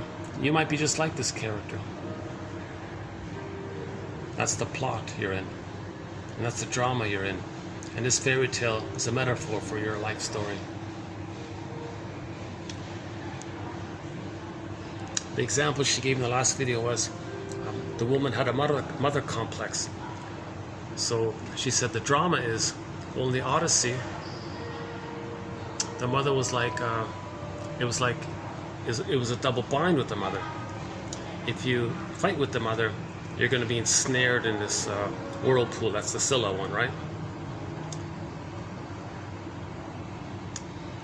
If you try to, if you don't engage with her and swirl in, she might punish you or something, or you might have a hard reaction from her in another way. And there's the rocks, the cliff one, right? So in the Odyssey, he had to navigate in between the rock and the hard place, right? The whirlpool and the cliffs or something. By the way, one theory about that is that's a metaphor for birth. If the baby stays in the womb when he's meant to come out and he stays in, there's a lot of stress in there. He's going to swirl around in his stress hormones. That's very damaging for him. But if he's not, if he's vulnerable and he's afraid to exit, meaning be born, it might be like a hard landing, like a crash like that. So he may experience some kind of birth trauma of leaving the mother when he's so weakened and going through the. So how does he avoid this? So the idea is to somehow carefully navigate in between it. So Paris said to the client, okay, when you're talking to your mother, just imagine two sea monsters. One monster is going to gobble you up. The other monster is going to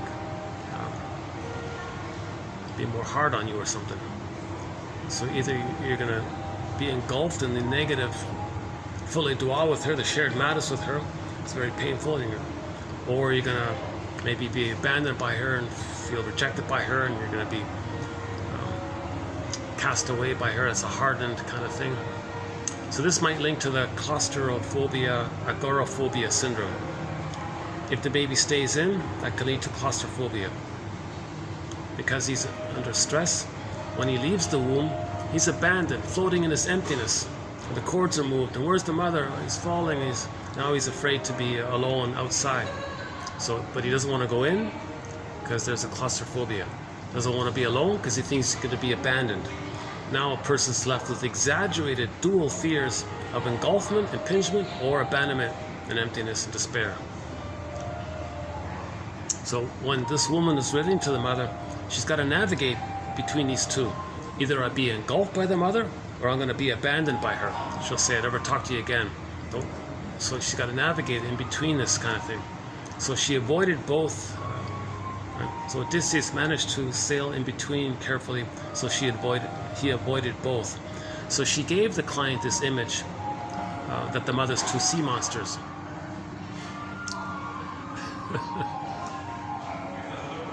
Actually, the world, that's not a sea monster. I don't know why she said that. But two frightening scenes in a mythology, right? So in other words, the daughter now interacts with the mother and says, okay, I gotta navigate in between these two rock and a hard place with her, this double bind with her. That consciousness helped her to do so. So she says that a lot of therapists like to give myths and fairy tales to their clients if they can find like an appropriate kind of parallel. A citizen in ancient Greece might have asked, which divinity have I offended? How and to whom can I make amends? In psychological language, it's just like asking, in what kind of drama am I ensnared? In what plot, in what kind of production am I playing my part?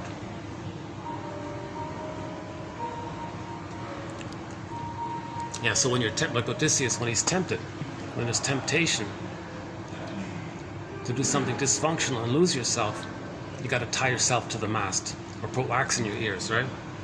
Actually, I have that one here. Hold on a second. So if you feel some kind of temptation, maybe think about this stamp or this scene from the Odyssey. Let's see. Hold on a second. Let's see. Odysseus and the Siren. This is a stamp.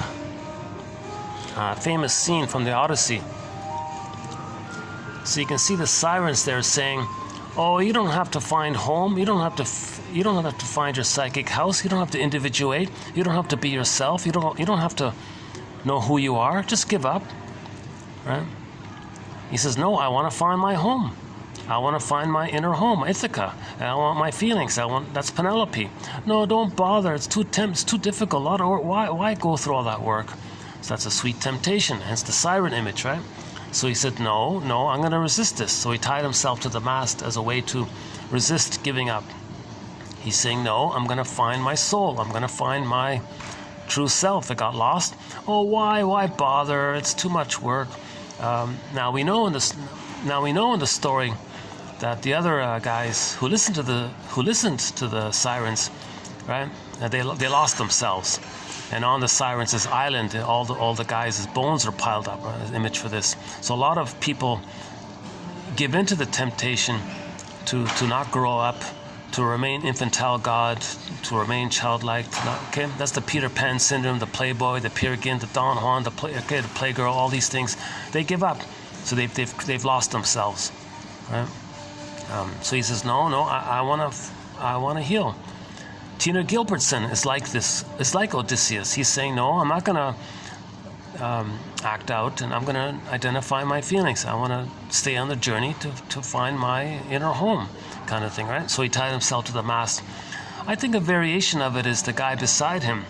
He doesn't even hear it.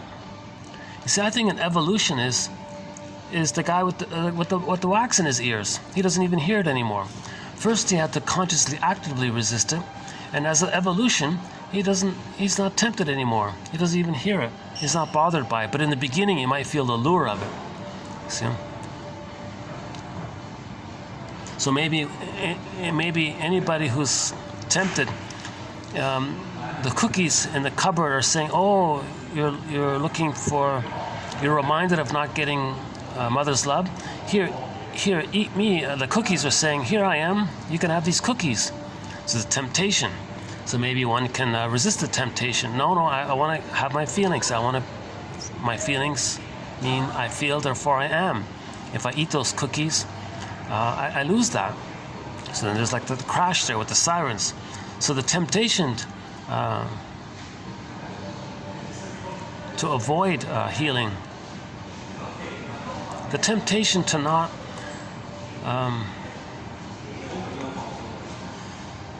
the temptation to just stay loyal to the mother, be like the mother, act like the mother, and not know ourselves, that there's a huge temptation.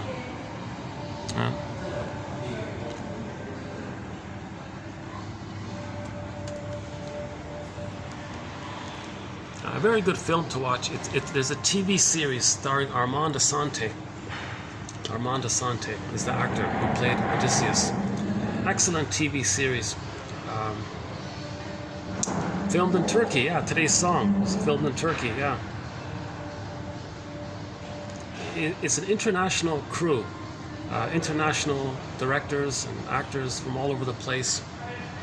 Co-sponsored by the Hallmark company, they were part of it even. But I recommend the VHS. The VHS. If you can get the VHS, you can go to the thrift store and get a $5 VHS player and order the VHS online or something. I recommend the VHS because when they moved it over to DVD, I still can't believe it. They cut out this scene. This scene here that's on the stamp, they cut it out. That's not on the DVD. This scene right here.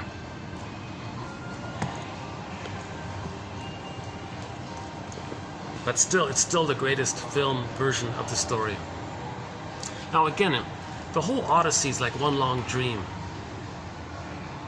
Every character in a myth or a fairy tale represents a personification of some aspect of ourselves. The psychological, emotional need, defense mechanism, unmet need, a yearning, a wish, etc. Just something about ourselves, right?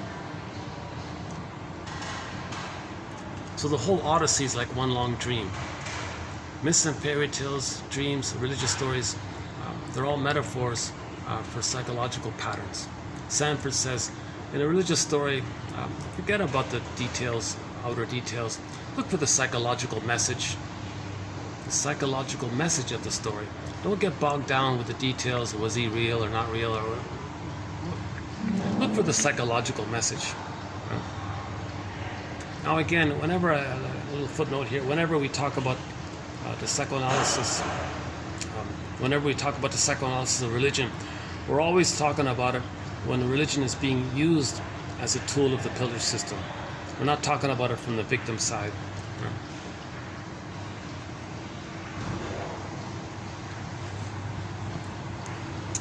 And Odysseus did get home, by the way.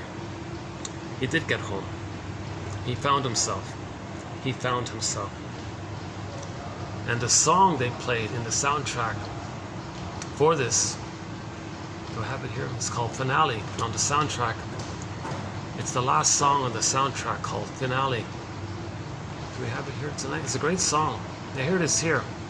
So it's about 2 minutes long. This is the song that a very famous, what's his name again?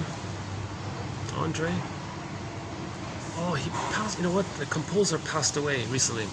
A very famous composer one of the greatest composers composed the soundtrack to this TV series. And so here's one of his songs. This was the song that was played in the background of the image of when we found home, when we found our soul. It was this one right here.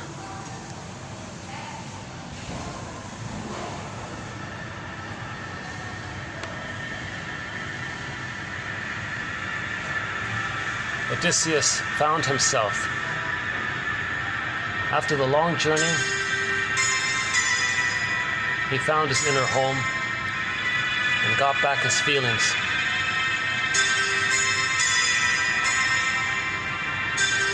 A sweet feeling to get back our feelings, to get back our embodiment. He found home. He found his home. We can all find our homes if we go on the second journey at midlife, metaphorized in this film.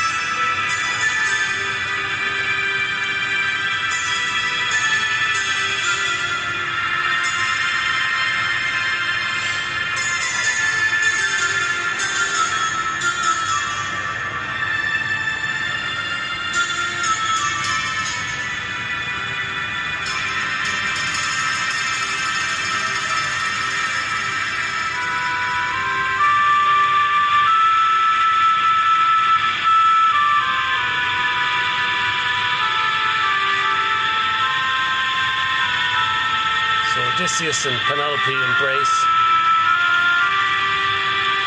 The image of being reunited with our feelings. Feeling embodied, feeling our golden ball, being reunited with our yin. The yin and the yang are together in normal health, yin and yang.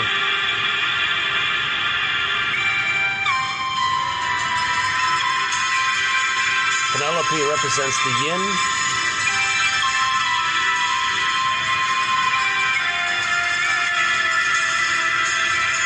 meaning our beingness.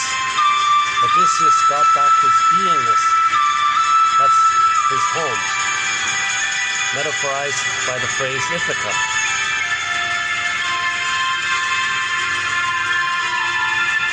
He had to face the unconscious.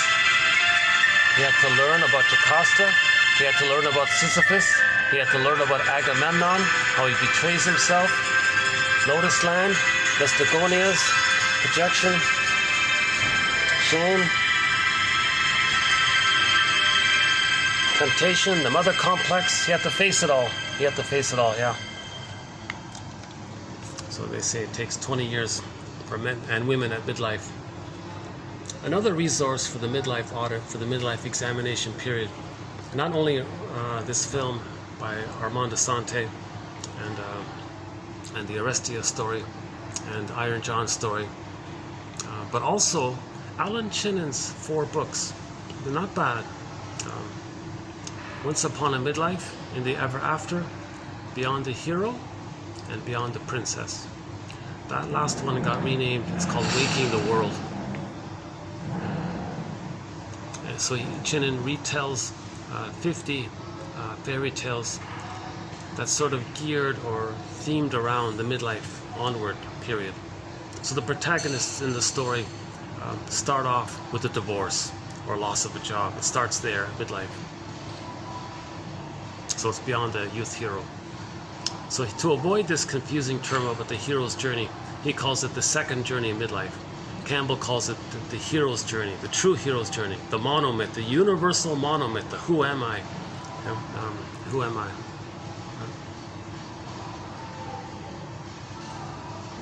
without your feelings. If you're out of touch with your feelings, you don't know who you are. If you have your feelings, you know who you are.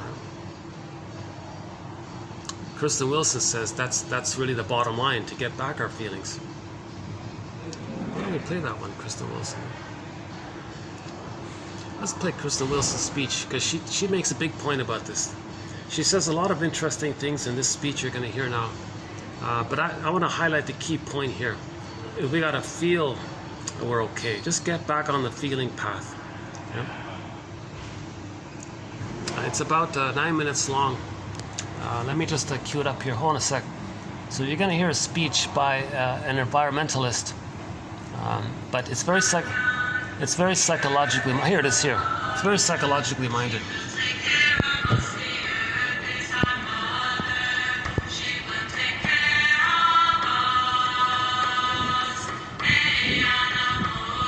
If you're not in your body, you're not making sense, literally, and it's disembodied discourse that causes all these problems.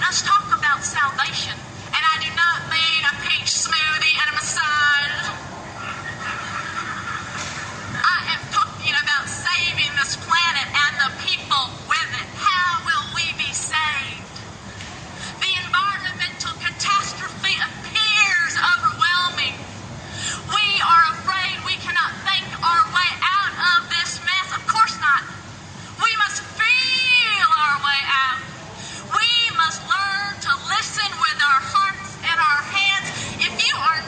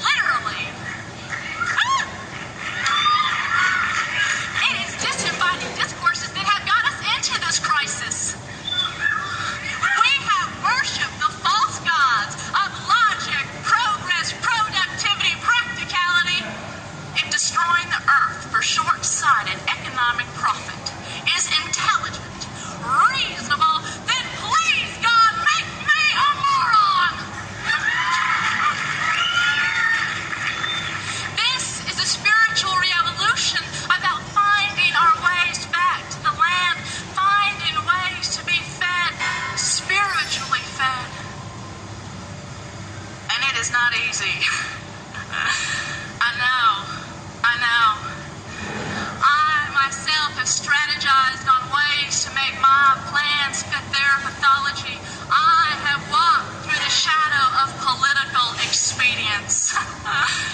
Once, I just kind of had a campaign I thought I'd do this whole campaign about changing the environmental reference to this Earth, from Mother Earth to Father Planet.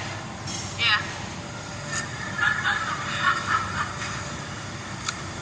You see how I read all those, those bumper stickers that were out, those with the green Earth globes that said, "Love your mother," and I despaired. I knew there was no hope. And I'm not even referring to the irony of having pro-planet language on the back of a car. Hallelujah. I am referring to the slogan, "Love your mother." It won't work. What? America hates its mothers.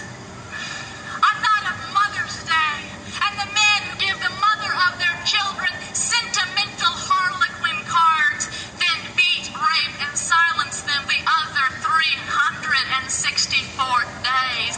No, I thought. No wonder we have an environmental crisis if we treat the earth the way we treat our mothers. We think mothers are made to be exploited. They are supposed to give and ask nothing in return. They are supposed to have infinite resources. All good mothers are willing to be drained, damned, and depleted for their children. Mothers live for their babies' feeding schedule, and there is always a little milk left for Acheson, Texaco, International Paper, and the U.S. military. I mean, I thought, but if nature was perceived as male, then maybe everything would be different. Think about it. I mean, it might not be nice to fool Mother Nature, but if you mess with Father Planet, he'll beat the shit out of you. Hail, hurricane, and all.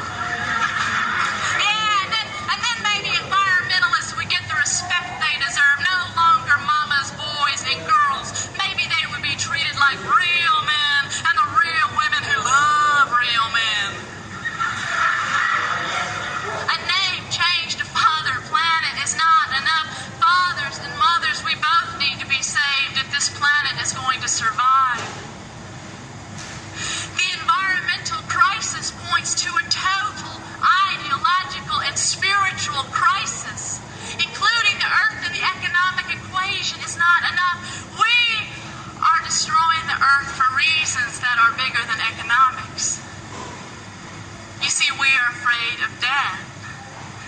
We are afraid of this earth, this nature that will bring us back to dust. We are afraid of the dust and the dirt that will claim us, the waters that we came from, and thus afraid of women's bodies, the bridges by which we walk this earth. An intellectual atheist, performance artist, and spiritual crisis wrote this sermon. Because this revolution is about a religion in one of its original meanings, re-linking, reconnecting. The lives of women raped and murdered daily are fought in this struggle. The lives of indigenous peoples are fought in this struggle. The men and women lost in the empty addiction of power, these infantile gods, will grow into their souls if we win. We must win. If the pioneers had a manifest destiny to colonize, control, and consume, then the pioneers should have a manifest destiny to decolonize, create, and commune.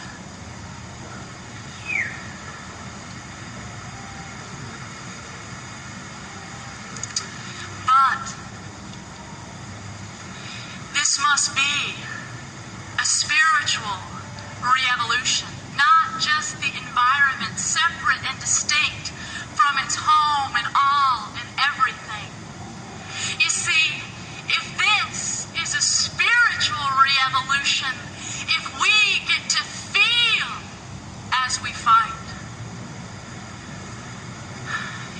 just get to feel as we fight, then we have already won. Amen. A women, a planet, our soul.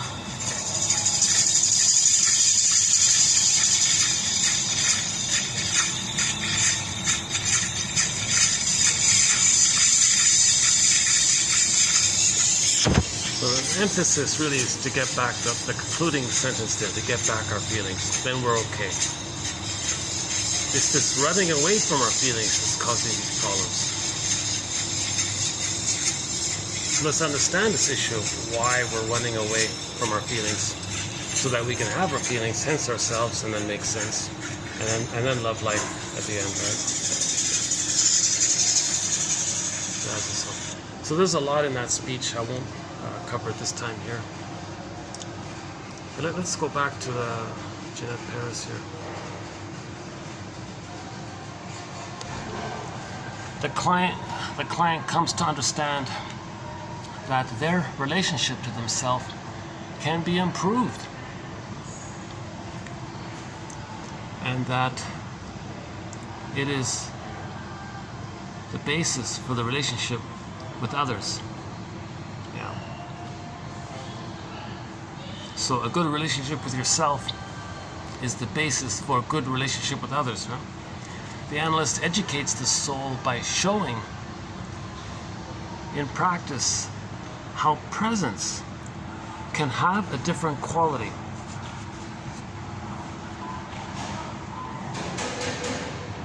Yeah, so children need your presence, not your presence. If we're not present to ourselves and our feelings, we're not going to be present to other people's feelings. If we're present to our feelings, we can be present to other people's feelings. So the quality of the relationship corresponds.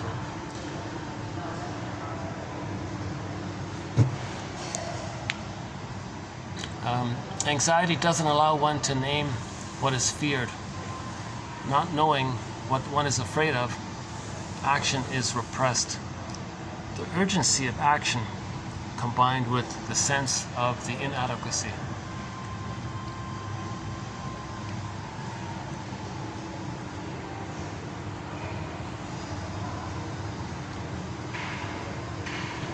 Anxiety doesn't allow one to name what is feared.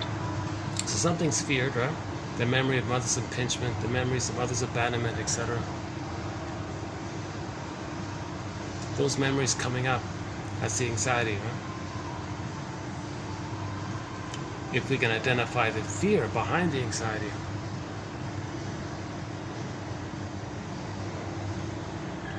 Okay, next one here. Most neurotic behaviors, most dysfunctional behaviors are more like an unfortunate addiction to a joyless life than to a rotten tooth. Being neurotic is like a bad habit that wastes what life has to offer. Yeah. Being neurotic is like a bad habit that wastes what life has to offer. Yeah. You're not enjoying the present, so you're wasting what life has to offer. Dwelling in the past, living in the past, repeating the past, replaying the past. Okay, that's neurotic. That's a bad habit that wastes what life has to offer. Oh, but a neurotic person will say, well, that is my life. Repeating the past, replaying the past. No, your life is passing you by. My unresolved mother complex was brought to the forefront, as if I married her so that she could.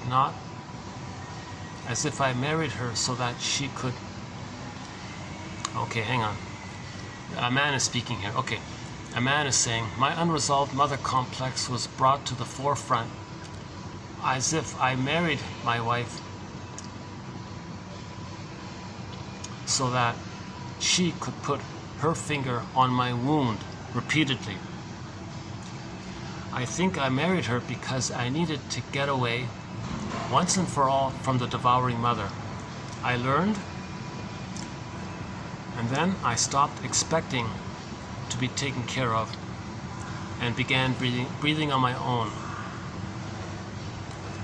His partner's refusal to evolve provided him with the insight that psychological stagnation was not a viable option for him. Okay, so he was saying he was aware that he married a woman who reminded him of his mother, so he could finally recognize what's going on between him and his mother and stop expecting the partner to be the good mother of the past. Then he was freed. Now the partner didn't want to grow with him. So the main premise here, I reached a place where the lighting has disappeared around here. And from now on, it's going to be hard to get lighting. I wonder if I can.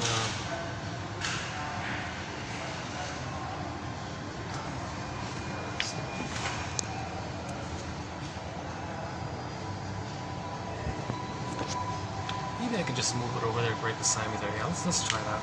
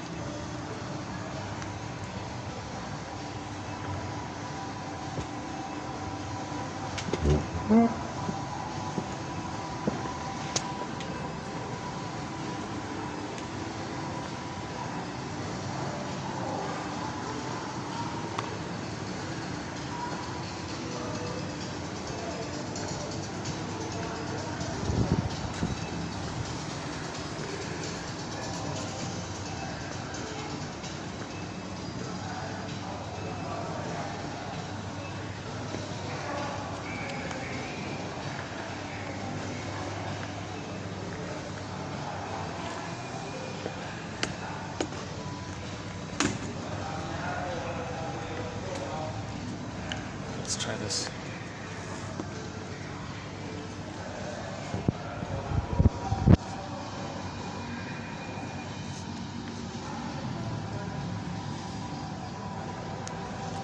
So the theory here is that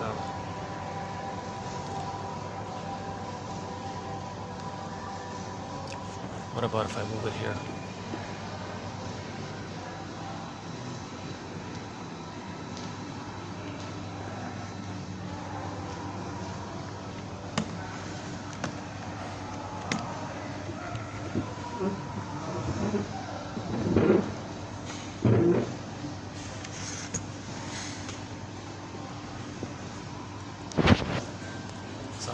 Does that work?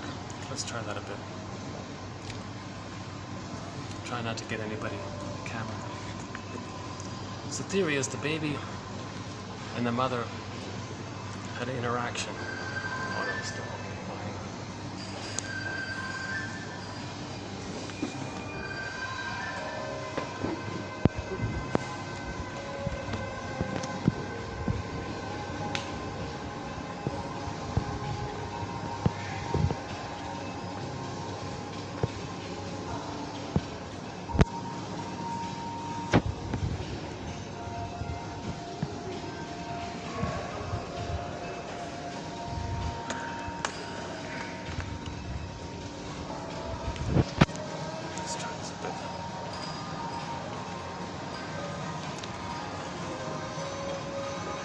So the baby's laying down neural pathways based on the interaction with the mother.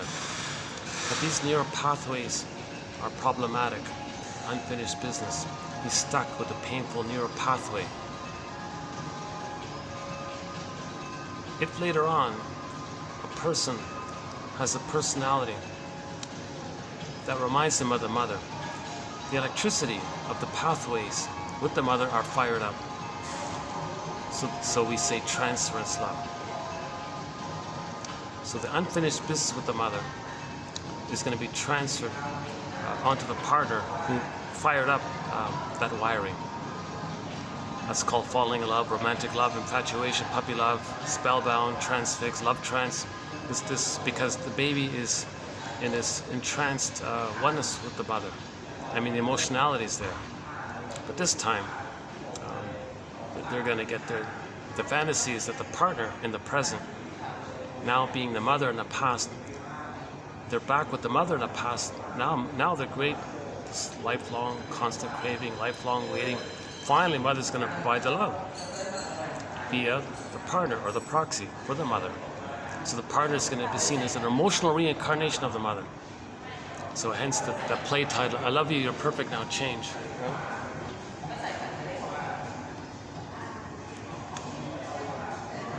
Doing okay?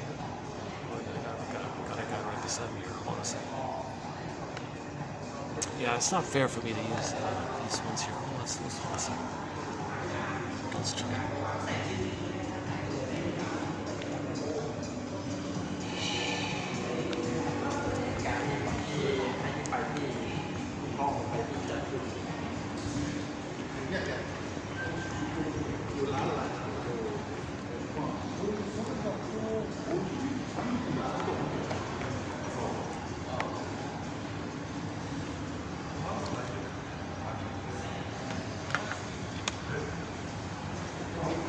Well, I love how these guys, I love how they always change the flowers. These are real flowers, by the way, yeah. It's nice, eh?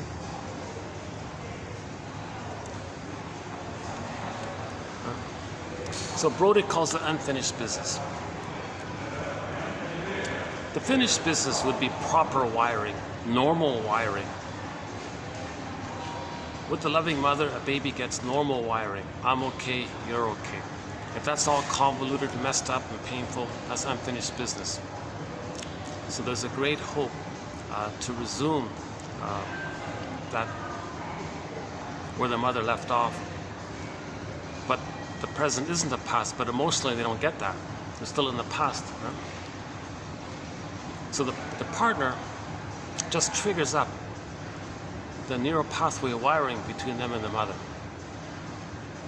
So they're feeling the blissful oneness with the mother by associating or transferring the mother onto the partner. That's called transference love. You're transferring the mother to the partner. It's called transference. That's why it's not love, it's called transference love. Neurotics are mainly engaged in transference love. Right? So that's an interesting theory about this whole passionate love, romantic love, falling in love, spellbound, can't live with you, can't live without you, and all this great emotionality, and hence the great hope. You're the one, you're my first, my last, my everything. Barry White's song. So all these intense or romantic songs, right? Because the hope is you're back with the mother, very excited, and she's going to provide the love and give the person proper wiring for them to know themselves. So it's a great hope and a great excitement. And if that partner doesn't fulfill it, if that partner doesn't invent a time machine, take the two back to the nursery, right, and change the past, the person is going to say, oh, you're a mistreating heart, you're a heartbreaker, you broke my heart, you cheated me, you're a liar, you're cold, you're cruel, and he'll say all these awful things. The partner will say, take it to the source. Actually, hang on a second. Yeah, hang on a second. In the next video, let's dig that up here, hold on a second. Yeah, on that point here, in the next video, we have a quote here. Oh, I didn't bring my I didn't bring my, let's see. Where is it? Where it's not fair to blame. Let's see, hold on a second.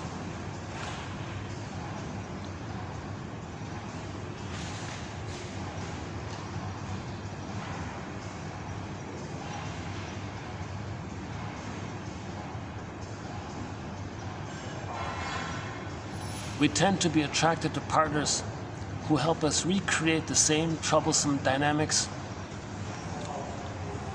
we were hurt by earlier in life.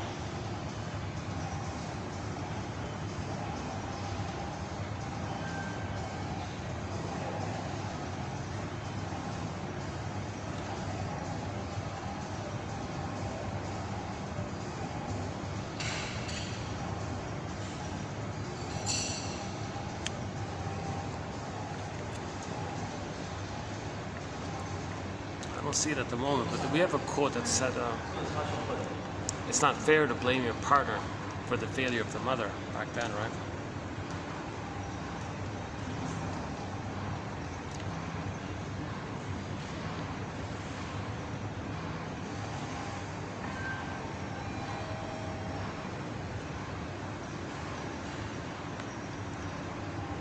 So the partner, the present, so a person's not going to be excited by a normal person. They're only going to fall in love with a dysfunctional person. A person whose dysfunction resembles the mother's dysfunction, or something about the person in the present. There's enough there to trigger the mother, hence the wiring. Now you're back in the oneness place. Maybe, presumably, you feel that you're in a positive place before the trauma, or still at the point where, okay, mother was doing it wrong, but now she's going to do it right. I love you, you're perfect, now change, right? Now the partner's doing the same thing to the other one. No, you change, no, you change. You be the good mother that I needed in the nursery.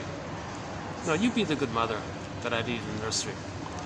No, you mother, partner, mother, I need good wiring. Do it right so I can have good wiring. No, you're my mother for the past. You provide me good wiring. No, you give me good wiring. Right? This kind of thing.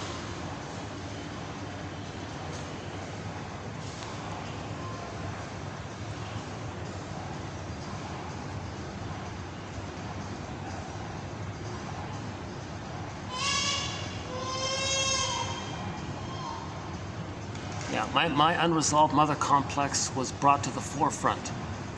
As if I married her. Okay, she reminded me of my mother. I married her so that she could trigger me. Okay, that's what's going to happen. You're going to be disappointed again. You're going to relive the pain with the mother. You chose her for that purpose. I think I married her because I needed to, once and for all, be free from my mother. So I need to see her. I learned what my mother did to me by what she's doing to me. Then finally, I stopped expecting my partner to love me in the way that my mother should have loved me, and I had some liberation from that. So now, what about the partner? Now she didn't want to grow with him because she wanted him. She wanted to change him. Now the guy, realizing that the girl's not going to change and grow with him, okay, he realized that was not a viable option for him. He doesn't want to relive the pain with the mother over and over again. He chose a woman who reminded him of his mother, to know the truth about him and his mother. Then he could separate.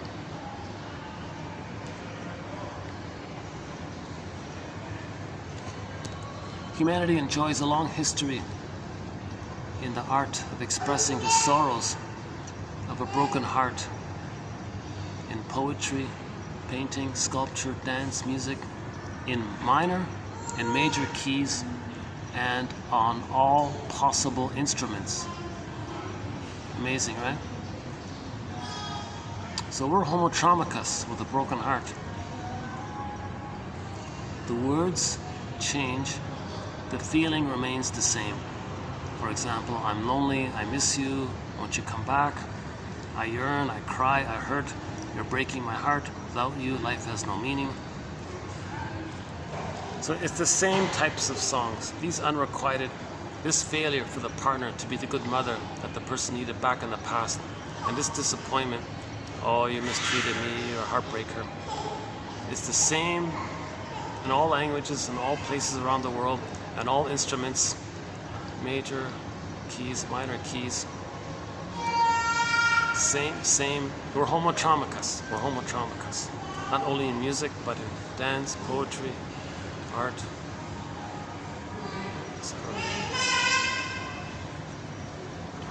I asked my friend to describe his experience of what he calls management by contempt. Quote, our management style is touted as being direct and virile, but is in fact abusive and decadent. There used to be a line between the expression of criticism and that of contempt. Not anymore. The suffering of the psyche is an invisible one. to address it, we all need to develop a night vision. And there's another night vision quote. We need to develop night vision.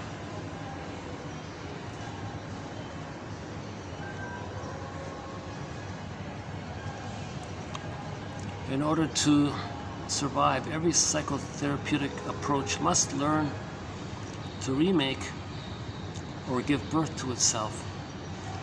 It was Picasso who said that tradition is having a baby, not wearing your father's hat. So it'd be very interesting in 100 years how psychoanalysis has progressed, what models we have.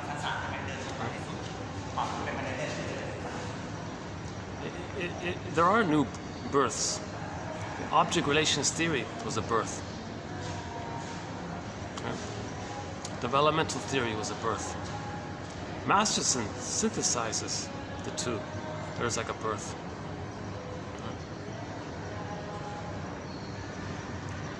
So now we're adding all these neural wiring ideas as well.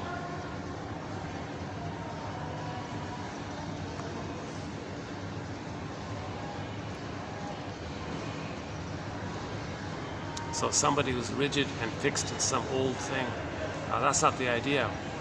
The idea is that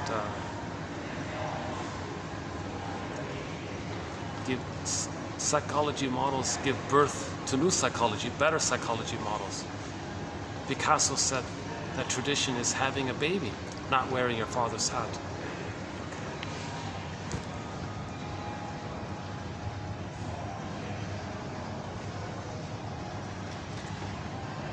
Your purpose springs forth from your uniqueness. You having a story of which you're the star. Who's the person experiencing this feeling of? So if you're ever having a feeling, ask yourself, hey, who's experiencing this feeling? Oh, I am. Embrace your emotions, whatever they are. It's the same as embracing yourself. Emotions are a reliable reflection of you. How you feel in any given moment is the road that connects you with your authentic self. In order to let go of a feeling, you must first give it its due. The feeling has to let go of you first. The feeling lets go of you. Emotional literacy, the ability to know and name emotions. That's a tough one, right? Another symptom of us being homotraumicus. Can we name and identify our feelings? Can we distinguish our feelings from other people's feelings? Empathy? Can we tolerate emotions instead of acting them out? Can we make I statements instead of, name calling? Can we say something when this happened, I felt hurt, etc. Friends and family may tell you, oh, he was a total fill in the blank. Oops, hold on a second. Okay, let me find that spot here.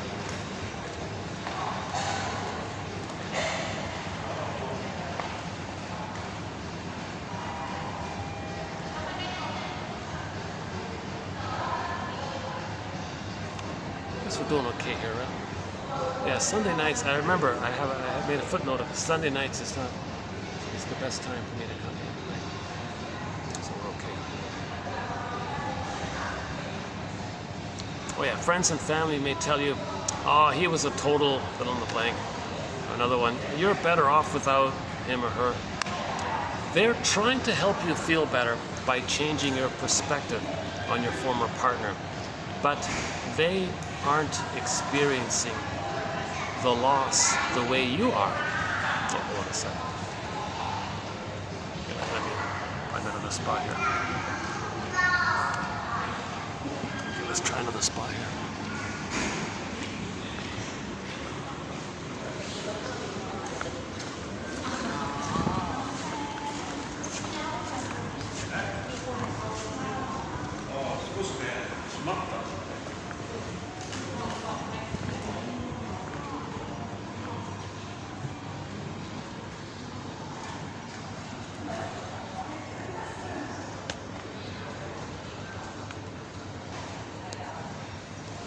Still okay here?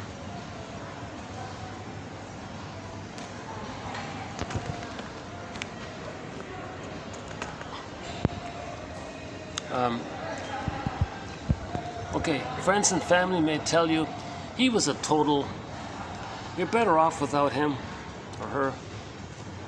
They're trying to help you feel better by changing your perspective on your former partner, but they aren't experiencing the loss the way you are.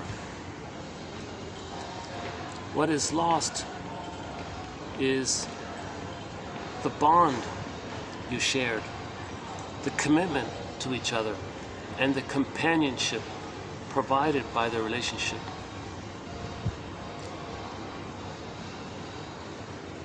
Emotions pass in waves. So everybody's well-meaning when they say these things, but first you gotta acknowledge the losses. At the end of a relationship, well, you lost the attachment that you shared, the dreams they had together, the companionship you had together. You gotta acknowledge these kinds of things first.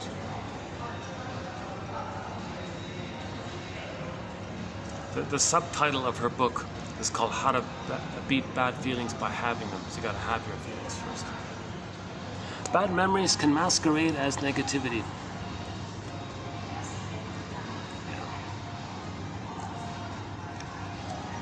Okay, so if somebody's usually very negative, they're hiding bad memories or painful memories. It may feel safer to be negative about the present or future than to face the truth about a painful past. A shield. Negativity functions as a shield or a defense against past injuries.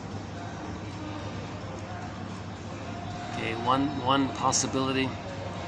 Examine your parents' negativity levels and compare them with your own.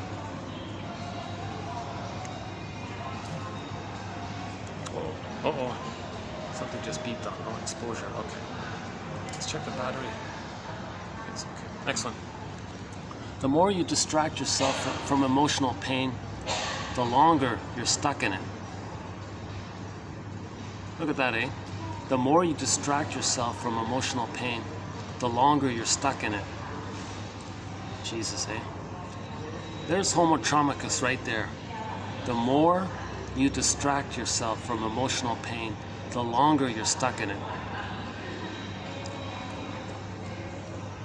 When we let something or someone be important to us, we become vulnerable to loss. We are all adult children of neurotic parents, be they mildly neurotic or more highly neurotic, maybe more curable neurotics or incurable neurotics. So we're all adult children of neurotic parents. Even if they're considered normal, they're still sort of mildly neurotic. To one degree or another, we're all neurotic. If we can't make an I statement, that's neurotic, right? If we can't name what we're feeling, that's neurotic. Okay, next one here. Now, yeah, this was the author giving some empathy to someone who made a comment on one of her articles, and she replied, "You are deprived of the basic right to be protected from harm and cherished by the adults closest to you. There are no words to express how wrong that was and how much it shouldn't have happened. I also grieve for you that you didn't get to experience parents who knew how to support you and nurture you, and that you don't have parents you can now enjoy as an adult. I hope you have learned somehow, somewhere, to have compassion for the child you once were, who is still healing from what happened. He or she needs you. I wish you every good thing under the sun."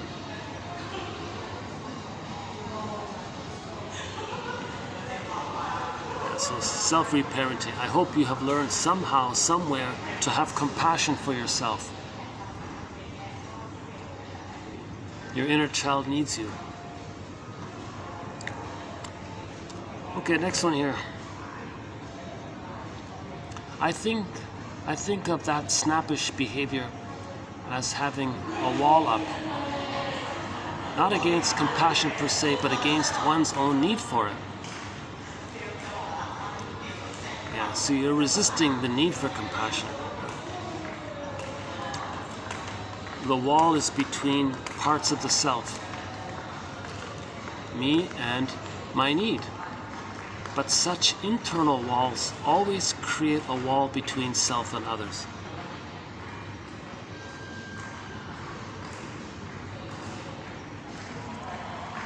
So, inside out, if inwardly if there's a disconnect inwardly between ourself and our needs and feelings and all this, there's a gap there. There may be like a gap in our outer relationships.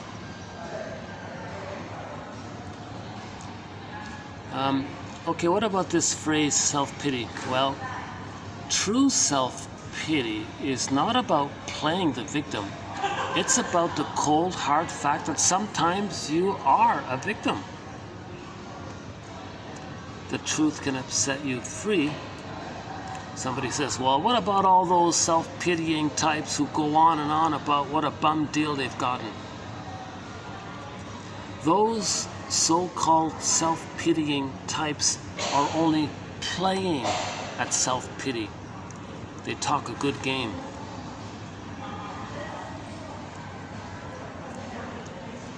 So there's a difference between wallowing in the intellectualization of what they did in the story, dwelling in the story. Pause and not wallow there. Rather, wallow with your feelings. Meaning allow your feelings. That's called constructive wallowing, the name of the book.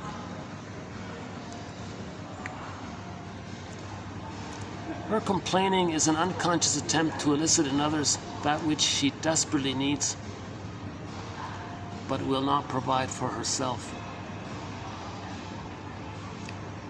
Her secret fear is that she shouldn't want anything more for herself.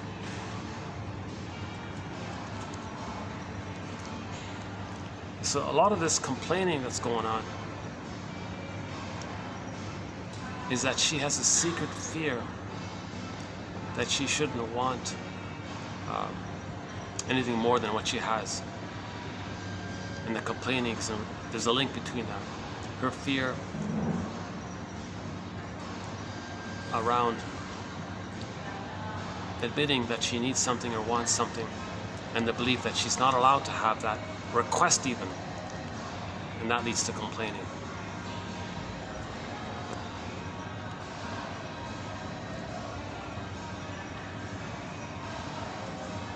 In boredom, I feel alienated from myself. Nothing sounds good to me because it's like there's no me there. Well, reconnect with yourself.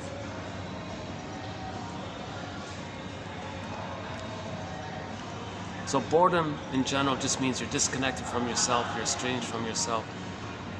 If others are estranged from themselves, you might feel bored by them.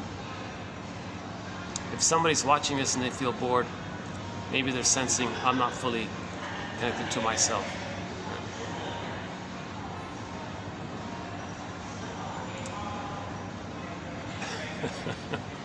Okay. We don't seem to have a choice about old unresolved issues surfacing in a marriage. Whatever you experienced is stored in your neural networks and will show up when activated, especially an old wound. Emotional needs from childhood that didn't get met don't go away just because you have reached adult age. The emotional brain learns through experience. What you haven't worked through emotionally will come up in your relationship. It isn't fair to ask your partner to bear the brunt of things you experienced as a child. Oh, there it is there, right?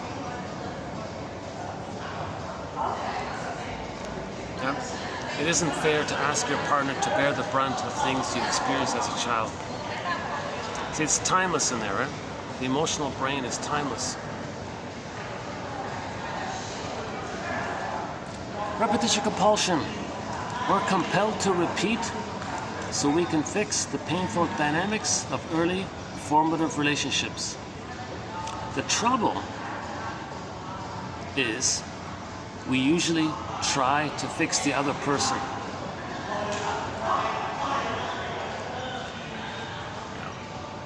Still trying to save the partner. Still trying to save the mother or the partner. I love you, you're perfect now, change. So repetition compulsion never works because you can never change the person in the present and morph them to be the good mother for the past. But the positive intention of repetition compulsion is to see if you can magically undo the past, get the needed love past. Maybe a compromise is you're looking for a momentary feeling of one-upping the thing in the past. If you can change the story a bit where you're right and they're wrong, kind of thing. But that's not changing anything.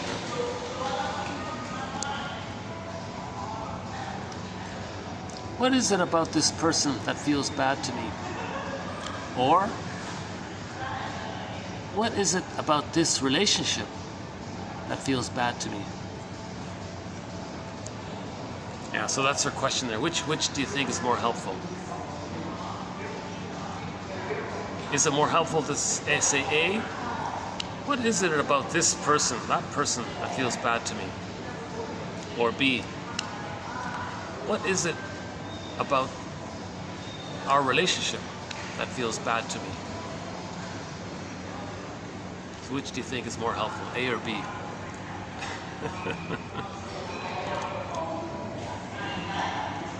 Wallow in the emotion, not in what happened. Oh yeah, so there's a summary. I think that sentence summarizes the whole book right there. Wallow in your emotion, not in what happened, the story of what happened. Transfer that energy to your feeling. Because when you feel through the feeling,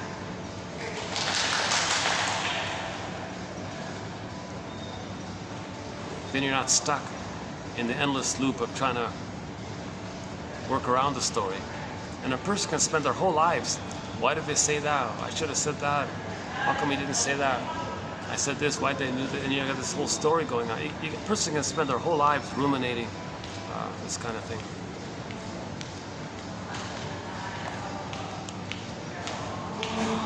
Okay, Gilbertson doesn't like this expression.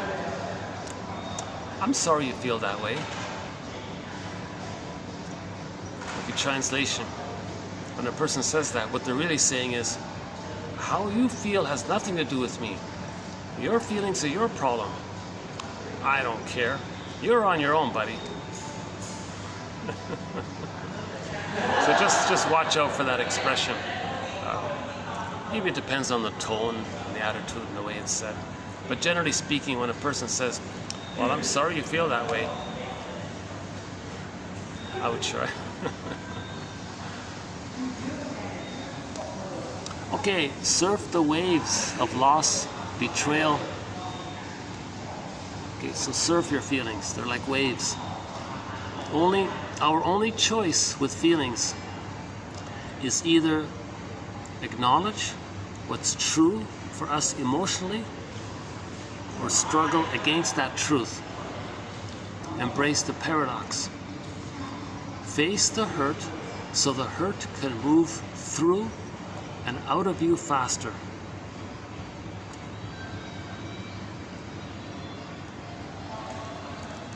So if you squelch down the hurt, it's there longer. If you accept the hurt, it'll be moved through and freed out earlier.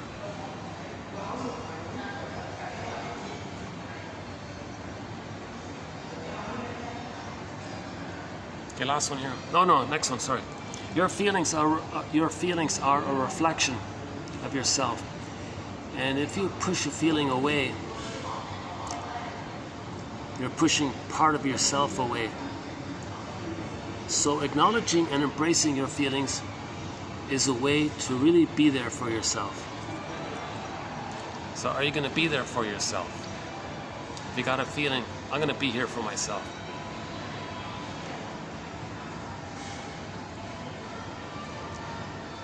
This next one's sort of a humorous one here. So there you sit with your chocolate-stained smile, numb, silent, tired, as if nothing had happened. The self-inflicted protest. Too many times. And then, with the ignorance of the first wound, you reach out once again to cover the tracks, and returning to the cruel world where nothing can touch your scared secret. That's one of the best little poems on emotional eating right there. So this will be added to our thread on emotional eating. Emotional eating. So there you sit with your chocolate-stained smile, numb, silent, and tired. That's the food trance Roger Gould talks about in his book called Shrink Yourself on the topic. So there you sit with your chocolate-stained smile, numb, silent, and tired, as if nothing had happened. You're in a food trance. You're like in a trance, like you're hypnotized. You ate the chocolate, and you were not present. You were absent. You were disassociated. You were off in dreamland, right? The self-inflicted protest. The self-inflicted protest. No, I'm not going to accept being unloved. Here's my chocolate. Too many times. And then with the ignorance of the first wound, you reach out once again to cover the tracks, and returning to the cruel world where nothing can touch your scared secret. It's hard to do this with people walking by, you know?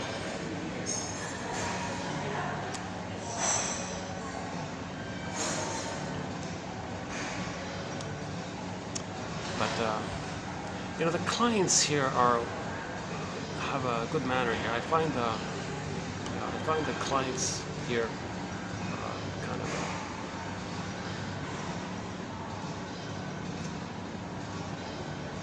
considerate towards others. Yeah. So, anyways, I'm gonna go over these ones in the next video. So that most of that what you heard was a preview. Let's finish today's quotes here. Forgiveness is a feeling. Yeah, she offers the little side twist here. If you say forgive somebody, well, what do you really mean? It's more closer if we say that when you forgive someone, it's more about how you feel about the person. There's the forgiveness, it's by the feeling. Not so much by the telling yourself to control you can't really like order your feelings around, right? You can't order your feelings, like forgive them, like you're ordering your feelings kind of thing, right? If you want to forgive someone, okay, you gotta have recognition of their story. Then you'll get a feeling. From the feeling is the forgiveness. That's what he means. Dishonesty and self-esteem are like oil and water. Survival breathing is what we do automatically. Its only job is to keep us alive, not the same as breathing for life.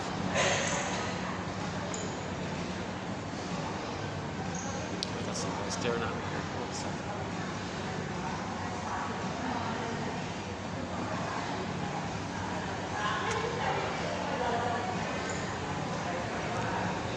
Okay. Yeah. So I mentioned this. We don't have a thread on PTSD, but in case in the future we do have a thread on PTSD, I thought I might include this in advance in the event that we do. So one symptom of PTSD is shallow breathing. It's automatic, very shallow, minimal breathing. That's called survival breathing. But without PTSD, there seems to be like a more relaxed, deep breathing for life. But when we're afraid, our breathing is shallow, right?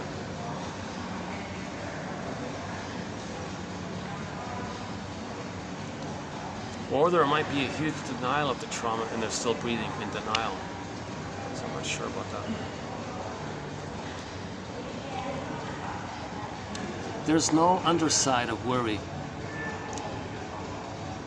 It's perpetual, unless or until the fear underneath is faced. Yeah, so to get rid of worry, you gotta identify the underlying fear. Makes sense. Okay, an internal locus of control means that clients believe in their own ability to influence the course of their lives. An external locus of control asserts that life is like a lottery. Okay, so just some jargon here, right? Internal locus of control. Okay, so you have self-agency and self-activation for the true self. That's an internal locus of control. Or if you don't have your true self, then you have an external locus of control. Now things are more like a lottery. Or something like that. All right, next one here. Getting past an emotional injury is like getting past winter. The only way past it is through it. Yeah, so keep that image in mind, right? Let's say winter begins. The only way to get past the winter is through the winter. Likewise, the feeling comes up, treat it as an emotional season. Go through the feeling the way you would go through a season.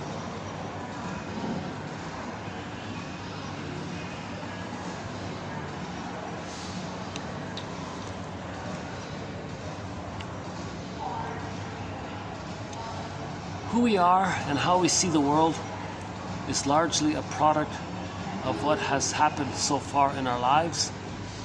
Our past has set the stage for our present. Yeah, that's the traumatic script. It's not fate, it's not a curse, it's not destiny. Your past memories create a template and you distort the present to fit the past. So the past has set a stage for your present, and the present is like a stage for the past. Hence this staging thing.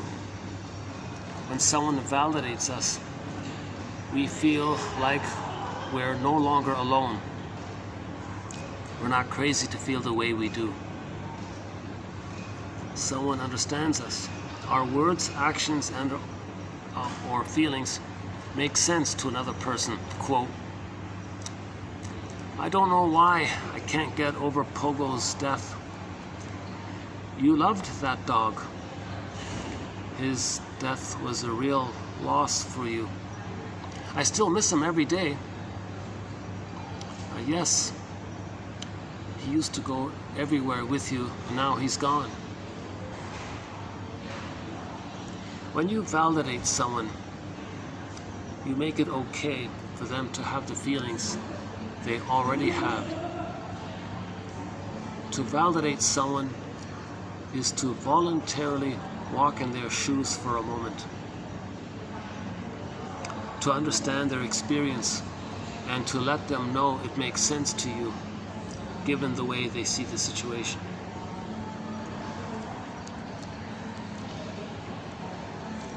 So just an example of what's called validation or empathy. Instead of saying, there now, you'll get another dog, don't worry about it. No use crying over spit, like, get over it, stop, don't complain about it. You want to validate their feelings. Yeah, well, yeah, it makes sense. You really loved that dog. You guys did a lot together, didn't you? It's a real loss. You experienced a real loss. I miss him very much. You guys went everywhere together. You did things together. And now he's gone. So you're kind of validating. You see, like you're accepting what they're saying, right? Yeah, I miss the dog. You validate it. Yeah. You loved your dog and it's a loss. You guys went everywhere together. That's called validating. The unconscious motivation really causes the act. The conscious motivation is only a deception. Okay, the next three are just some loose miscellaneous ones. The unconscious motivation really causes the act. There's the idea of the puppet master, the unconscious, right? Like, why were you attracted to someone who reminds you of the mother? The unconscious made you do it. The unconscious made you feel excited or spellbound. The unconscious did it, because in the unconscious is unfinished business with the mother. That's in the unconscious. And you want to resolve that, get proper wiring. So the unconscious got you to be attracted to someone who reminds you of the mother. And then you make excuses to cover it. Like you'll make excuses around it. Conscious motivation is only a deception. The unconscious motivation really causes the act. 8. One guy says, or one guy believes, that 80% of our actions are guided by our unconscious. Oh, sorry, 8/9. Oh, 8/9. Hang on, that's more than 80. That's more like 90%. 8/9. I don't know how we got that figure. So let's say 90%. 8/9. So that's okay, let's just say let's just round it around. Let's say 85% roughly. 85% of all our actions are guided by our unconscious. That doesn't sound right. Huh? Let's say 90%. 90% of all our actions are guided by our unconscious. That's humanity's third narcissistic injury. This idea that 90% of what we're doing was due to unconscious motivation, unconscious memories, unconscious template, unconscious script. This lens that we created is getting us to distort the present to fit the lens. We're making decisions to see if we can update the lens, to get a better lens, to get a proper lens. For example, choosing a partner that reminds you of the parent. The unconscious does this. Another one about night vision. Free association is night vision to see what is not ordinarily visible to the eye. Yeah, so if you free associate, things can come up. So that's night vision, right? Being able to see what's inside. Psychoanalysis, a voice from the margins with a particular eye or night vision for what is being hidden and denied. So psychoanalysis is a kind of night vision for what is being hidden and denied. How are we doing here? Let's see. Battery's okay. Yeah, battery's okay. Okay, I'm gonna pause this before the 6-hour mark so I can trim out that copyrighted music earlier.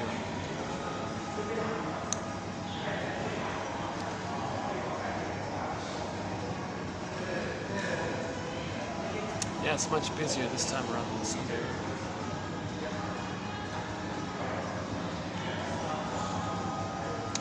Maybe let's take a musical break here. Let's see.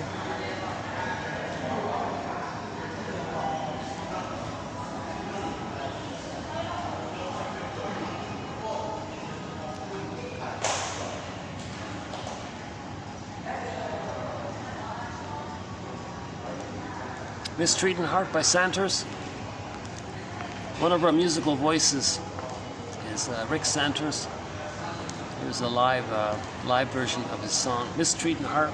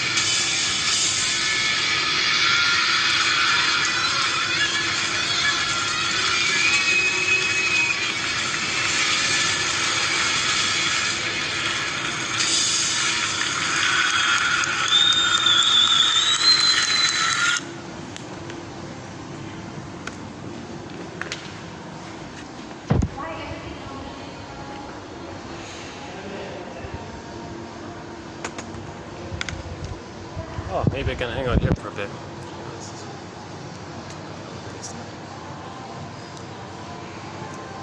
Yeah, Rick Santer is one of our musical voices. We've got several of his songs on our soundtrack, both as the lead singer for the band Santers and as a soloist. Pavlov's Dog, yeah, we've got several of their songs. You know, they're still around, huh? Pavlov's Dog, David Surkamp. So, hey, this is great. Yeah, here's nice. Oh yeah, nobody's around here. Let's try this for a bit. Oh wow, oh this is nice. First time I sit here. Right? Look at this. I got a nice view of everything. Oh, here's a comfy spot. Yeah.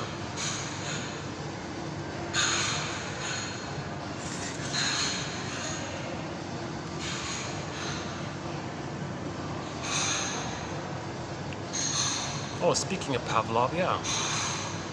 Yeah, here he is here. Yeah, this guy. Here he is here, huh? Pavlov, huh? Okay, okay. Hello. So we've got four songs from the rock band Pavlov's Dog. Julia, Episode, theme from Subway Sue. That's a great one. And Late November.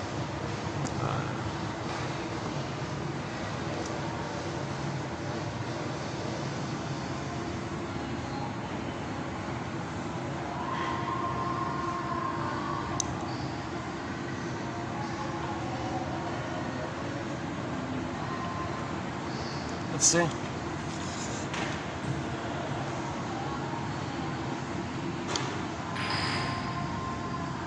We tend to be attracted to partners who help us recreate the same troublesome dynamics we were hurt by earlier in life.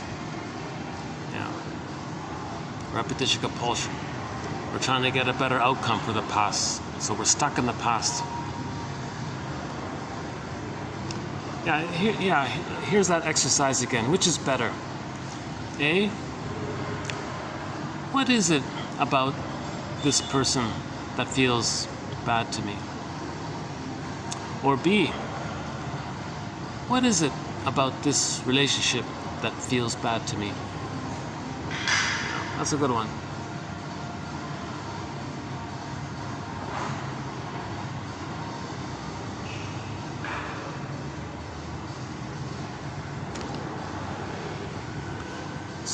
So there you sit with your chocolate-stained smile, numb, silent, and tired, as if nothing had happened. The self-inflicted protest too many times. And then, with the ignorance of the first wound, you reach out once again to cover the tracks, and returning to the cruel world where nothing can touch your scared secret. That's a good one, yeah.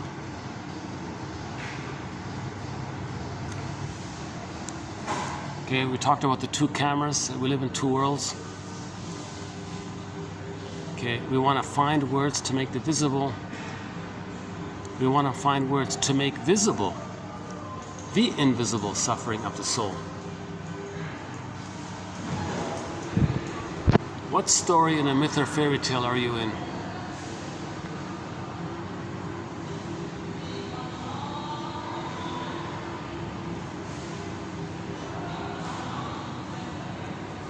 Most neurotic behaviors are more like an unfortunate addiction to a joyless life.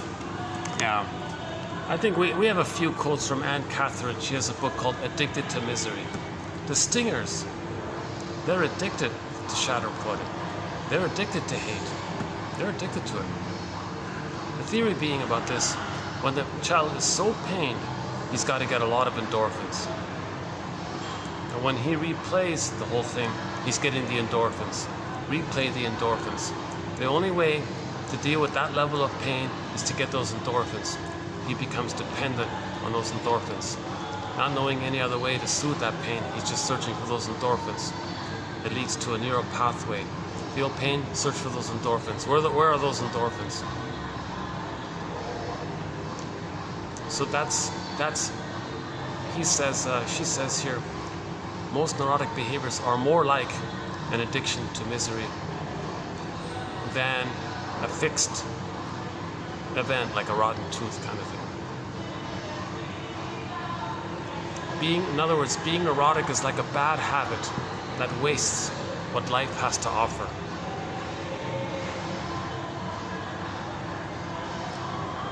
How are we doing? 10 minutes left? Okay, 10 minutes.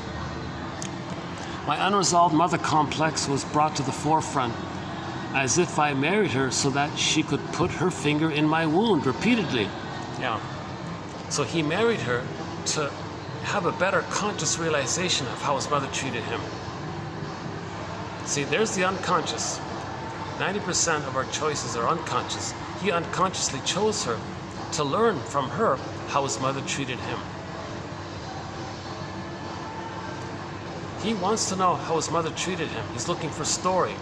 So he finds a woman that reminds him of the mother.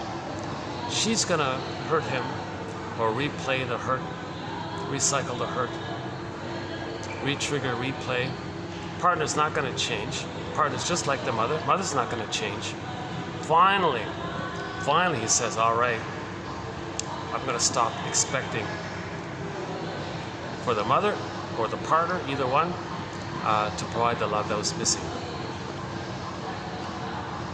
Now, because the partner refuses to evolve together, he realizes he can't stay there. That's not viable for him.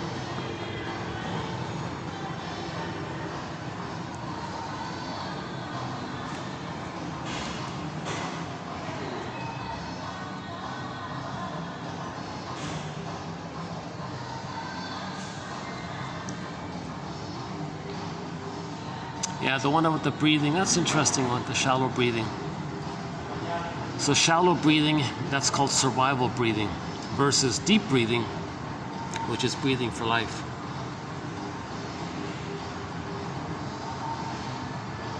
But that's not that's too. There are many exceptions to this, I think. A lot of people with the stinger personality patterns may breathe deeply because they feel safe because they're an infantile god. Yeah, so if the person's deluded thinking they're a god, they may breathe deeply. So there's a ironic health benefit to thinking that you're a little god, right? So a lot of stinger personality patterns do have a long life. But they're miserable towards others. Right? They're harmful towards others their whole lives.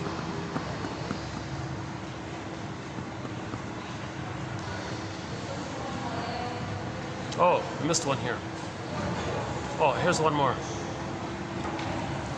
We're always the hero in our own minds, doing the best we can under the circumstances. But others, not so much. We should be our own heroes. The problem comes when we don't extend the same courtesy to others. The next time someone behaves badly, see if you can come up with some reasons why they might be acting that way. There is context to every action.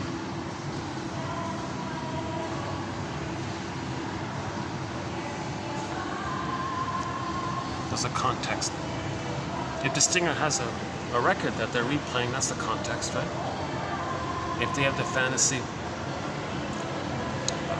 that they can change the past by replaying it, but they can only replay it,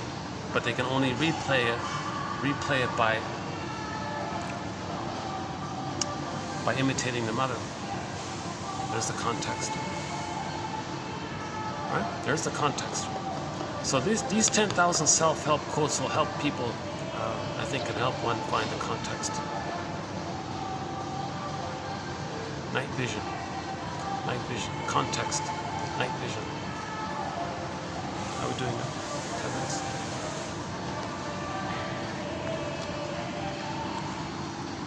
Okay, maybe I'll just leave it here then.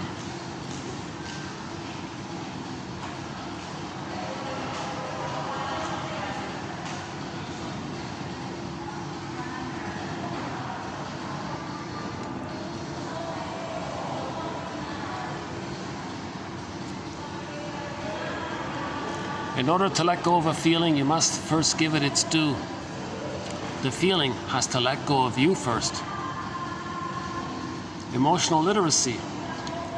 The ability to know and name your feelings and to distinguish yours from others. Yeah, because if you're so you might be projecting, right? So can you identify your projections? If you can make I statements, you have emotional literacy. If you can make I statements. When you said that, I felt such and such. That's the raw basic of it, right?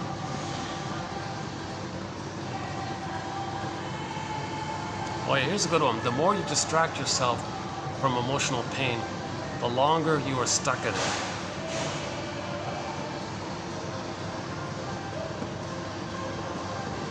I think this sentence here is in the top 3 right there. This one here. The more you distract, in today's batch, the more you distract yourself from emotional pain, the longer you're stuck in it. That's called complicated grief, aggravated grief, the derailment of the grief process, pathological nostalgia, melancholia. The person ends up as a bitter curmudgeon late in life, and they're stuck in it. So for more on this point, check out our thread on complicated grief, a major thread here in our collection.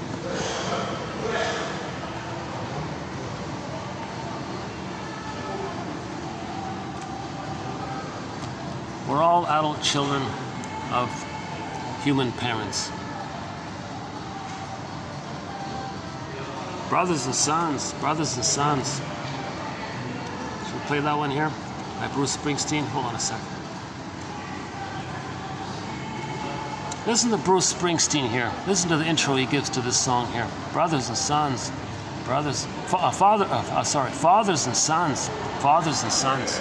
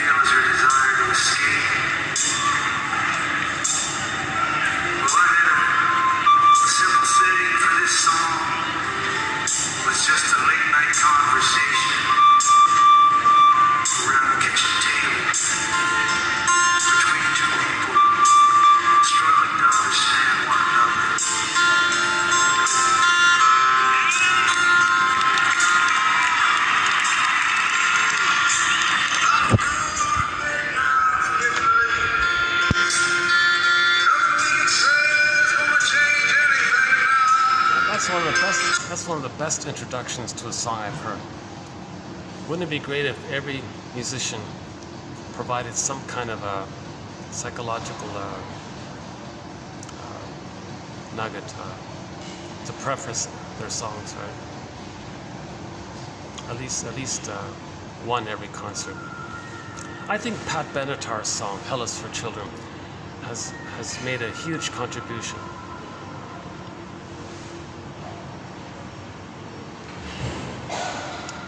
She says it. So she's like a major female rock star, Pat Benatar, and she says at every concert, without fail, she'll always sing that one song. That she'll make sure to include that one song.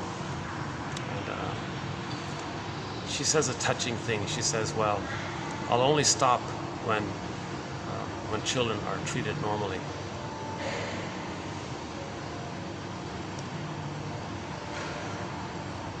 So yeah, we need more of these psychologically minded ideas to come through.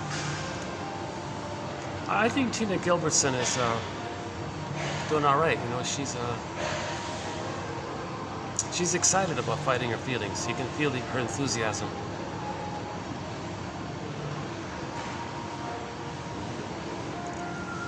And she'll be remembered in a positive way, I think, rather than had she not. Let's say she stayed as a actress or something and did all these minor roles or whatever. Probably forgotten, right?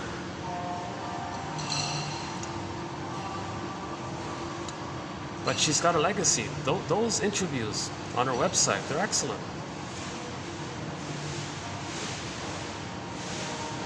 There's one short TV clip with a couple.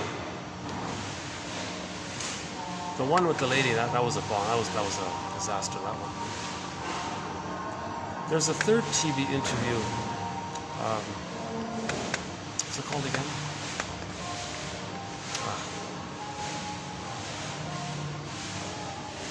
Something day, Sunday, something Sunday. I forgot. Maybe if you look up her name, TV interview. I think the channel is KPIX. Something Sunday.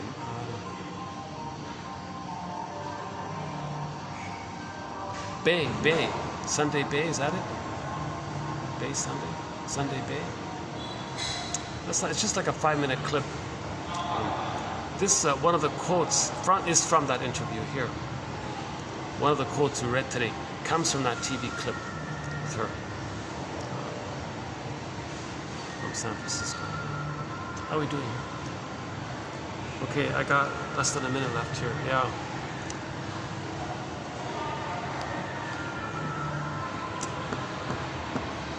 Yeah, okay. Let me close the video here today.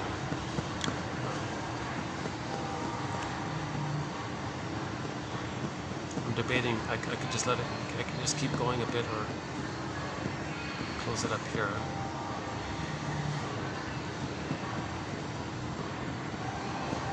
Yeah, I guess I'll close it up here now. We'll be adding more quotes to our various threads. So yeah. This has been TQ 2708. 2708. Yeah. Okay. Yeah. I'll see you in the next video. To be continued, to be updated, to be enriched, to be enhanced, to be improved. See you next time.